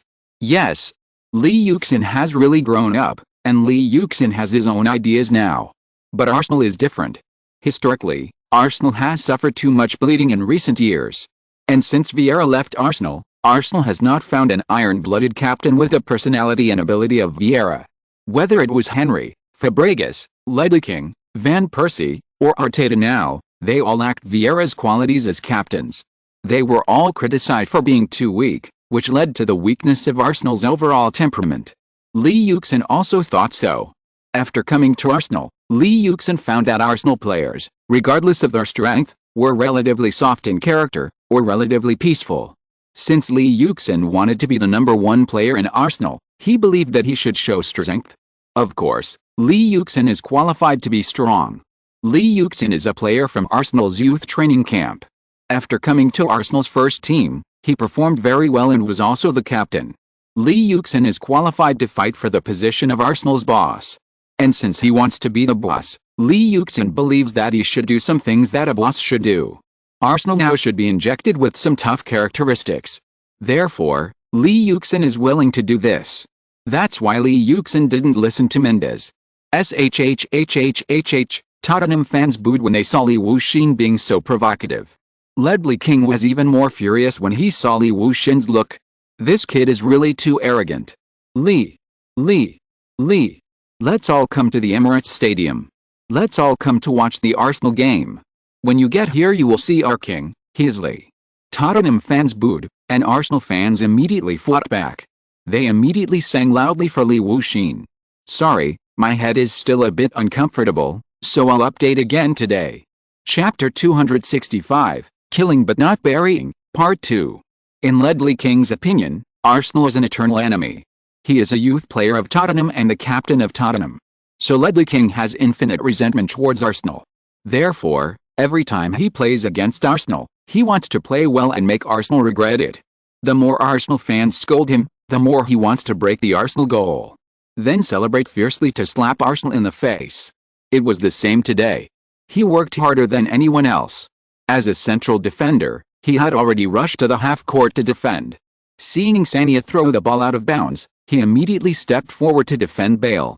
However, Bale's personal ability is not bad. He got rid of Ledley King with a light turn. Then when Ledley King came over again, he passed a ball to Walcott next to him. Several Arsenal players used the pass to play Ledley King directly. Ledley King, who was a little emotional, was very angry. Ledley King himself is a very emotional player. Therefore, the moment Walcott got the ball, Ledley King got hot-headed and stepped forward to make a tackle. And it was not a normal tackle, but a flying tackle with the sole of his shoe. If it was a normal time, Ledley King would definitely retract his foot. But in a hot-headed and emotional state, Ledley King did not retract his foot, but instead directly pushed hard. Walcott got the ball. Ledley King made a flying tackle. This ball was a big move, and Walcott fell to the ground. Ledley King almost kicked Walcott directly.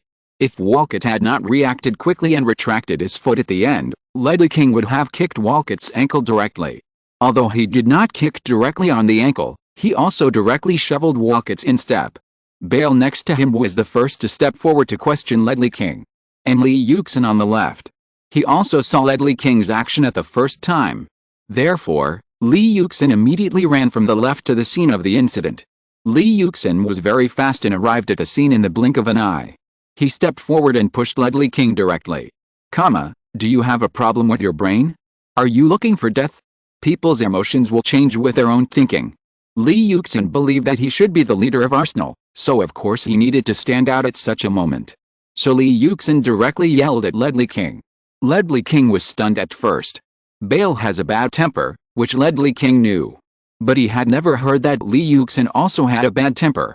So when Li Yuxin came over, Ledley King really didn't expect it. But he quickly reacted and immediately hit Li Yuxin with his chest. He shouted, "I didn't mean it. I just couldn't stop my feet. Fuck you. You're a fool and you can't stop your feet. What are you doing?" Li Yuxin and Ledley King were in a corner, and Chimbanda stepped forward and pushed Li Yuxin away. Chimbanda was already full of anger. He didn't like Li Yuxin and Bale in this game. So when he saw Li Yuxin and Ledley King fighting, he immediately stepped forward to help Ledley King. Li Yuxin turned around and immediately pushed Chimbanda and said, "You softy, get out of here." Li Yuxin was fearless in a one-on-two situation. Li Yuxin was the fastest and most responsive. But the effect was good. The other Arsenal players who came around saw Li Yuxin fighting 2-on-1. Bale quarreled with other Tottenham players, and they immediately joined the quarrel. In fact, this is the case.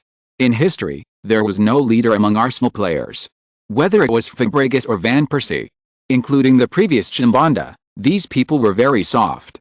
After becoming the captain, there was no change.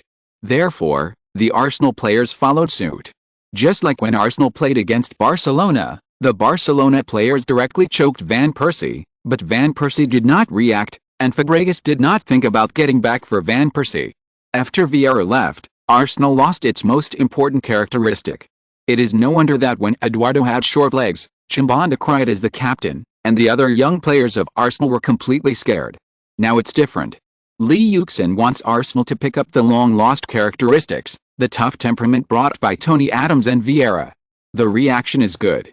Arsenal players see Li Yuxin and Bale so hot, and of course they will follow suit. "What did you say?" Chimbanda was furious. But Li Yuxin just glanced at Chimbanda and sarcastically said, "Softy, you have nothing to do here. Get out of here." Chimbanda was furious and immediately stepped forward to fight with Li Yuxin. Chimbanda is soft, but in Chimbanda's eyes, Li Yuxin is just a little kid, a newcomer in the Premier League. How can Chimbanda tolerate such a player who dares to challenge him? Even if Chimbanda is soft in character, he will not be afraid of a Premier League junior like Li Yuxin. TM. Chimbanda was about to step forward, but Li Yuxin was not afraid at all. Chimbanda's figure is not as strong as Li Yuxin's, and he is only 1.82 meters tall compared to Li Yuxin's height of nearly 1.9 meters. Li Yuxin was not afraid of him. If they really fought, Li Yuxin would not even be afraid of Ledley King, let alone Chimbanda. Beep beep beep, the referee did not expect the two sides to start a big fight. Because Weber kept blowing short whistles, and then asked the players on both sides to get out of the way. Li Yuxin saw Weber coming, and immediately gave up Chimbanda and came to Weber's side. Then he pointed at Ledley King and said, "This is a kick." He didn't retract his foot at all. "Red card, it's a red card." "I know, you shut up now. I know how to judge." Weber saw it very clearly just now. On the Arsenal side, Li Yuxin and Bale were the leaders of the trouble. So Weber asked Li Yuxin to shut up, and then asked Ledley King to come over. Red card, Weber showed a red card. Ledley King was sent off with a red card. Li Yuxin saw Weber's red card and immediately applauded Weber's judgment. However, Weber was not happy to see Li Yuxin's applause. Instead, he came to Li Yuxin and said, "Li, control your temper. If you do this again, I will not be stingy with a yellow card. You are the captain of Arsenal, and you should control your players. As long as they don't make trouble, I won't take the initiative to make trouble." Weber just came to warn Li Yuxin. Li Yuxin nodded and did not argue with Weber. After warning Li Yuxin, Weber immediately left the scene. "Boss, you did a good job. It should be." After Weber left, Bell stepped forward and patted Li Yuxin on the shoulder and praised Li Yuxin directly. Bell returned to the first team in the last few games. He was injured before and went to the reserve team for recovery training after the injury. Therefore, Li Yuxin and Bell have not met for a long time recently, and both sides are very familiar with Bell as a younger brother. There is no sense of disobedience. Lee Yuxin shrugged and said, "Jack, it should be like this. We can't let them bully our teammates." Fighting? Since he is the gun king, Lee Yuxin's goal is to become the gunner. Lee Yuxin stood up for his players and confronted Dazzling King and Chimbonda directly, which made Arsenal players very happy. It also made many players appreciate Lee Yuxin's approach. Because Lee Yuxin can stand up for his teammates, of course he gets the recognition of his teammates. This is the first step. It is the first step for Lee Yuxin to become the flag of Arsenal. For this, Lee Yuxin is willing to change himself slowly. Even if it will affect Lee Yuxin's image, as Mendes said, Lee Yuxin is not afraid. Because Lee Yuxin is a player first, the first thing he pursues is the championship, and then other things. And Lee Yuxin does not think that this will affect his image. In such an important game as the North London Derby, there will be many scouts and representatives of wealthy clubs paying attention to the performance of these people. So far, the best performance is Lee Yuxin of Arsenal. Not only did he score a goal, but he was also more and more active on the wing. He beat Kyle Walker, the best newcomer in the Premier League last season, and he didn't dare to assist. He was afraid that Lee Yuxin would hide him from behind. Tottenham's strength is still very strong. But when Dazzling King was sent off, the balance of the game immediately tilted. Originally, the strength of the two sides should be on par, but now Arsenal is 11 versus 10 at home, so they immediately began to take advantage of the game. The ball possession advantage was greatly enhanced, and Arsenal almost started to attack and defend in the first half. If 11 versus 10 can't beat Tottenham, then Arsenal can really die. In the 29th minute of the first half, Lee Yuxin broke in from the left and passed the ball to the front of the penalty area. So far this season, Giroud, who has only scored one goal in the Premier League, finally did not waste this pass. Scored Arsenal's second goal in this game. In the 37th minute of the first half, taking advantage of the corner kick, Mertesacker scored Arsenal's third goal in this game. At the end of the first half, Arsenal led Tottenham 3-0. Mertesacker's goal completely killed the suspense of the game. In the second half, the game was easier. After all, there was one more person to play. Tottenham's defense has never been the best. Even during the Redknapp era, Tottenham's performance was very good, but their defense was also very poor. Tottenham is known as the Premier League's nerve knife because their defense is very problematic. What's more, Boas prefers to attack, playing high-pressure defense, and the defense is even worse than during the Redknapp era. Facing Arsenal's full-scale attack, Tottenham's defense has problems everywhere. Just 2 minutes into the second half, Lee Yuxin received a pass from Giroud and scored a long shot near the penalty area, scoring Arsenal's fourth goal of the game and Lee Yuxin's second goal of the game. In the 78th minute of the second half, Walcott created a free kick at the front of the penalty area. Walcott took advantage of this free kick opportunity and scored Arsenal's fifth goal of the game. On the Tottenham side, only Berbatov scored a face-saving goal in a counter-attack. Not only that, in the 83rd minute, Weber showed Chimbonda the second red card of the game for pulling Bale, who was trying to break through with Lee Yuxin's 1-2 pass. North London Derby. The true North London Derby characteristics. There were red cards in the game, and there were enough goals. Dazzling King and Chimbonda's red cards, Arsenal's massacre. In the end, Arsenal swept their century-old rival Tottenham with a score of 5-1 in this North London Derby. Chapter 266. A meaningful Christmas. The most depressing period in the Premier League is around Christmas, and countless players hate this schedule in their hearts. The reason is simple. When others can stay in front of the warm fireplace with their families on Christmas, eat reunion dinners, and sing Merry Christmas, these miserable players in the Premier League have to play football in the ice and snow. There are holidays on Christmas, but for those players who are not native to England, going home is really a luxury. For example, according to Arsenal's situation, they will play Portsmouth in the afternoon of the 27th, and the team will gather at Colney in the morning. Let me ask, except for those nearby players, who can make it in time if they go home for Christmas? Therefore, a lot of players choose not to go home, or bring their families to Arsenal to spend Christmas. But there are also some players who rent houses, their families are all in their hometowns, and they are alone in Arsenal, cold and deserted, and always feel that they are so out of tune with this city full of festive atmosphere. Bale is such a player. He even planned to come to Colney to train by himself on Christmas Day to kill time and forget that Christmas was coming. But what he didn't expect was that there were still people in Colney. Sitting in Lee Yuxin's car, feeling the warmth of the heater, he was thinking, why is the boss in Colney? Where is he going to take him to eat now? Lee Yuxin ignored him and made a call on his mobile phone. Hello, Sesk, yes, it's me, Lee. He called Fabregas. I'm booking a restaurant, do you want to come? Yes, you can bring your family and treat it as a dinner party. Okay, please notify other teammates to see if anyone else is coming. After hanging up the phone, Lee Yuxin called his family and Agent Mendez respectively, notifying them to come to the restaurant for dinner and prepare to spend this Christmas together. After making all the calls he should make, Lee Yuxin concentrated on driving. But before long, he turned his head again. Gareth, your parents don't have time to spend Christmas with you. Bale shook his head. They don't like to leave their hometown. Just like my parents. Vieira laughed. Seeing Lee Yuxin's inquiring eyes, Vieira didn't mind at all. My father's hometown is in China, also in the countryside, but he loves his hometown. Me too. Lee Yuxin murmured. I never think that football has anything to do with background, nor do I think those with good backgrounds have anything to brag about. I always believe that people must strive for self-improvement so as not to be looked down upon by others. Lee Yuxin nodded. He also thought so he has been working hard. Lee Yuxin's blue Ferrari is very conspicuous on the street, always attracting the attention of passers-by. Not long after, he arrived at the restaurant on Dell Street. After getting off the car, he pushed the door directly in. When Bale saw the sign of this store, he immediately realized the relationship between this place and Lee Yuxin. This store often appears in newspapers, and it is said that it has a very close relationship with Lee Yuxin. However, when he pushed the door open and went in, he heard a lively movement inside, and he was dumbfounded.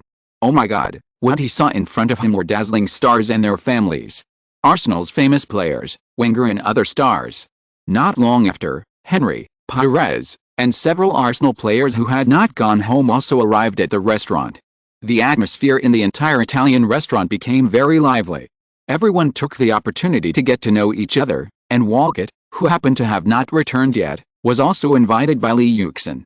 A group of people gathered together, eating, drinking, chatting and so on for the whole afternoon, making the restaurant a mess, but the boss was watching from the side and was very happy.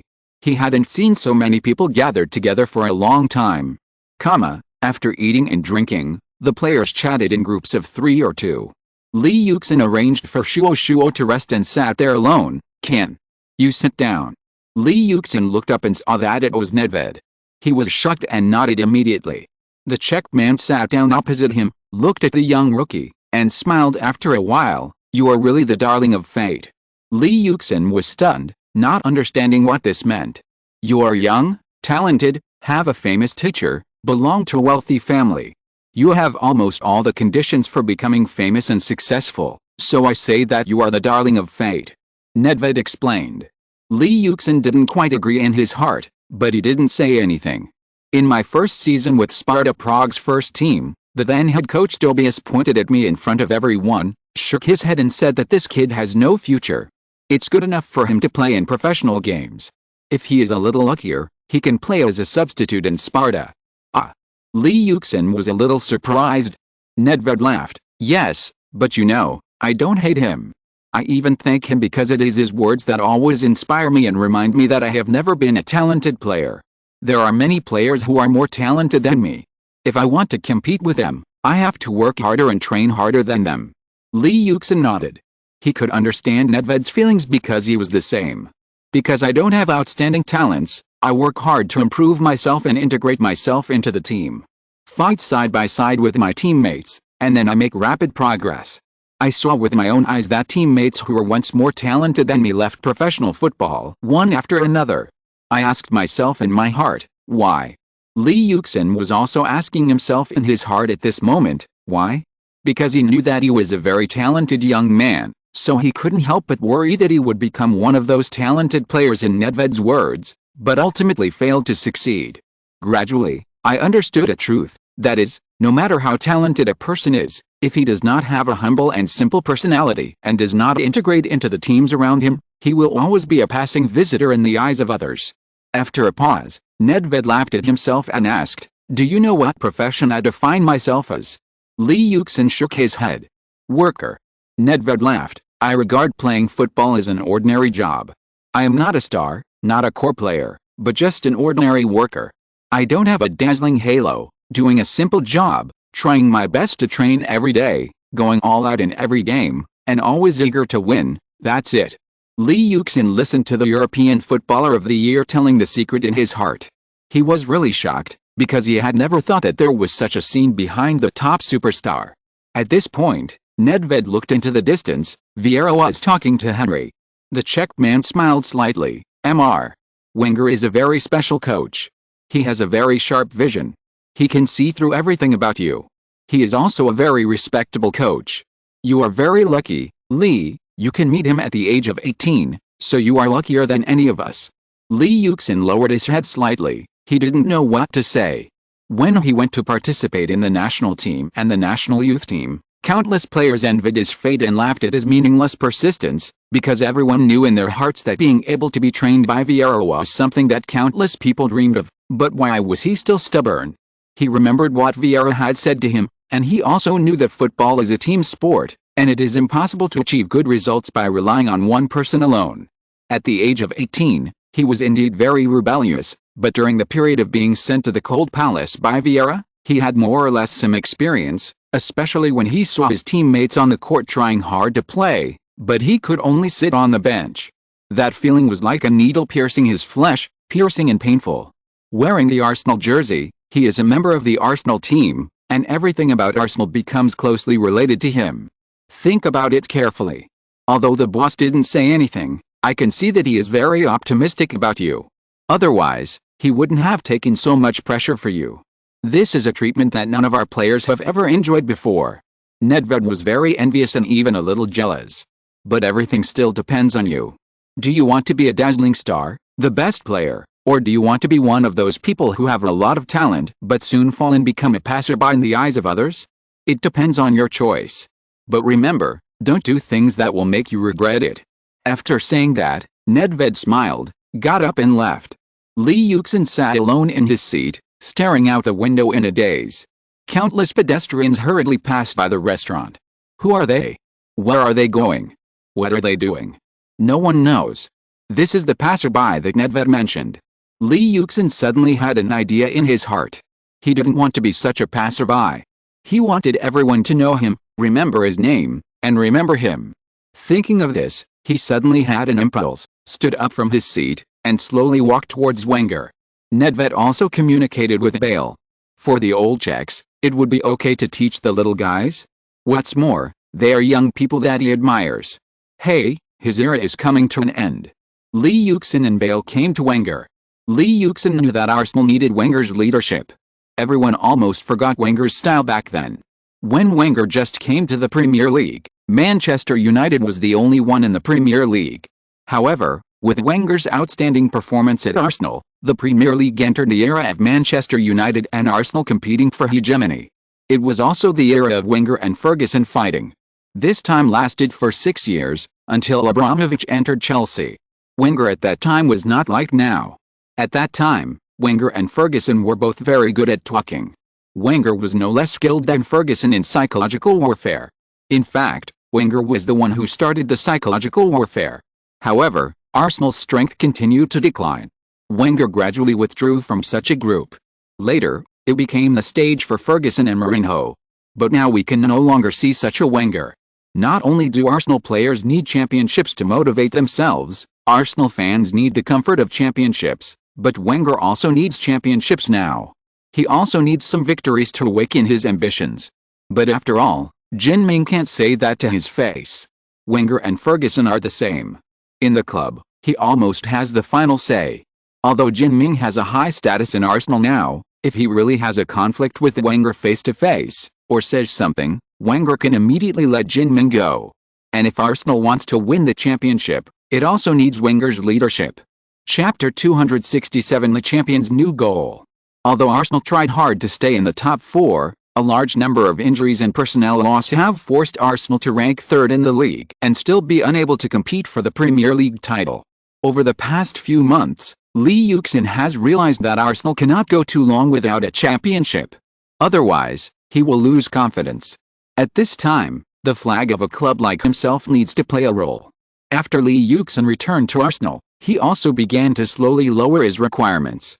With Arsenal's strength, they should strive for the FA Cup and the League Cup. Moreover, Arsenal's players, who have not won a championship for many years, have really affected their confidence. They themselves instinctively believe that they cannot win the championship. What Lee Yuxin has to do is to let Arsenal players know that Arsenal is still capable of winning the championship. In fact, Lee Yuxin really guessed Wenger's thoughts very accurately. After Wenger came to Arsenal, he was very disdainful of domestic cup competitions, especially the League Cup. The FA Cup is at least the oldest award in England, and its influence in English football is not low. So Wenger still attaches some importance to the FA Cup. But the League Cup is really ignored. So after Wenger came to Arsenal, he really didn't attach importance to the League Cup. Just like in 2007, Arsenal had already entered the League Cup final, and their opponent was Chelsea. Under such circumstances, Wenger actually continued to let a group of young players play. Because for Wenger, the League Cup is a game to train young players. Many young talents of Arsenal are known to people through the League Cup. Even if they entered the final, the situation was the same. But this is a different time. If Arsenal at that time still had some deterrence in the English football world, it could still compete for the Premier League championship. Wenger regarded the League Cup as a competition to train his young players. Then Arsenal in the past few years can only compete for the 4th place in the Premier League every year, and the Premier League championship has long said goodbye to Arsenal. Only 1 year without a championship, especially the 3 Asian Kings last season, has seriously affected Arsenal. Therefore, Wenger's thinking began to change. The League Cup championship is also a championship. Since he can't win the championship in the Champions League and the Premier League, Wenger can only think of other ways. Ferguson also had such a dilemma in his previous life. Especially after winning the Premier League championship in 2003, Ferguson was squeezed by Arsenal's unbeaten championship and the rising Chelsea. Of course, there is also the reason for the replacement of old and new players at Manchester United. At that time, everyone in the Premier League believed that Ferguson's era was over. Ferguson was also under great pressure at that time. In order to relieve the pressure on himself and the young players of Manchester United, Ferguson began to exert his strength in domestic cup competitions. In the end, he used the League Cup championship to get through the most difficult time. Wenger is now under greater pressure than Ferguson. So Wenger also began to shift his goals. Wenger also needs to use a cup championship to relieve Arsenal's pressure, his own pressure, and the pressure of Arsenal players. And more importantly, Wenger also knows himself. With Arsenal's current strength, it is difficult to win the Champions League and the Premier League. In this case, let's start with the simplest game. The day of the League Cup final is getting closer and closer. The entire Arsenal is in the storm of public opinion. Because Arsenal has been the triple champions since the FA Cup in the 2004-2005 season and the UEFA Champions League, FA Cup and League Cup in 2006, until last season. For those mid and lower level teams, no one will say anything if they have not won a championship for decades. Even many English teams have not won a championship in their 100-year history, but their fans will not ask them to win the championship. Because they are originally weak teams. But it is different for Arsenal. Arsenal may not be a world-class giant like Manchester United and Liverpool, but Arsenal is definitely an English giant. As a club with a glorious history in English football, and even the first club in the history of English football to have a glorious dynasty, it is really a great sorrow and a great shame to be without a championship. Now Arsenal has come to an important crossroads again. It was just that Arsenal entered the League Cup final in 2007, and at that time, Arsenal had just started its journey without a championship. For Wenger at that time, the League Cup was still a chicken ribs. After all, it had just entered the Champions League final last season, and it was understandable that it looked down on the League Cup championship. Therefore, in the final, many young players were sent. In the end, Chelsea counterattacked and lost the League Cup championship. However, for Arsenal at that time, many people praised Arsenal's courage. Some commentators even highly praised Wenger, believing that it was Wenger who dared to use young players, so Arsenal never lacked talents. Unfortunately, that praise later became a satire. So this time, they can enter the League Cup final again and face Chelsea again, ushering in the opportunity for revenge. For Chelsea players, they are a little confused now. Although they still have a big goal, that is, to win all the championships that can be won. After Mourinho left, this goal has become a little uncertain.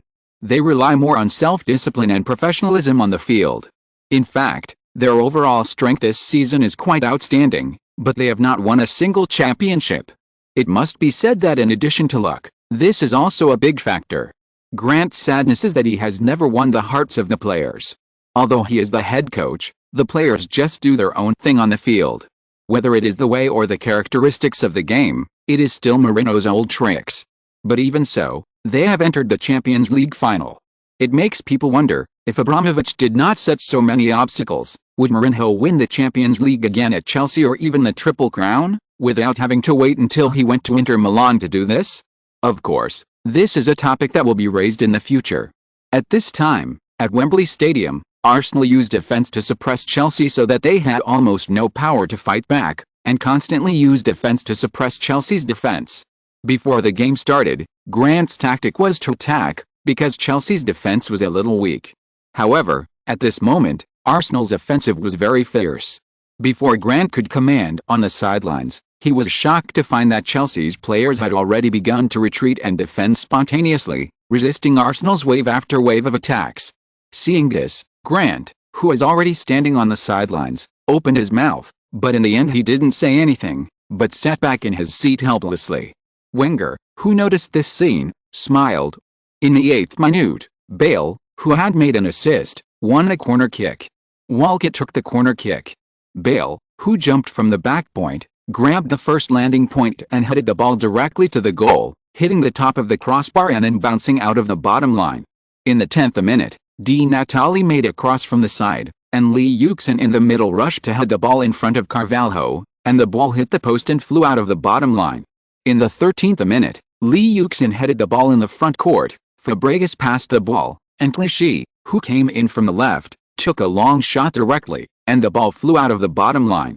In the 19th minute, Terry fouled Lee Yuxin, Fabregas took a free kick, Kolo Touré grabbed the first point in the penalty area, but it was a little high.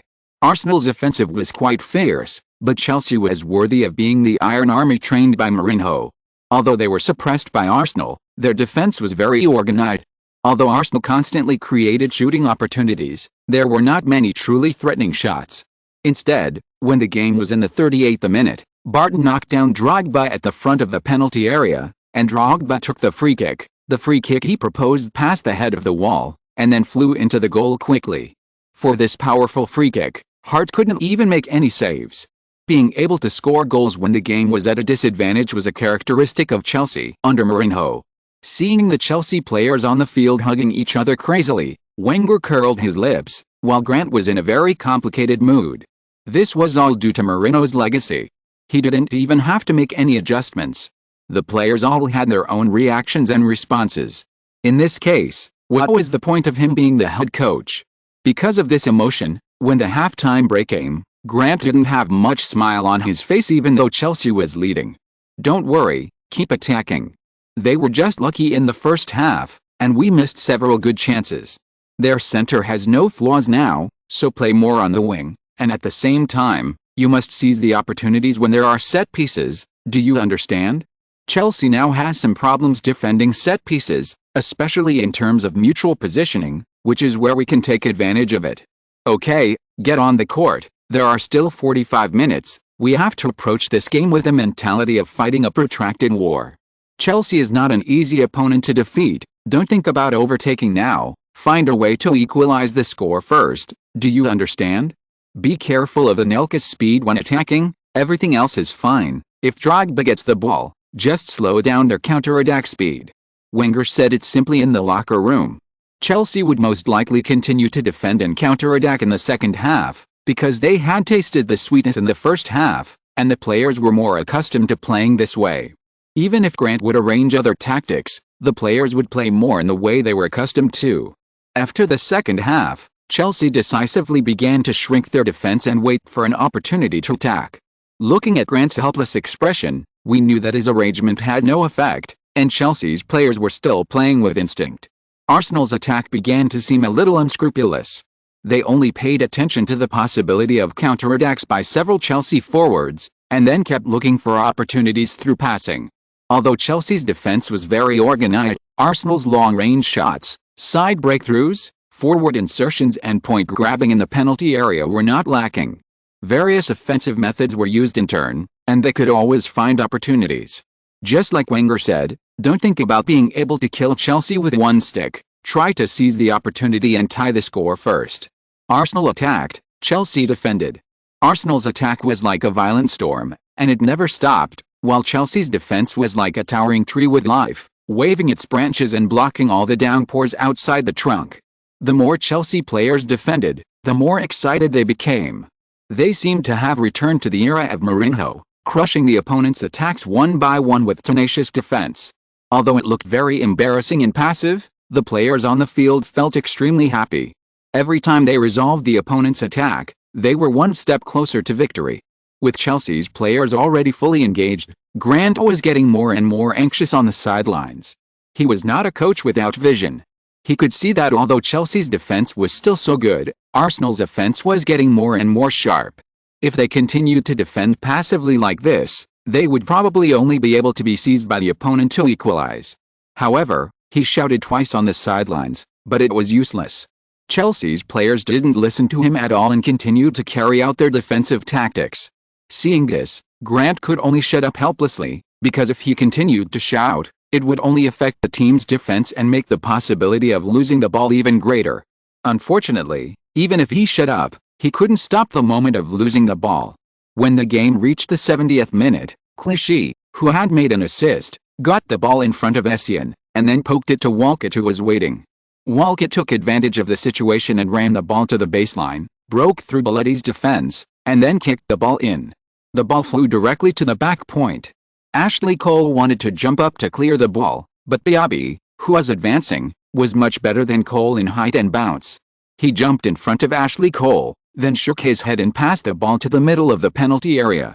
Lee Yuxin rushed out from between Terry and Carvalho like an arrow, and then volleyed the ball directly into the far corner. Although Sek made a save, he was still a step slower. The ball flew out diagonally, then hit the far end of the net directly and fell into the goal. Goal. Lee. England's golden boy scored a crucial goal again. He has scored in all 4 Premier League teams this season, ranking high in the Premier League, but his ability to score in such a crucial match is enough to prove that he is fully worthy of the top scorer position. Wenger's vision is not wrong. Lee is our new hope for England. Amid the shouts of the commentator, Grant cursed angrily for a few times, and then called Michael and Kalou on the bench to warm up. After the game resumed, Chelsea replaced 2 people in a row. Michael replaced Ballack, who performed mediocrely, and Kalou replaced Wright Phillips, who also performed mediocrely. Chelsea was going to strengthen its offense. However, under such circumstances, the disadvantages of Chelsea's internal ideological disunity began to become more prominent, and the offense seemed a little out of touch. Arsenal easily resisted Chelsea's fierce attack after the restart, and then suppressed it back. Chelsea's players started to defend again. This has almost become their instinct. Grant looked at the situation on the field with great helplessness. He was really powerless in this situation, not only because he did not have a strong foundation in Chelsea, but also because he had no direct lineage in the team and could not play a role in leading the whole team. Pure defense is not advisable. This was verified again in the next game. Although Chelsea had many outstanding offensive players, they were suppressed by Arsenal until the end of the game and could not create too many opportunities. Although Arsenal missed a great single-handed opportunity, Di Natale's single-handed shot hit Sek's face and flew out of the bottom line, failing to score successfully. However, it was Arsenal that won in the end. In the 3rd minute of stoppage time, a goal with a little luck made the Arsenal fans in the entire Wembley Stadium cheer wildly. Fabregas's free kick found Kolo Touré, who was unguarded at the back post. Kolo Touré headed for the goal, but the ball hit the crossbar and bounced back, hitting Kolo Touré's body. Kolo Touré had almost no idea, and subconsciously kicked the ball just after landing. This time, the ball flew into Chelsea's goal without any suspense. In the last moment of stoppage time, Kolo Touré killed Chelsea. 2-1. A victory that was not particularly brilliant, but it allowed Arsenal to win the first official competition championship after Wu Guan, and also allowed Wenger to win the 2nd League Cup since coaching Arsenal. When Wenger rushed into the court with open arms and hugged his players crazily, Grant, who was sitting in the coaching seat, sighed helplessly. A formal competition championship that he might have won just left him like this. He was unwilling, but what could he do? Suddenly in a high position, without the real trust and a lot of power from the boss, he could only encounter such an embarrassing situation, right? This is not his fault in the final analysis, but who made him take over the special one? Sorry, I will update once today, and I will resume updating twice tomorrow. Chapter 268 League Cup Champion. For the Premier League fans this season, their last game of the season will be the Champions League final on May 24th. The two Premier League teams Chelsea and Manchester United will fight to the death in this final. For Arsenal fans, they are more concerned about the FA Cup final a week before and the Europa League final on the 15th. These two games will be their last games of the season. This season, Arsenal has already won the League Cup. They hope to win the FA Cup and the Europa League. Arsenal has many honours, but they hope to have a perfect harvest after countless setbacks this season. First of all, on May 15th, the final between Arsenal and Zenit started. The suspended Yuxin finally returned to the game. Wenger is also full of expectations for this championship. After all, he led Arsenal to the UEFA Cup final, but lost to Galatasaray. Today he doesn't want to miss the championship again. I've already said a lot about the tactics of the game, and I don't want to talk about it now. After the players finished warming up and returned to the locker room, Wenger looked at the players with his chin in his hand and asked a question. Among all the people present, who has won the European Championship in the club? The audience was silent. After a while, Yuxin and a group of old players raised their hands a little embarrassedly. They had won the European Champions League in the season before last, which was also their only European Championship in the club. Although the UEFA Cup is only a foil compared to the Champions League, none of our people has ever won this honor in Europe. Me neither. And I really want to win the UEFA Cup so that I can tell everyone that I am the European champion. No matter it is the UEFA Cup or not, I am the European champion. I am a very face-conscious and vain person, and I hope to be able to add a European champion's code on myself. What about you? We want to, too, boss. Los Diarra replied. He now feels that joining Arsenal was the right thing to do. Although there is no hope of winning the league title now, he has already proved himself in the top league. If he wins the UEFA Cup, he will also make up for a regret. All the Arsenal players nodded at the same time. No professional player would refuse honours unless he is tired of honours, and it is obvious that the Arsenal players are far from being tired of honours. Then let's go.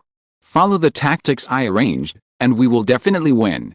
Remember, be careful when advancing, and don't give them the chance to steal the ball in the midfield when pressing forward. When there is a chance to quickly counterattack, speed up. In short, we don't have enough people in the backcourt, so we must be careful not to make mistakes when attacking. There are enough people in the backcourt to defend, so we should form groups of 2 or 3 to quickly maneuver and attack. This is the basic requirement of this game. Do you understand? The players nodded one after another. Wenger's tactical intention has been clearly reflected in the previous training, so Wenger only needs to emphasize it. Then they walked out of the locker room under the leadership of Yuxin and headed for the most important game left in their season. When the players of both sides were preparing to play, they didn't talk much in the player channel. Arsenal and Zenit had no disputes, and there was no personnel communication between the two sides. There was almost no intersection between them, so naturally there would be no conversation. The fans of both sides in the stands have already started shouting, warming up for the next game in advance. For them, the next game is also their battle. Players from both sides are about to play. There is no change in the starting lineup for this game. Both Arsenal and Zenit use their most familiar main lineups. Zenit starting lineup, 4-3-3. 16 Malafev. 22 Anayukov, 15 Shrakov, 4 Krasniak, 11 Hill. 27 Denisov, 44 Tomoschuk, 18 Zlyanov. 20 Fadjian, 93 feet, 5 Kim Dong-jin, 10 Arshavin, 9 Teak Arsenal, 4-4-2. 24 Almunia/3 Sania, 6 Sendris, 10 Galas, 22 Clichy/32 Walcott, 4 Fabregas, 16 Flamini, 13 Hileb/9 Yuxin, 25 Eduardo. Arsenal took control of the ball and took the initiative on the field. In the 11th minute, Fabregas' long shot from 30 meters away was easily caught by Hanuman. Later, in a fight for a sideline ball, Hileb punched Denisov's head, but the referee didn't see it and the Belarusian international escaped. In the first 30 minutes, Arsenal had a clear advantage in ball possession, but they didn't have many shooting opportunities against the tightly guarded Zenit. In the 31st minute, Clichy's header was not well cleared, and Denisov chested and shot with his right foot from 32 meters in the middle, and Almunia flew to push the ball out of the baseline. In the 36th minute, Ebou, who made his 50th Premier League appearance for Arsenal, shot wide of the baseline while running. 2 minutes later, Arshavin took a free kick from the top of the penalty area and shot wide. In the 41st minute, Ebou's powerful shot from the right side went over the crossbar again. 1 minute later, Denisov elbowed Haleb's back from behind but was not given a card. In the 44th minute, Flamini made a steal in the midfield, and Ebou passed a ball to Li Wuxin on the right ribs. Li Wuxin made an accurate pass, and Haleb crossed the ball from the outside. Flamini inserted and scored his first goal in 2007 with a right-footed shot from 7 meters before Sonko. In the first half of the game, Arsenal led Zenit 1-0 into the half-time break. In the 50th minute, Flamini's low right-footed shot from 26 meters away was blocked by Hanuman's side dive and went out of the baseline. 1 minute later, Li Wuxin's powerful shot from the front of the penalty area was slightly higher. In the 52nd minute, Flamini made a long pass to Li Wuxin on the right side of the front court. The Togolese striker passed the ball to Haleb in front of him. The Belarusian made a cross pass, and Fabregas passed it back after being disturbed by Arshavin. Li Wuxin scored a goal with a right-footed shot from 16 meters on the left side. In the 54th minute, Li Yuxin sent the ball into the Zenit team's defense again, but the linesman indicated that the Togo striker was offside. But from the replay footage, this penalty is worth discussing. 2 minutes later, Li Yuxin ran diagonally and turned his body to shoot slightly higher. In the 72nd minute, Fabregas's shot outside the penalty area was both high and off. In the 78th minute, Fabregas made a straight pass, and Denisov's tackle fell right at Haleb's feet. The Belarusian international dribbled into the penalty area, faced Hanuman with a left foot buckle, and then shot with his right foot at 7 meters. Although Sonko on the goal line touched the ball, he still failed to stop the ball from flying into the net. This was also Haleb's 10th goal in the official game after joining Arsenal. In the 80th minute, Fabregas was given a yellow card for pulling Faye in the midfield. In the 82nd minute, Shuri made a left-footed arced ball from 24 meters on the left, and the ball hit the near post and bounced out of the bottom line. In the 87th minute, Kitson leaned against Arshavin on the right and passed the ball back. Long made a cross but Ebou headed it away. Long headed the ball into the right post and it bounced out. Arshavin made a cross and it hit Gallas and bounced to the middle. Shuri pushed the ball into the empty goal with his left foot without anyone guarding him at the far end to get 1 point back. In the stoppage time, Walcott's shot from the left flew away. In the end, Arsenal beat Zenit 3-1. Amid the shouts of commentators from all over the world, Manchester Stadium became the world of Arsenal fans. They shouted wildly and celebrated wildly with the Arsenal players on the field.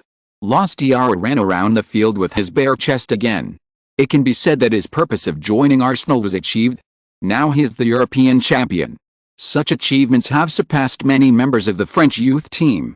With this performance, the French national team may have to face up to his existence. Van Persie hugged his teammates with a silly smile on his face. For Van Persie, this season is simply a dream. Although he is not a main player in Arsenal, he has obtained many opportunities and scored a lot of goals in the league. Although he did not play in the League Cup final and scored a goal. But such an achievement makes him satisfied. Bale and Walcott hugged each other. After the end of last season, it was not that no team wanted to dig them. For example, Manchester United and Chelsea both extended olive branches to them. However, they stayed, not for other reasons, but because they did not want to leave Arsenal. Arsenal has not declined, and they have no reason to leave. However, the rewards for staying are so rich, which makes them feel extremely happy. Countless reporters poured into the stadium to interview them. Of course, the most reporters were around Li Yuxin. All the reporters were like subjects, listening to Li Yuxin's orders obediently. After the crazy celebration, the Arsenal players were ready to receive the awards. Before that, the Zenit players had received their silver medals and left unwillingly. They also performed very well in this game, but who made them run into a crazy Arsenal? Who made them run into a crazy Li Yuxin? He spent almost all of his remaining energy on this game. When faced with such a Li Yuxin, Zenit could only accept a runner-up in the UEFA Cup with great frustration. After the Arsenal players received their own gold medals, Lee Yuxin walked over with a smile. UEFA President Platini took the last gold medal for the players and then raised his hand to hang it around Lee Yuxin's neck. The champion of this year's UEFA Cup is from England. After the commentator stretched out his voice, the remaining Arsenal fans in the stadium shouted in unison, "Arsenal!" Amid the cheers of countless people, Lee Yuxin used both hands to lift the League Cup trophy high above his head. Countless confetti sprayed out from behind him, and the cheers of the entire stadium reached their peak. Chapter 269 Another champion. Arsenal will start preparing for the FA Cup final. Arsenal fans have absolute confidence in this game. After all, Arsenal's luck in the FA Cup is quite good. They have never encountered a truly strong team all the way. Even in the final, they faced a mid-level team like Portsmouth. Liverpool and Chelsea were eliminated by Barnsley, and Manchester United lost to Portsmouth. This situation not only proves that Lee Yuxin is lucky, but also proves that this season, the entire Arsenal is favored by God. Lee Yuxin is dismissive of this statement. Although all the big clubs lost unexpectedly in the FA Cup, if it weren't for the involvement of the Champions League and Arsenal's sufficient pressure in the league, how could they have stumbled in the FA Cup? This situation seems accidental, but in fact it has its inevitable rules. And he also doesn't want to let go of this game. Portsmouth is not weak, but with Lee Yuxin's character that he will not take any opponent lightly, he still has a great deal of confidence in winning this game. Arsenal fans have absolute confidence in this game. After all, Arsenal's luck in the FA Cup is quite good. They have never encountered a truly strong team all the way. Even in the final, they faced a mid-level team like Portsmouth. Zenit and Chelsea were eliminated by Barnsley, and Manchester United lost to Portsmouth. This situation not only proves that Lee Yuxin is lucky, but also proves that this season, the entire Arsenal is favored by God. Lee Yuxin is dismissive of this statement. Although all the big clubs in the FA Cup have unexpectedly lost, if it weren't for the involvement of the Champions League and Arsenal's sufficient pressure in the league, how could they have stumbled in the FA Cup? This situation seems accidental, but in fact it has its inevitable rules. And he also doesn't want to let go of this game. Portsmouth is not weak, but with Lee Yuxin's character that he will not take any opponent lightly, he still has a great deal of confidence in winning this game. Portsmouth was in the middle of the league that just ended, which is a position that is neither up nor down, but this team has many outstanding players, otherwise they would not have won the FA Cup. Their goalkeeper is former England goalkeeper James, and the core of the defence is also the former England national team main central defender and Arsenal's meritorious Sol Campbell. After leaving Arsenal, the veteran joined Portsmouth and performed quite well. On the right is Glenn Johnson, a right-attacking fullback who once played for Chelsea. Although this fullback does not quite meet Mourinho's requirements, nor is he the right fullback in Wenger's mind, he is also a good player in the Premier League. Their main striker is Kanu, a Nigerian iconic striker who once played for Inter Milan and Arsenal. Although this genius who was once troubled by heart disease has never met people's expectations of him, he is also a very good striker. Although he has only played 25 times in the league this season and scored 4 goals, he has performed quite well in the FA Cup. The key goal that eliminated Manchester United was scored by him. In the last round, it was also his goal that helped Portsmouth win. He is a standard key man, and his experience can help Portsmouth very well. The midfield is undoubtedly the strongest link of Portsmouth. Dacourt, who performed well before, transferred to Portsmouth in the winter. Here he finally got a starting position, and there are many good players around him. Nigerian winger Utica, Mendes who once won the Champions League in Porto, Ghanaian midfielder Muntari, plus Croatian midfielder Kranjčar. These are all very outstanding players. Such a 5-man midfield once relied on running and pressing to gain the upper hand when facing Manchester United. If you want to defeat Portsmouth, you must put more pressure on the opponent in the midfield. These 5 people have different divisions of labor. Utica is a typical winger.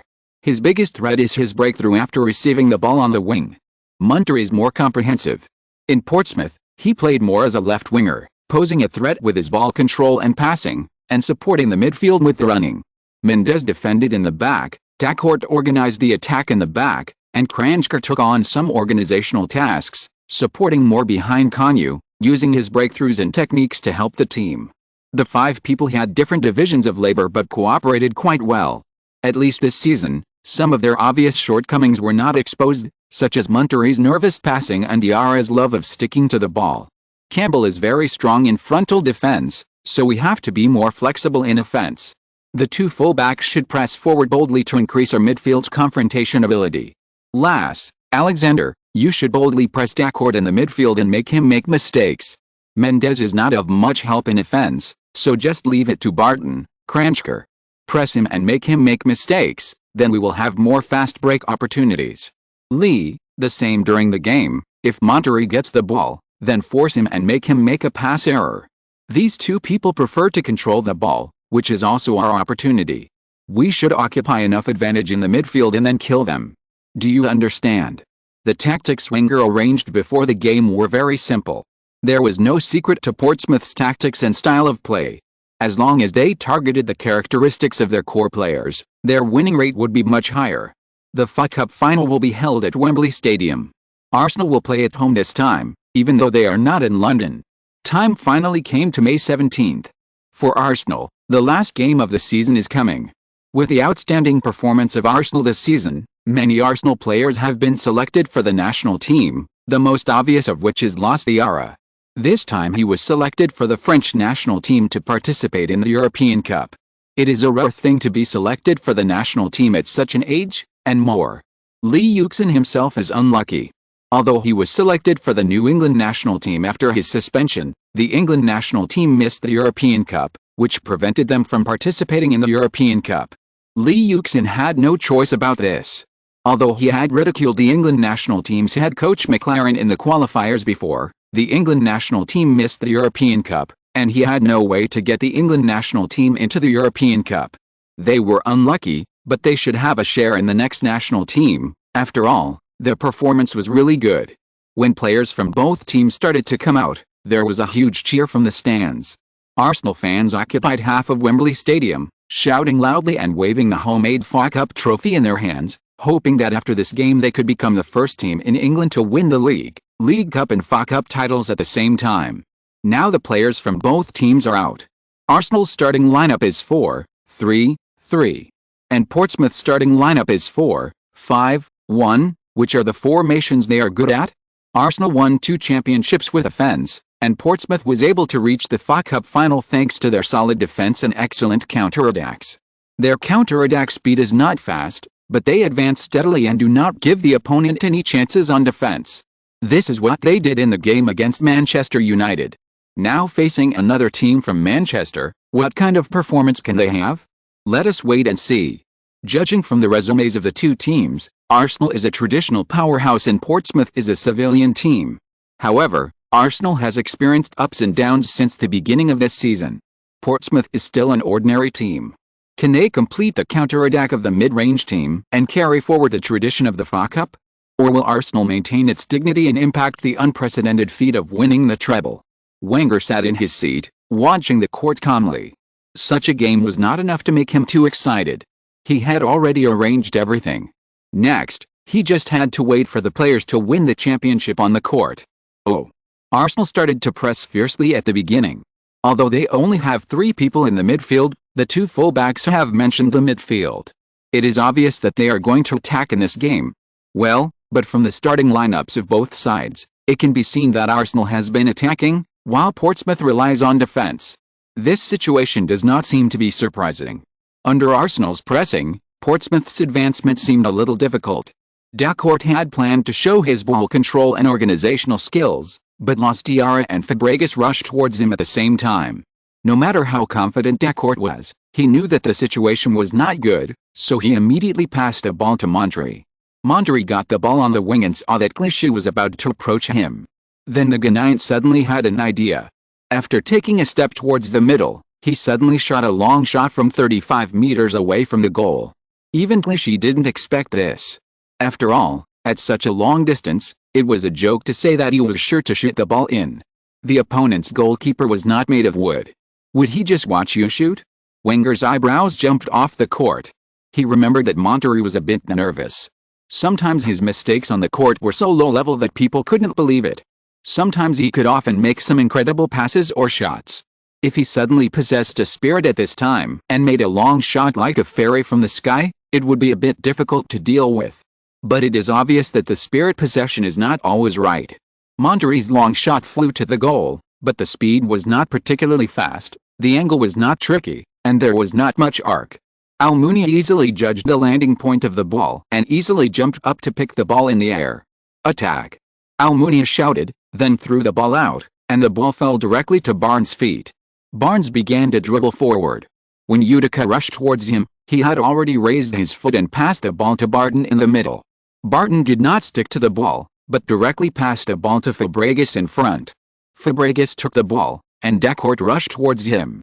Fabregas did not give him any chance, but raised his foot and passed the ball to Yaya Touré.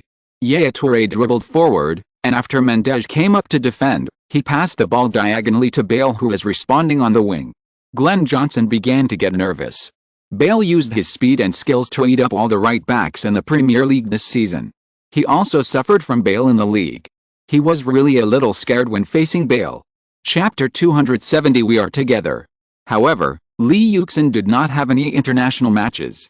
But when he was in a good mood, something unexpected happened. It should be said that it was something that shocked the whole of China. On May 12, 2008, a very sudden news spread throughout China and also spread throughout the world. Lee Yuxin was the first to hear the news in England. A disaster. Lee Yuxin just talked to others and boarded the flight to China. He did not inform anyone. It can be imagined that stars like Cristiano Ronaldo and Messi can be popular in China. As a famous superstar in the Premier League and even the world with Chinese ancestry, what kind of treatment will Lee Yuxin enjoy in China? But that is not what he wants. He just wants to find a feeling of going home.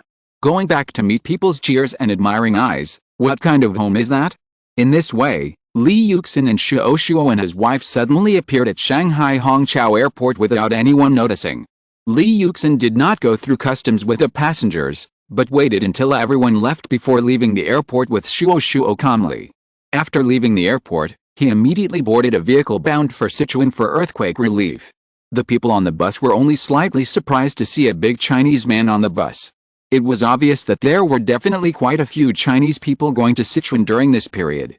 The bus finally arrived at the station after driving for a day.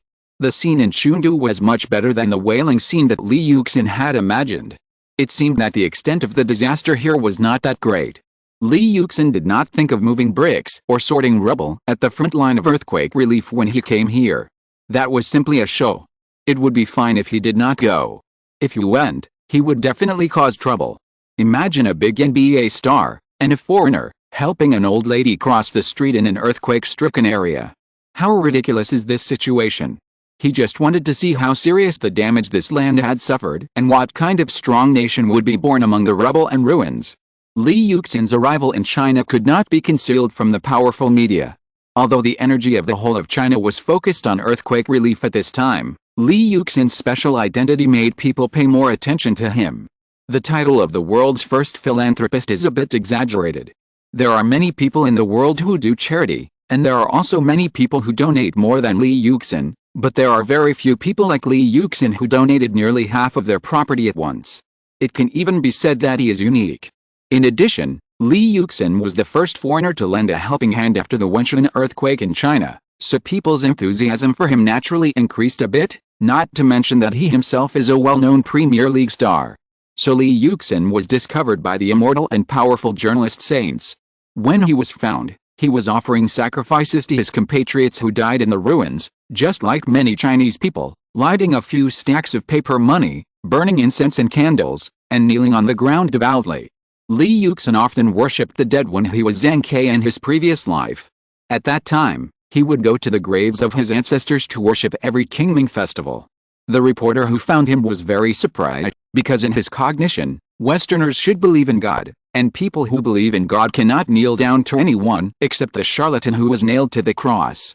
However, Lee Yuxin's movements were very skillful. If it weren't for Lee Yuxin's different face from ordinary Chinese people, and more importantly, if he didn't happen to recognize Lee Yuxin, he would really think that the person kneeling there was a Chinese. So Lee Yuxin, who originally wanted to finish this trip to China in a low-key manner, was discovered, and then he was treated as a national treasure and was strictly sealed up. Lee Yuxin was not easy to refuse the requests of his compatriots, so attending various earthquake relief activities became his main task for the next period of time. He kept changing places every day. Although Lee Yuxin was very tired, he still insisted. Even he felt strange. Didn't he hate these things the most? Why didn't he refuse? He still couldn't figure it out. In Li Yuxin's impression, the Olympic Games, a global sports event, is not important. It is nothing more than a few countries fighting for their own heads, and then being stupidly selected to host a sports meeting, and then coming up with a very awesome slogan, such as "One World, One Dream," and then spending countless money to build a lot of disposable sports venues, inviting a large group of even stupider people to compete in their own territory, and by the way, flaming bottles to stimulate the economic development of their own countries. Li Yuxin never thought that competing together and shouting slogans such as "friendship first and competition second" can really turn all countries in the world into one family, so he doesn't think the Olympic Games have any practical significance. The only use may be that people can find something to do in the hot summer so that they are not so bored. But when the Beijing Olympic Organizing Committee found him, Li Yuxin was still a little excited. The job of Olympic torchbearer sounded very cool to Li Yuxin. Although he felt silly to run on the street with a burning stick and an intoxicated smile on his face, he still agreed to it when he was invited.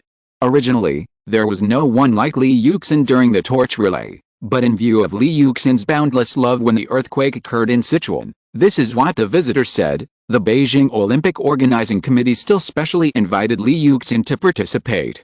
In their words, they could not give anything in return, and could only give Li Yuxin this special honor. Heavily panting in the special equipment of the Olympic torchbearer, Li Yuxin stood on the street of Chengdu and laughed foolishly, although he told himself countless times in his heart that it was nothing big, isn't it just running with fire? What's the big deal? He ran on the court every day. The only difference was that he ran with a basketball before, and now he runs with a torch. But when he really stood on the torchbearer's route, he actually felt nervous. He had tried his best to downplay the profession of torchbearer in his heart, but the special feelings of the Chinese people towards the Olympics suddenly attacked his heart, making him excited, and his legs trembled slightly. In the distance, the Olympic torchbearer before Li Yuxin had appeared. It was a woman. It was said that she was also an athlete and had won a gold medal in the last Olympic Games, but Li Yuxin didn't know her. Apart from basketball, he never cared about other sports. Li Yuxin suddenly felt nervous, his heart was pounding, his hands were shaking a little, and he secretly cursed himself in his heart. After all, he had seen big scenes, but he was nervous in such a place. It was just a torchbearer, what a big deal. Li Yuxin kept hypnotizing himself in his heart, hoping to calm himself down, but it was a pity that the effect of doing so was not obvious. The more he wanted to calm down, the more nervous he became. Here it comes, should I run? Fortunately, Li Yuxin was too nervous to run, otherwise he would have made a big fool of himself, because the torch relay ceremony had not been completed yet. In other words, his torch was not even lit, so why run? The previous torchbearer arrived, holding the torch high and approaching Li Yuxin. Li Yuxin instinctively wanted to hide, but his body was completely out of control. He stared at the torch, 1 second, 2 seconds, and the torch did not light up. The staff on the scene were also a little panicked, and hurried over to check the torch in Li Yuxin's hand. In the public eye, such an accident happened, and Li Yuxin wanted to die. Well, in fact, he cared about the identity of this torchbearer very much. He cared a lot. He started to suffer from insomnia from the day he received the notice. Damn it, could it be smoother? Finally, the staff found the problem.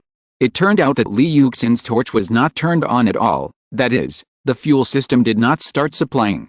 In this way, unless Li Yuxin was holding a real torch, otherwise, this titanium material thing would not be able to ignite at all.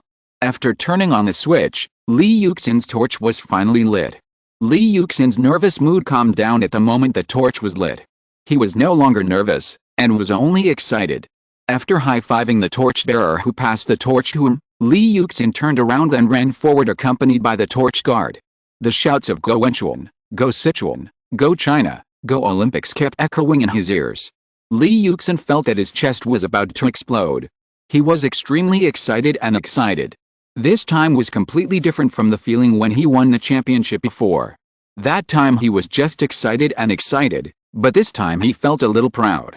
It might be difficult for others to understand why Li Yuxin had such an excited expression on his face when he was running forward. The shouts on both sides were getting more and more enthusiastic. There were also many people holding national flags and running with Li Yuxin outside the guardrail. Of course, there were no shortage of star chasers wherever he went. The cameras on both sides kept flashing, as if they were going to blind Li Yuxin's eyes. Although Li Yuxin tried his best to control his speed and wanted to make this feeling last a little longer, the 200-meter journey was over. After passing the Olympic flame to the next Olympic torchbearer, Li Yuxin completed his mission. As soon as Li Yuxin came down, he was immediately surrounded by reporters. Mr. Li Yuxin, how did you feel just now? You looked very excited. Can you describe your current mood? Li Yuxin solemnly put away the torch and said, very excited, yes, very excited. This feeling is really wonderful. I really can't describe it. If I have to say it, I just want to say that if possible, I hope this journey can be longer. After completing his mission, Li Yuxin got on a car that had been prepared long ago. The person waiting in the car was Mendez.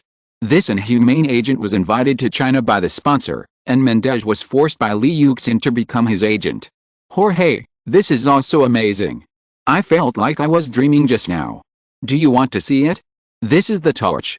Xiangayan is a good name, right? After getting in the car, Li Yuxin still couldn't calm down and kept talking. If you're listening to this novel on a channel other than Fanfic World, it means they downloaded and uploaded it without effort.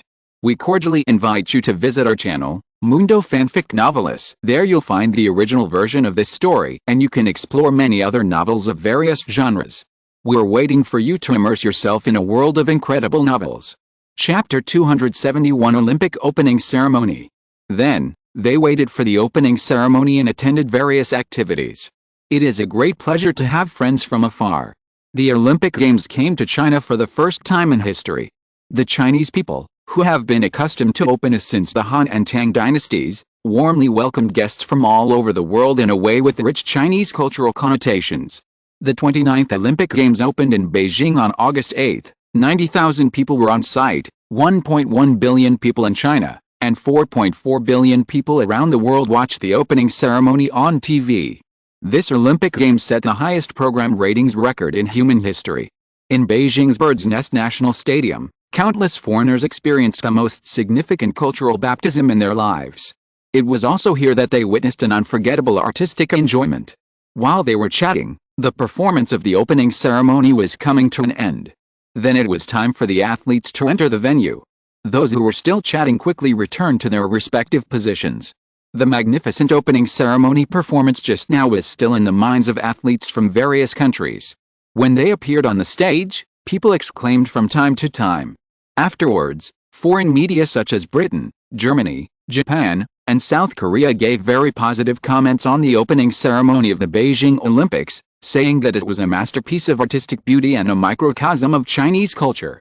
Yonhap News Agency reported that the famous Chinese director Zhang Yimou made the myth a reality at the opening ceremony of the Beijing Olympics, which realized the Chinese people's century-old dream, and perfectly presented a Manhan banquet for the world's 6.5 billion people. It was a masterpiece of artistic beauty that could be fully enjoyed just by watching. Bright colors, strong contrasts, beautiful images, and avant-garde attempts to combine real objects with special effects showed a magnificent historical picture, and this history of thousands of years was created by human hands. The British Broadcasting Corporation reported that the opening ceremony was grand and spectacular. The Beijing Olympic Organizing Committee promised a grand opening ceremony, and it seems to have been realized. Japan's Kyodo News reported that this was the third time that Asia hosted the Summer Olympics. China has a population of 1.3 billion, the most populous country in the world. This time, China held high the slogan "One World, One Dream." More than 80 heads of state attended the opening ceremony, the most in the history of the Olympic Games, including Japanese Prime Minister Yasuo Fukuda. The grand artistic performance showed the long history of China. At the end, a huge earth was raised to emphasize the theme of the conference. A commentator from the French national television said, "This wonderful opening ceremony is the result of more than 3 years of careful preparation by the Chinese." Although this bird's nest was designed by foreigners, the opening ceremony performance is 100% Chinese. He praised the long history of China and the profoundness of Chinese culture. In addition to television media, mainstream paper media such as Le Figaro, Le Monde and L'Equipe in France also quickly reported on the opening ceremony of the Beijing Olympic Games on their websites. Agence France Presse commented that the Beijing Olympic Games kicked off with a spectacular opening ceremony and fireworks lit up the entire night sky of Beijing. From ancient dynasties to modern powers, the opening ceremony of the Beijing Olympic Games depicted the colorful history of China. The U.S. World Journal published an editorial on August 8 saying, "The Beijing Olympics is an opportunity for the soft power of the whole of China and the whole Chinese nation to be fully reflected. It is also a grand event for the Chinese nation to be the leader of human soft civilization after 100 years of endless torture and severe tests." It also witnessed the re-emergence of China. Using the Olympics to market China's image is the radiation effect of hosting the Olympics. The Berlin Morning Post published a night view photo of the main venue of the Beijing Olympics, the Bird's Nest, on the front page on the 8th, and the accompanying article wrote in both Chinese and German, "Beijing welcomes you." The Russian national television broadcast the grand opening ceremony of the Beijing Olympics live. The on-site commentator exclaimed, "The opening ceremony of the Beijing Olympics has epically displayed the long scroll of Chinese civilization. This is unique to China and cannot be replicated." German TV1 broadcast the grand opening ceremony of the Beijing Olympics live on the 8th. TV1 said in its comments that this was an Olympic opening ceremony that was exquisitely conceived, flawlessly performed, and impressive. The thousands of years of Chinese history passed through the eyes of more than 90,000 spectators in the Bird's Nest. With colorful patterns, numerous symbolic meanings and happy smiles on people's faces, the Beijing Olympic Organizing Committee has worked hard to present a series of breathtaking pictures to the global audience. The British Broadcasting Corporation, BBC, is the exclusive broadcaster of the British Olympic Games and Paralympic Games, and has the UK broadcasting rights for television, radio, online and mobile phones of this Olympic Games. The BBC's TV1, HD channel and Eurosport all broadcast the opening ceremony of the Beijing Olympic Games live. The host Hugh Edwards commented during the live broadcast of the opening ceremony of the Beijing Olympic Games that the opening ceremony fully demonstrated the confidence of the Chinese people. The host of Eurosport said that the scale of the Beijing Olympic Games exceeded any imagination. "It was simple, extraordinary and amazing." France's state-owned TV2 broadcast the grand opening ceremony of the Beijing Olympic Games live, and the TV station's commentator was very familiar with Chinese culture. When scenes such as the Four Great Inventions and the Silk Road appeared, the commentator introduced the relevant history in detail.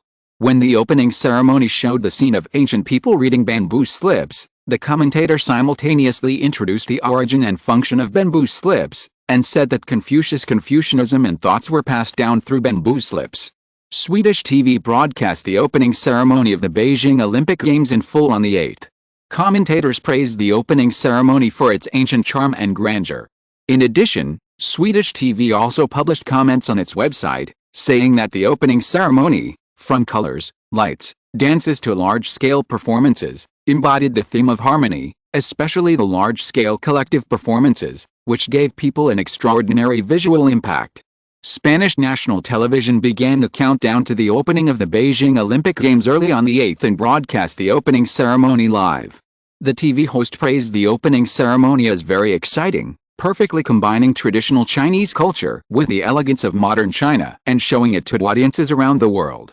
The commentator of Portugal National Television Channel 2 commented in the broadcast of the opening ceremony of the Beijing Olympic Games that the Chinese people told the world about their long history and traditional culture in their unique way through the opening ceremony of the Beijing Olympic Games. The way the Chinese people told the world about their history and culture is unusual and rich in imagination. The commentator of Bulgarian National Television said in the broadcast of the grand opening ceremony of the Beijing Olympic Games that the opening ceremony of the Beijing Olympic Games was simply perfect and impeccable, and it well displayed China's history and culture. The commentator also commented that the TV broadcast effect of the opening ceremony was unparalleled. Russian state television broadcast the opening ceremony of the Beijing Olympic Games in full and gave a positive evaluation, believing that the opening ceremony of this Olympic Games reflects the great changes and great achievements that China has made in the past 30 years of reform and opening up, and that the Chinese people have become richer not only in material life but also in spiritual life. Japan Broadcasting Association Television commented during the broadcast that the performances at the opening ceremony had strong Chinese characteristics, such as Peking opera, string puppets and other programs, which were spectacular and imposing, integrating tradition and modernity. The host expressed sincere admiration for the wonderful performances from time to time. New Zealand TV1 broadcast the opening ceremony of the Beijing Olympic Games live to television viewers in New Zealand and South Pacific Island countries. Its commentator said, "Today is the greatest day in the history of the Chinese people, and the opening ceremony was quite successful and wonderful." The commentator also pointed out that when the Chinese athletes entered the stadium, the flag bearer of the Chinese delegation, the famous basketball player Yao Ming and Lin Hao, a second-grade student of Yuxin Primary School in Yingxiu Town, Wenchuan County, Sichuan Province, walked at the front of the team. This is a very touching scene. Vietnam Central Television broadcast the opening ceremony of the Beijing Olympic Games live on the evening of the 8th. The commentator commented that the opening ceremony was full of surprises. The stage of the bird's nest was full of changes in light and sound, showing China's 5,000-year-old brilliant civilization and the development of modern science and technology with extremely high artistic expression. The strong Chinese symbols in the opening ceremony performance were identified one by the Vietnamese commentator, who talked about Confucius, the four great inventions, calligraphy, the Silk Road and other historical cultures. The commentator also mentioned that the theme song of this Olympic Games, You and Me, performed by Liu Huan and Sarah Brightman, was touching and showed the spirit of harmony. Many Pakistani TV stations broadcast the opening ceremony of the Beijing Olympic Games live on the evening of the 8th, saying that the carefully prepared opening ceremony left a deep impression on people. Pakistan Dawn News TV specially invited sports figures to interpret the opening ceremony on the spot, and said that the Beijing Olympic Games was a good opportunity for China to show its culture and national image to the world. The opening ceremony was very distinctive and impressive. Uruguay's Monte Carlo TV began to broadcast the opening ceremony of the Beijing Olympic Games live on the morning of the 8th local time. In his live report from the Beijing Bird's Nest, TV reporter Mario Ubidi said that the opening ceremony of the Beijing Olympic Games was wonderful, magnificent and incredible. The opening ceremony performance conveyed a harmonious and peaceful atmosphere, which was the embodiment of the Olympic spirit. The Ivory Coast National Television broadcast the opening ceremony of the Beijing Olympic Games in full on the 8th. The host said that hosting the Olympic Games is the dream of all 1.3 billion Chinese people. This dream has finally come true today, and the Chinese people are excited about it. He wished the Beijing Olympic Games a complete success and hoped that all athletes would achieve good results.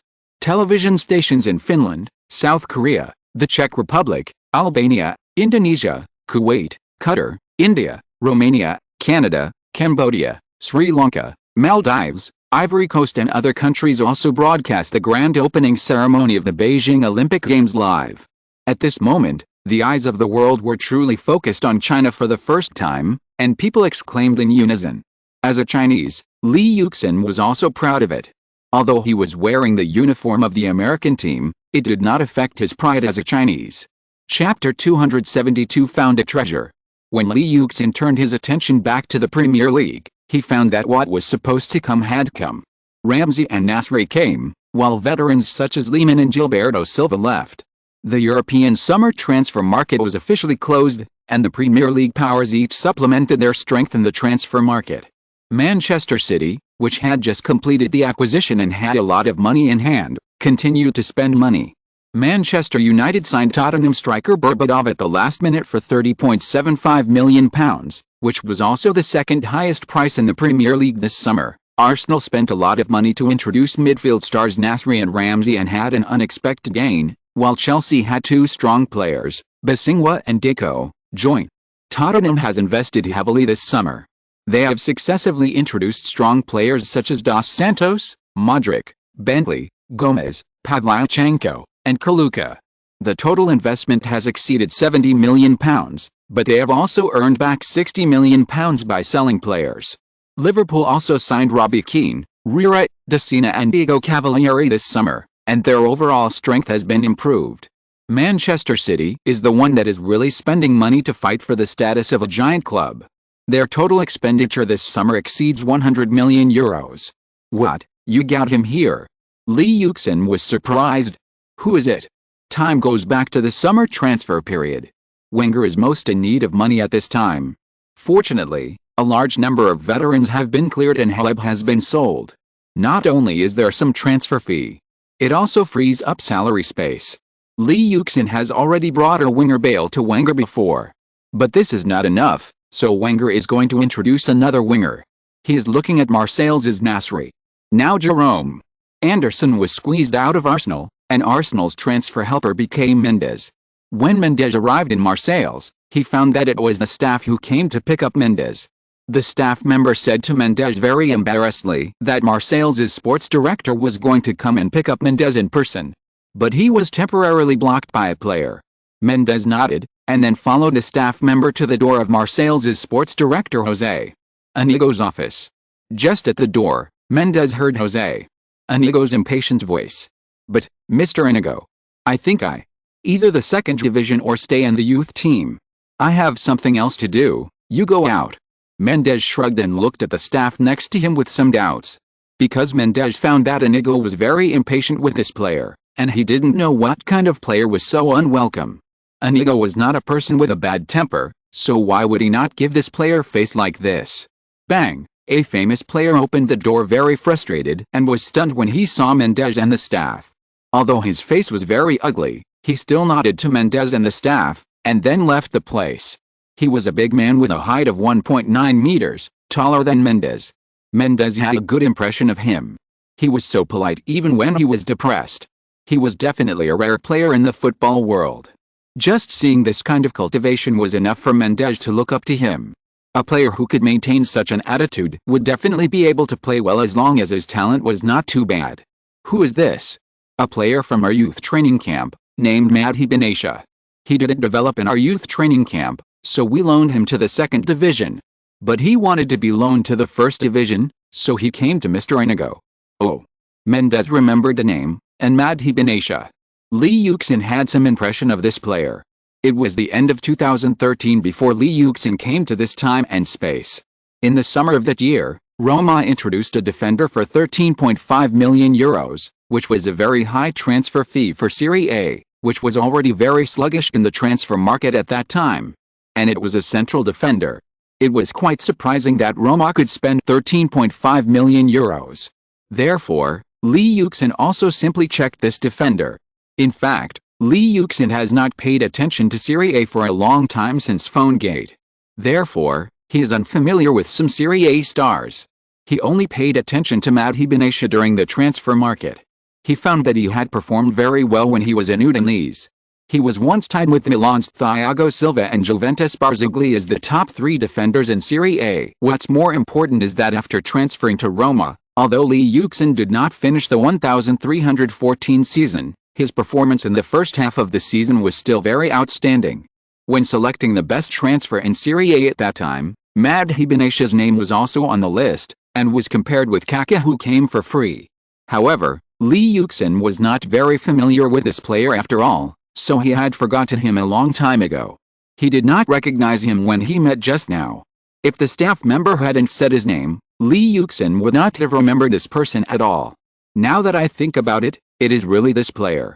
What Lee Yuxin didn't know was that in history, Madhi Benatia performed so well in Rome that he became a hot commodity in the transfer market in the summer of 2014. European football also believes that his value can exceed €30 million, and this is because he is in Rome. If he is in some other clubs, his value may exceed 40 million. There are many giants interested in him. Including giants such as Barcelona and Bayern are interested in him. They think he can improve their defense. He is a very popular central defender in European football in the summer of 2014. This period of Marseille's history also made Benatia abandon the French national team and join the Moroccan national team instead. It was because of Inigo's contempt and suppression that France lost a top central defender who should have belonged to them. Back to the Marseille's office. "Oh, Jorge. Sorry. Just when Mendes was still considering Benatia, Jose Agni came out. After seeing Mendes, he apologized to Mendes very enthusiastically. Nothing, Jose. Mendes and Inigo knew each other. Mendes came this time for Nasri's affairs. Although he was talking to Inigo about the possibility of Nasri's transfer to Arsenal, he was thinking about Madhi and Benatia. Good central defenders in European football are becoming increasingly scarce, so that the prices of good central defenders are sky high. For example, David Luiz of Chelsea is not really the top central defender, but his value is 50 million. As long as the central defenders are well managed, it is easy to sell them for more than 30 million. Selling them for 40 million or 50 million is a skill. Although Mendes didn't know about Benaitia's affairs, from the way Inigo treated him just now, he knew that this was a player who was not valued at all. Therefore, after Mendes had a brief talk, he immediately returned to his branch. Then Mendes began to investigate Benaitia's affairs. The more he looked at his information, the more funny Mendes felt. He didn't know if Benaitia had offended Inigo in his previous life. Anyway, Inigo didn't think highly of Benaitia at all. Benaitia's background is not bad, because he is a player from the famous Clairefontaine youth training camp in France. Although he is not the top talent of the Clairefontaine youth training camp, he is also a qualified graduate. He is a player born in 1987. In terms of the development of football, a large number of masters came out in 1972, and 1976 was another peak. After these two times, although there were some good years later, they were still not as good as 1972 and 1976. Time goes back to 1987, and it was another peak of stars. For example, Cristiano Ronaldo, Fabregas, Cavani, Suarez, Joe Hart, Hamsik, Vital, Higuain, these people are all stars born in the 1987 generation. And 1987 is a very special year for French football, because after the golden generation of France, the most famous and loudest are the four little swans.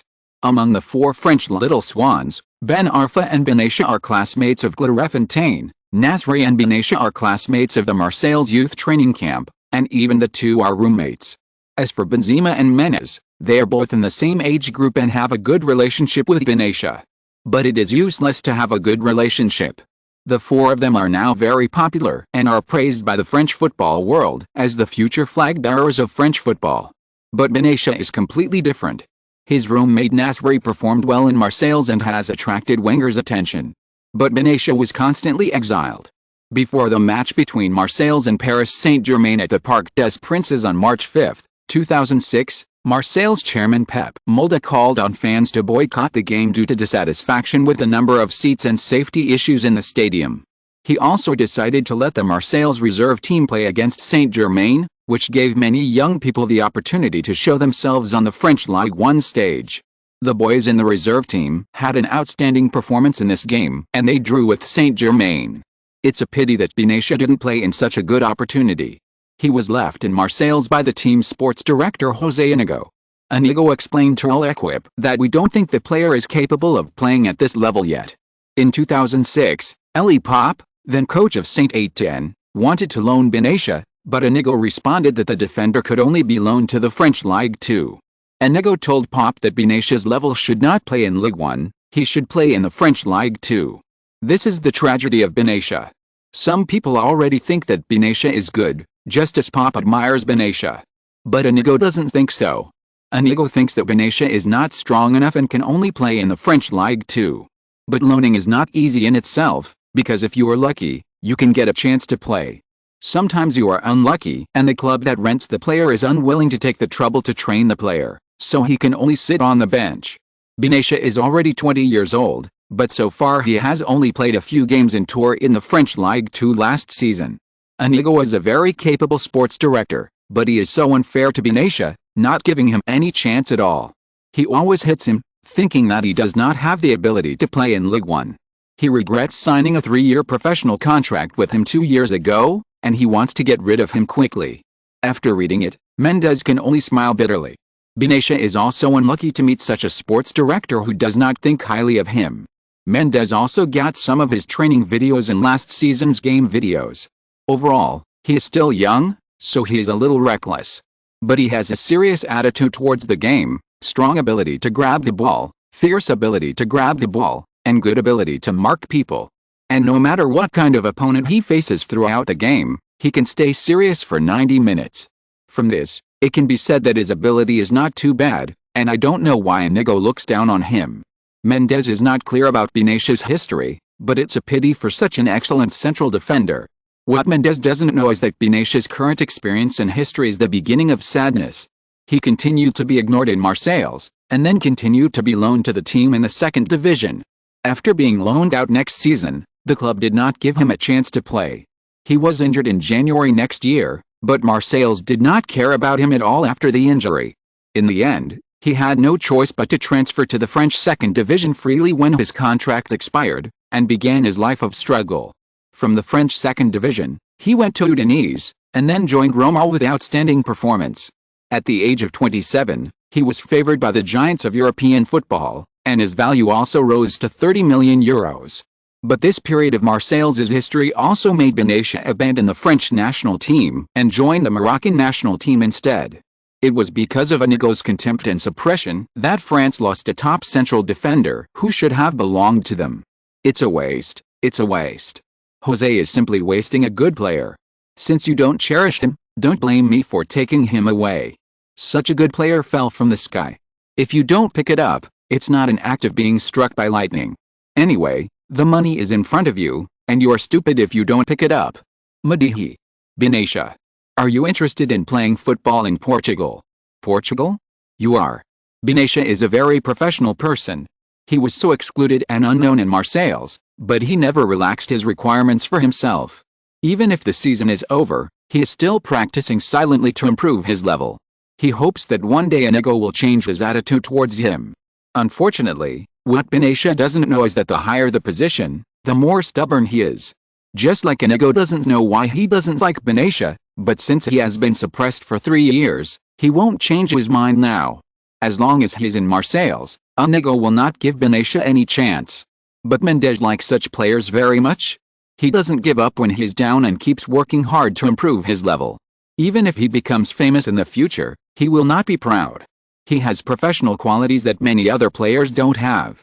He chose Deco because of this. Benatia is now at his lowest point.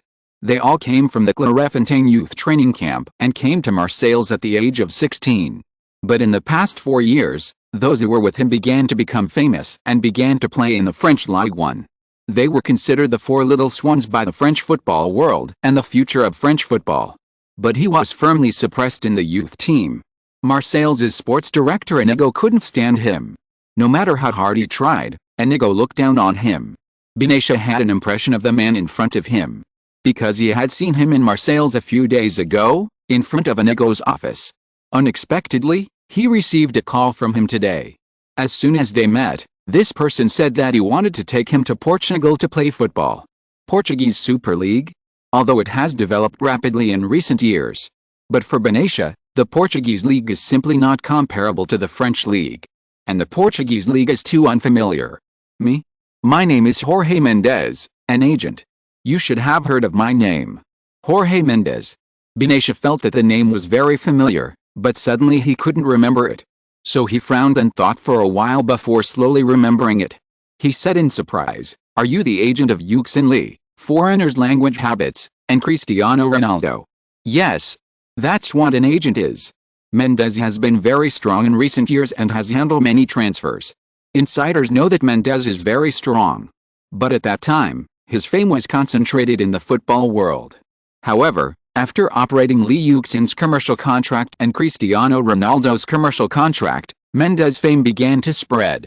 In addition to insiders, there are also many ordinary players and fans who know Mendes, the agent crocodile. No matter how low-key Mendes is, in this era of advanced information, he can't hide himself.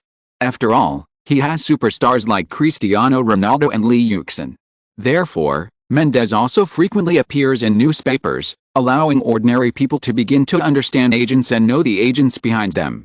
You may have heard that I recently handled tens of millions of commercial sponsorships for Lee Yuxin and Cristiano Ronaldo. Tens of millions. Then why are you looking for me? Let's go. I've checked your information recently. Your ability is still good. But you have no future in Marseille. Inigo has a very bad impression of you. No matter how hard you try, you can't change Inigo's impression of you. Since there is no future in Marseille, you should go to Portugal with me. There you can realize your ambitions. Go to Portugal. Benatia hesitated. He has lived in France since he was a child. He received football training in France, graduated from the famous Clairefontaine youth training camp, and then entered the famous Marseille's youth training camp. It's a pity that his youth was good, but his development got worse and worse afterwards. But even so, He wanted to stay in France. Matty, even if you leave Marseille and join other French clubs now, you can only play in the French Ligue B at most. In the French Ligue B, unless a striker can score more than 20 goals a season, or a player can assist more than 10 or 20 times a season, only at this level can they attract the real attention of the French football world. For a central defender from the French Ligue B to come to Ligue 1, it would be good if 1 out of 10 can do it. Benitez's face was not good. Because Mendes was right, a league like the Ligue B is not even as good as many other small foreign leagues. Unless you perform extremely well, you can't attract the attention of high-level leagues. This is even more true for defenders. Let's go, follow me to Portugal. There you can get enough game training, and as long as you perform well, all the top leagues in European football will pay attention to you. The Portuguese Super League is far more popular than the so-called French Ligue B. As long as you perform well in the Portuguese Super League, many clubs will be interested in you. Let me think about it, okay. Mendes was not angry at Benitez's caution.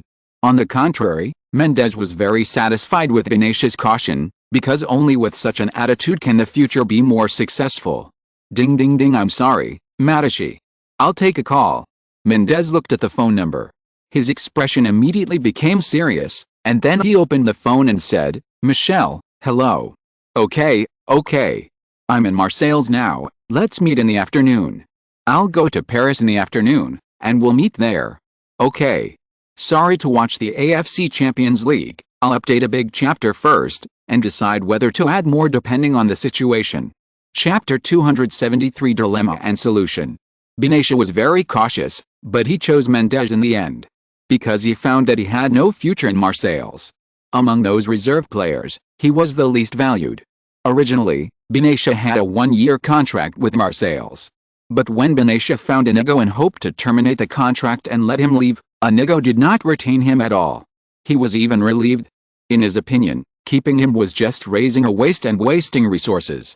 Now that he voluntarily terminated the contract, Inigo was more than happy. In this way, Benitez became a free agent. For Mendes, this is simply the best thing that can't be better. Although Mendes thought that his vision was good enough, and Yuxin directly found Wenger, so Mendes brought him to Arsenal for a trial, but after bringing Benitez to Arsenal, he did not dare to make his own decisions as before. After all, the current head coach of Arsenal is Wenger, a famous European coach. Mendes needs to give him enough respect. Mendes also wanted to see Wenger's thoughts on Benitez. If he was strong enough, he could stay. If he thought he needed training, he could be sent to other clubs. Anyway, Mendes was not afraid of not finding a club to take in Benitez. Coach Wenger, what do you think? Does he have the ability to stay at Arsenal? Jorge, where did you find him? Wenger did not answer directly, but asked Mendes with a smile. Mendes smiled and said, he was kicked out of the Marseille youth training camp by Marseille's sports director Inigo. He had 1 year left on his contract, but everyone terminated the contract and I brought him here for free.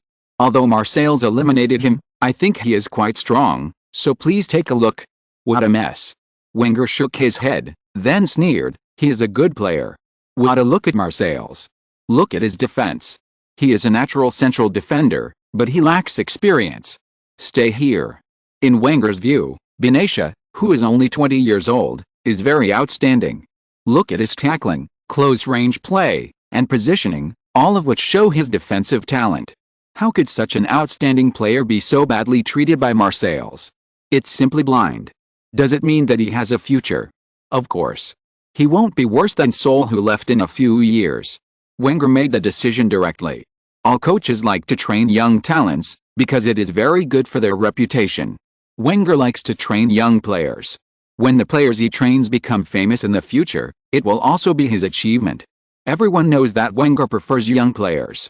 Although it is limited by the financial pressure of the club, he probably enjoys the sense of accomplishment of training young players.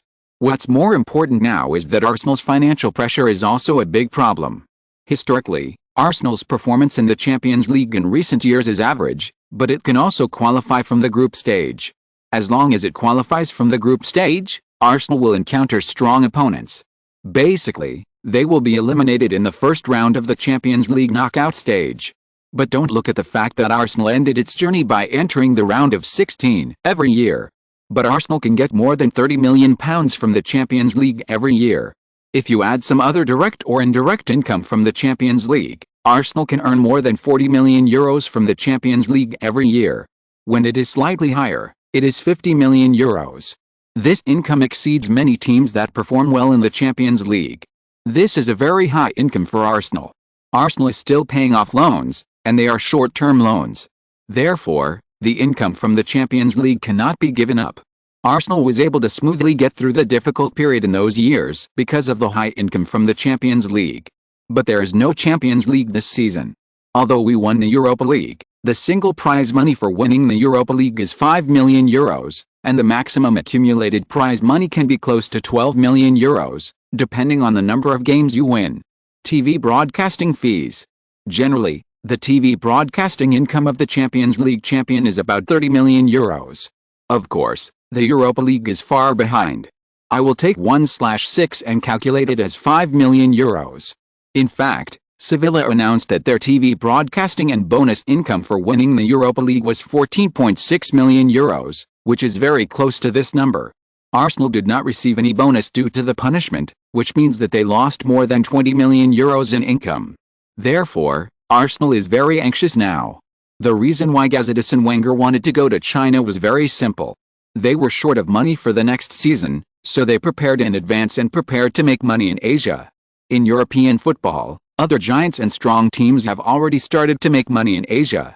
For example, Real Madrid has played 3 commercial games in Asia, and other major giants are not to be outdone.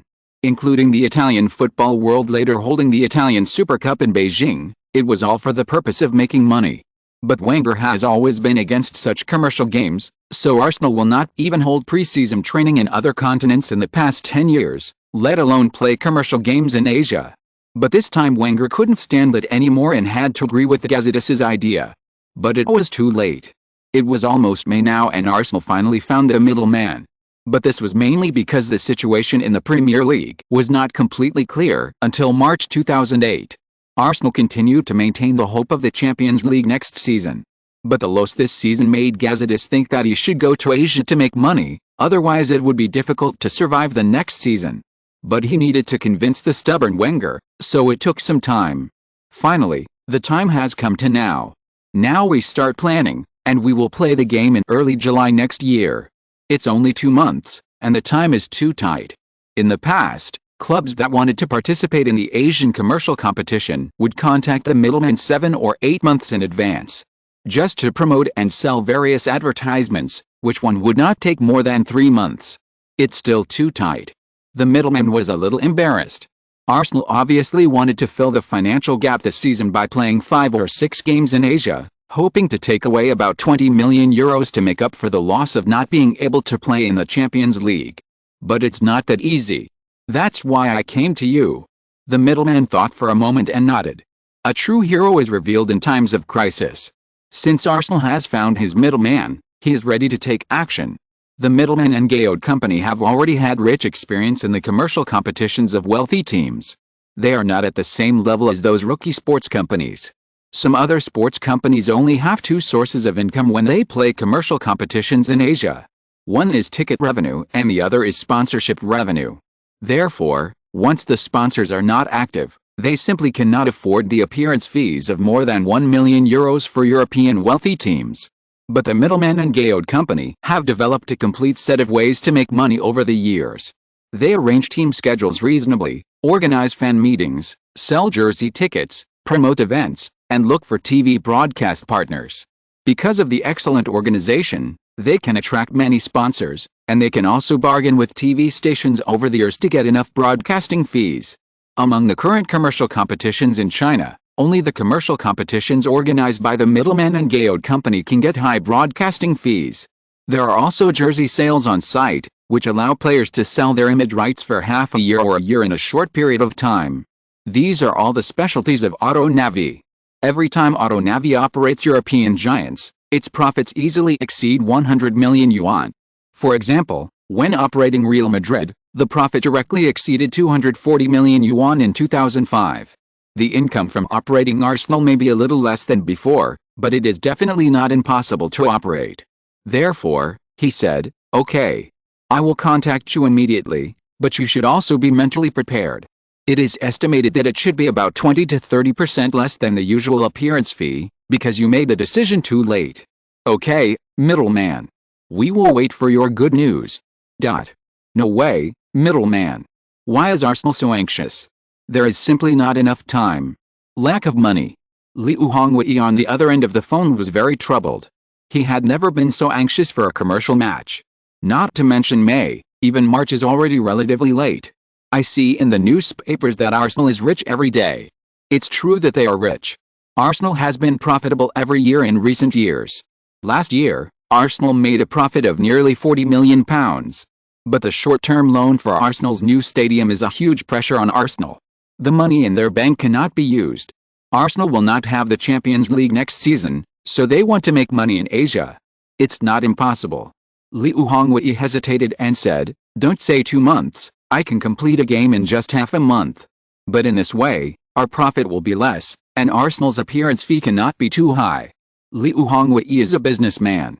With the same effort, the final profit is far less than that of other games. He doesn't want to hold such a commercial game. Moreover, Arsenal is a declining strong team. The lineup has been getting worse and worse in recent years. There is no selling point except Li Yuxin.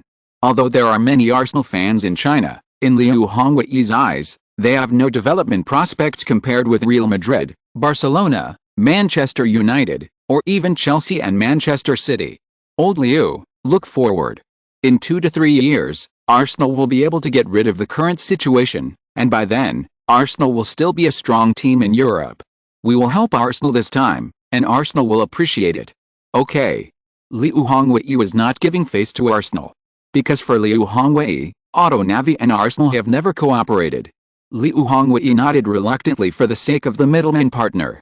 It's just that the profit is a little less, just consider it as giving face to Arsenal. I will send someone to negotiate with Arsenal immediately, and I will start promoting it now. But Arsenal must guarantee that they must come to Asia. Otherwise, the loss to both of us will be great. Don't worry. Arsenal is also a traditional giant in English football, and there will be no such thing as going back on their word. Chapter 274. The new season begins. For Li Yuxin, the burden will be even heavier.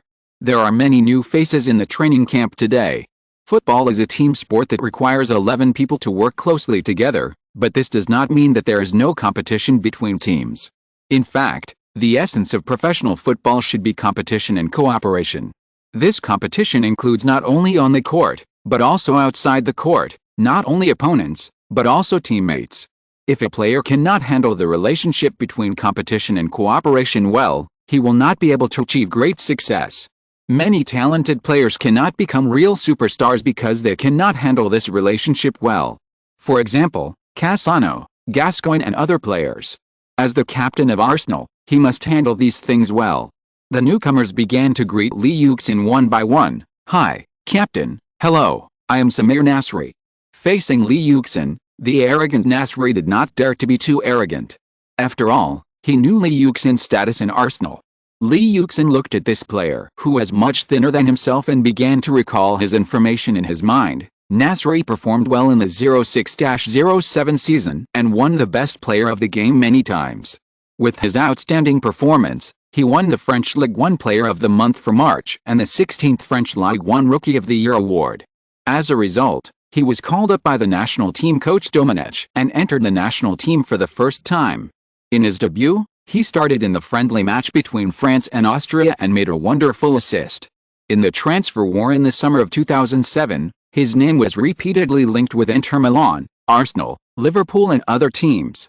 Marseille signed a long-term contract with Nasri early in 2007, and his value continued to rise. Regarding this, former French captain Zidane expressed his own opinion: "It is not a wise choice to transfer in a hurry. Samir Nasri should continue to stay in Marseille. He still has time and his family can take better care of him. He is a smart guy with a high IQ. His wisdom will make him a superstar." French youth team coach Philippe Bergerac once commented, "Nasri is an absolute genius. As a midfielder, he is very smart, very threatening and has first-class shooting skills. Whenever I see him, I can't help but think of Zidane's style. To some extent, they have a lot in common." In an interview with the club's official website, Nasri admitted that it was Wenger and Arsenal's French tradition that attracted him to choose London. Wenger played a big role in this. He is one of the best coaches in the world. He is always able to patiently give young players many opportunities, and this time he gave me a chance. It is very important to work with such a great coach. I can't wait to get involved in the team's training and daily operations with Wenger and other teammates. Although he fought with Arsenal fans after transferring to Manchester City, this bad-tempered player actually respected Wenger very much. In his previous life, when he played for Arsenal, he was also in line with the professional qualities of a player and did his best. Thinking of this, Lee Yuxin smiled and greeted him, "So Mayor, welcome to this big family. I hope your talent will bring us more glory."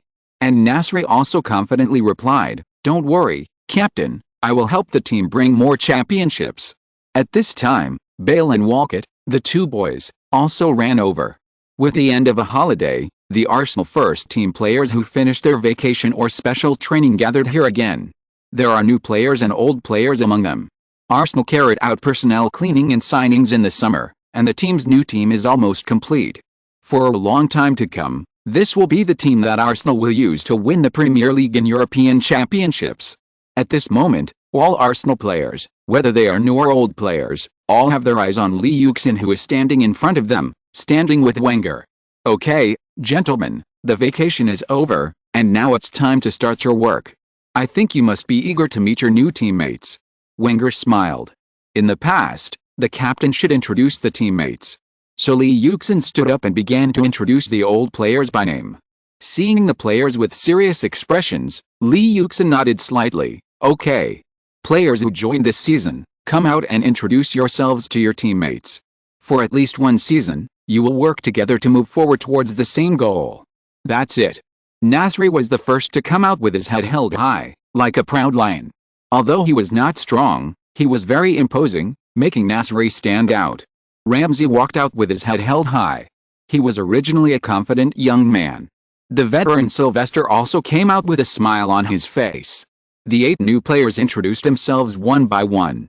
Then it was the turn of Wilshere, who was officially transferred to the first team. He walked up with a shy look on his face. Before he spoke, the Arsenal players began to make a loud noise. "Hello everyone, I'm Jack Wilshere, and I'm good at eating hamburgers." Bale imitated Wilshere's voice and said, making countless people laugh on the spot. Okay. Jack Wilshere, position midfielder, played in our youth team, and officially joined Arsenal's first team this season. In the end, it was Lee Yuxin who came out to smooth things over, and then let the players return to their positions. "Now, I want to introduce you to the last player who will join us at Arsenal." Hearing Lee Yuxin say this, all the players were stunned. They were also quite concerned about the transfer market. Naturally, Arsenal only announced that they would sign 7 players this season, including Wilshere. Now that they have introduced themselves, why do they need Lee Yuxin to introduce the last player to join? After shouting like this, Lee Yuxin put 2 fingers in his mouth and blew a loud whistle. Then everyone saw a man walking slowly near the shade of the trees in the training ground. He was wearing an extremely simple sportswear, not very tall, and had a simple and honest face. It was the Croatian striker Eduardo, who had been injured for 3 months. After seeing clearly that it was Eduardo, the Arsenal players in the team cheered last season. Although Eduardo only joined for 1 season, his low-key and humble personality made him very popular in the team. When he was injured, most people went to visit him. Now seeing him back on the training ground, everyone is very happy. Amid the jubilation, Lee Yuxin's voice was clearly heard. "Our last signing of this season, Eduardo, has returned to us from the injured club. We now sincerely hope that he will not return to his original club, but stay in Arsenal forever." After hearing Lee Yuxin's words, the players cheered even more enthusiastically. Lee Yuxin had been very humane in treating injured players before. He would rather affect the results than completely cure Eduardo's injury. There are many people who do this. Every player has been injured. Staying in such a club can obviously make the players feel more secure. This paragraph is actually very old-fashioned, but the more old-fashioned the means, the more effective it is. Lee Yuxin's move at this time certainly has the factor of winning people's hearts, but when the players see it, they will only feel that Arsenal is a good place. Not only the old players, but also the new players. Veterans like Romero don't want to wander around anymore. After all, He may retire in a few years. It is also a very pleasant thing for him to be able to play in a club where he is more happy. Other young players have lofty ambitions, but a club that is willing to consider the players is also of great help to young players. At least, it will not force young players to drag their bodies to the game for the sake of results, which will leave huge hidden dangers to their bodies at a young age. In fact, many players' old injuries are not incurable, but they were not treated well when they were injured. Take Owen, the famous glass man in later generations. When he was young, his attendance rate at Liverpool was indeed very high, but he was injured all the time. However, he was young and in good health, and he could always continue to play after a few days of rest. However, this made his injuries continue to accumulate. Injuries that could have been cured by a few more days of rest continued to accumulate, and the injuries became serious injuries and then incurable injuries, turning a wind-chasing boy into a glass man. This is also the drawback of Liverpool, a Premier League giant with too many traditions. Most of the Premier League clubs are using magic sponges with no medical skills to treat players' injuries. Liverpool is the same, so that a lot of those brilliant Liverpool teenagers have been ruined because of injuries. Owen is just one example. Fowler and Redknapp are also such victims. From this aspect, we can also see why Manchester United is the dominant force in the Premier League, and why Arsenal was Manchester United's only rival before Chelsea's rise. Ferguson was the first head coach in the Premier League club to introduce regular doctors to treat players' injuries. He used an iron fist to suppress this unreasonable tradition of the club, which made Manchester United's '92 generation of football have a long lifespan. Players like Giggs and Scholes have become old goblins. Arsenal's Wenger is a head coach who disdains all kinds of old customs and habits in England. He even refused to have a drink with the other head coach after the game. Chelsea vigorously introduced regular and advanced club institutions after Abramovich and Mourinho took over. These three teams have also maintained a high level.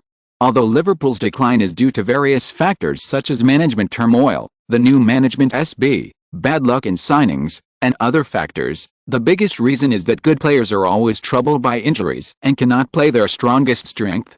Lee Yuxin has always been very careful in this regard. After he officially became the captain, he communicated with Wenger a lot and cooperated with the experts in the laboratory. He attached great importance to the club's hardware facilities. At the same time, Wenger also attached great importance to the judgment of the team doctor. He would rather sacrifice his influence on the deployment of troops than interfere with the judgment of the team doctor. Although this approach will occasionally have an impact, in the long run it makes the club run better. It is not enough for a club to rely on human touch. Strict systems and reasonable execution are very important. However, the club is made up of people after all, and the football team is made up of players with different personalities. They also need to have a good grasp of human touch. The initial training camp was mainly focused on physical training and physical reserve. Mallorca will participate in the Spanish Super Cup and the European Super Cup before the start of the season. This is a special treatment for the double champions of the Champions League and La Liga. The European Super Cup will be held at the Louis II Stadium in Monaco on August 29. Their opponent is Manchester United, their old enemy.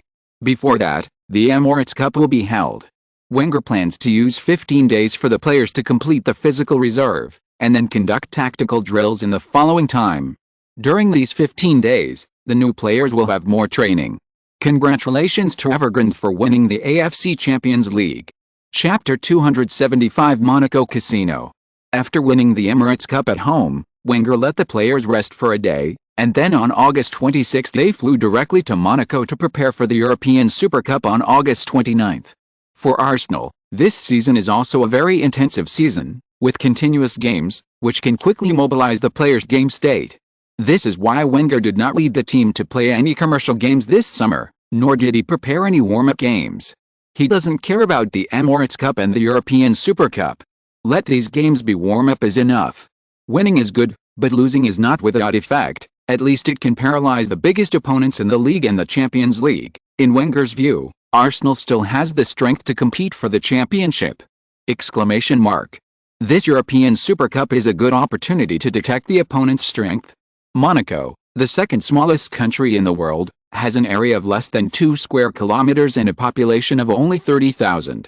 It is a very special country on the European continent. They have an excellent team, the Monaco club that has trained Henry and Trezeguet. They participate in the French Ligue 1 and are a traditional strong team in the French Ligue 1. At the same time, the Monaco Monte Carlo Rally is also one of the world's top F1 events. At the same time, Monaco is also one of the world's 3 largest gambling cities. Monaco is similar to other tourist cities. They are all based on tourism, but it is more open here. Casinos are legal. Casinos are also legal in the UK. Wenger said to Lee Yuxin with a smile. Wenger has an open attitude towards gambling. There is no one who doesn't like gambling. The charm of gambling is to win big with a small investment. However, he never went to the casino when he coached Monaco, but as a way to relax, he didn't object. After arriving in Monaco, Wenger stipulated that the players should train during the day and have free activities at night, but they must return to the hotel to rest before 12 o'clock. He never thought of not letting the players have fun in such a place. As long as it is not excessive, they can do it. There are many gamblers in Arsenal. Young players are not so bad. Older players basically gamble a bit. This can be seen from the fact that before the game, a group of old guys including the 5 old defenders gathered in the room to play cards. So after arriving in Monaco, many players disappeared that night. Wenger didn't care where they went. As long as they came back before 12 days, there would be no problem. After all, it was not news that English players were good at gambling. Hearing Wenger's words, Lee Yuxin shrugged his shoulders. I don't like gambling. It's nothing more than money coming and going. I didn't have much money before, so I didn't want to gamble. Now even if I have some money, I am even less interested in gambling. It's just a game of money. You see it very clearly. Wenger laughed, but you can have some fun if you don't gamble. Anyway, you have nothing to do now. Why don't you take those little guys to see it? Oh, boss, are you going to take us to gamble? It's not good, right? Lee Yuxin scratched his head and said. If you come to Monaco and don't go to the casino, it would be a waste of time. Besides, if I don't let you, you will probably have to go secretly. So go with everyone else and remember not to overdo it. Wenger laughed, and then he found the problem with Lee Yuxin's words. You? Who else? Lee Yuxin counted on his fingers. Philip, Gallas, they are waiting for me to play cards together. As for others, they have already gone to the casino, and Jack and the others went with them. Now there are only 3 of us left in the hotel. Oh, I forgot that Lars and Gallas are players from Ligue 1. Wenger slapped his forehead. Gallas and the others are French people who have been in France for a long time. It seems that the young players have also formed small circles. French players may be easier to talk to, and Van Persie has a good relationship with Fabregas. As for Lee Yuxin, he has a good relationship with everyone. Hey, isn't Lars also from a French team? Why didn't you ask him to take you to the casino to see it? Wenger thought of a question. Oh, Lars. When he was in France, he was not yet 18 years old and could not enter the casino. He was worse than us. Lee Yuxin replied. Wenger was stunned for a moment, then burst into laughter. Monte Carlo Casino, the largest casino in Europe, has a history of more than 100 years. There is a huge parking lot outside the casino. When the 4 young players behind Lee Yuxin saw the parking lot, they all gasped. Cadillac, Rolls-Royce, Ferrari, Renault. Ramsey muttered the names of these cars. With his current income, he can probably buy one a year. It's normal to have so many good cars here. After all, those who often come to the casino will not be short of money. Lee Yuxin said with a smile. Among the 3 young players, Ramsey had ambition in his eyes, Wilshere was more indifferent, and Lars Diarra was a little embarrassed. He stared at the best car and couldn't take his eyes off it. Lee Yuxin was curious. Boss, it turns out that the hotel we are staying in is so close to this casino. Wilshere suddenly said. After they came out of the hotel, they didn't take a taxi. They walked directly to the Monte Carlo casino for more than 10 minutes. Of course, the Paris hotel is on the left side of the Monte Carlo casino.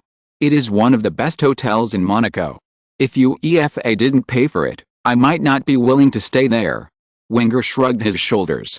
Since 1998, the European Super Cup has been held at the Louis II Stadium in Monaco every year. The relationship between UEFA and Monaco is also very good. Every year, the teams participating in the European Super Cup and the coaches who come to participate in the Champions League draw ceremony can be well entertained. This is also an important way to increase Monaco's revenue. Naturally, Monaco also attaches great importance to these people in the football circle. Okay, go in. I guess we have a lot of acquaintances in there. Lee Yuxin waved his hand and walked in with 3 young players. At this time of the year at the end of August, the casino business is usually not very good. Of course, this is also relatively speaking. No matter how bad the business is, the Monte Carlo casino is definitely crowded. People in the football circle who come to Monaco for the Champions League draw ceremony and the European Super Cup are often frequent visitors to the casino. So Wenger said that he would meet many acquaintances, which is definitely not an empty talk. The security of the casino is quite strict. When the group of 5 people came to the front door, they saw 2 guards. Of course, these guards were not for body searches, but were responsible for checking ID cards to see if you were 18 years old. Lost Diarra had a painful memory of this. When he came to Monaco to play with the Auxerre youth team, he wanted to secretly see the Monte Carlo casino, but he was rejected because he was under 18 years old. But this year he can walk in with pride, because he has already turned 18. After successfully entering the casino, Lee Yuxin changed a stack of chips worth about 1,000 euros according to the instructions. He just wanted to play. Then Lee Yuxin turned to the young players and said, "It's enough to exchange 100 euros. This way you can get 50 euros in chips, and there are other discounts. Of course, you can only exchange chips if you have gambled before. The casino won't give you the opportunity to make money." Ramsey scratched his head. He had really thought about exchanging 100 euros to get 50, and then exchanging 150 euros in cash. After exchanging the chips, they had to walk a distance to the left before they could really get into the casino. Lee Yuxin led a few young people who had each exchanged a little chips into the casino, and said as they walked, "In fact, some people have used a tricky method, which is to use these 150 euros in chips to press the turntable, choose 2 chips with similar probabilities, and finally try to get a draw, so that the chips returned to his hands can be exchanged." So later the casino adjusted the odds to make it impossible for such similar bets to have a situation where they neither win nor lose, so as to curb this practice. Otherwise, you earn 50 and he earns 50, and all the homeless people in Monaco can rely on this to earn a daily income. Lee Yuxin's words made the 3 young men laugh. The waiters standing on both sides of the corridor also heard Lee Yuxin's words and couldn't help laughing, because what Lee Yuxin said was true. In the past, someone really used this loophole to make money for themselves. However, the casino was not stupid. After noticing this, it immediately blocked this loophole. Walking through the corridor, 2 waiters helped them push open the door, and then an extremely lively scene appeared in front of them. A huge space, bustling with people, roulette, slot machines, baccarat. In this hall, there are ordinary gamblers, and the bets are capped. If you feel that gambling here is not enough, you can go to the VIP room, but you have to pay more money to enter. You can also buy a ticket to go in and watch, but you can only watch, not bet. Countless beautiful girls carry plates and shuttle in front of each table, and from time to time, a winning gambler puts the chips into their low-necked clothes, with a sweet smile on their faces. You can play what you are interested in by yourself. I will call you when the time is almost up. Lee Yuxin snapped his fingers and said with a smile. However, Lee Yuxin soon met a group of acquaintances: Messi, Ronaldo, Gerrard, Lampard, Xavi, Pirlo and Terry. A group of stars are there. It seems that this casino is quite attractive, but Lee Yuxin suddenly felt that the opportunity had come. This is a great opportunity to observe the opponent. Thinking of this, Lee Yuxin decided to go up and say hello, and then everyone can play together. End of this chapter. Thank you very much for reaching the end. Don't forget to like. Looking for more exclusive content and immediate access? Subscribe to our Patreon. Remember, every like, subscription, or donation encourages us to continue. Thanks to everyone. See you in the next video.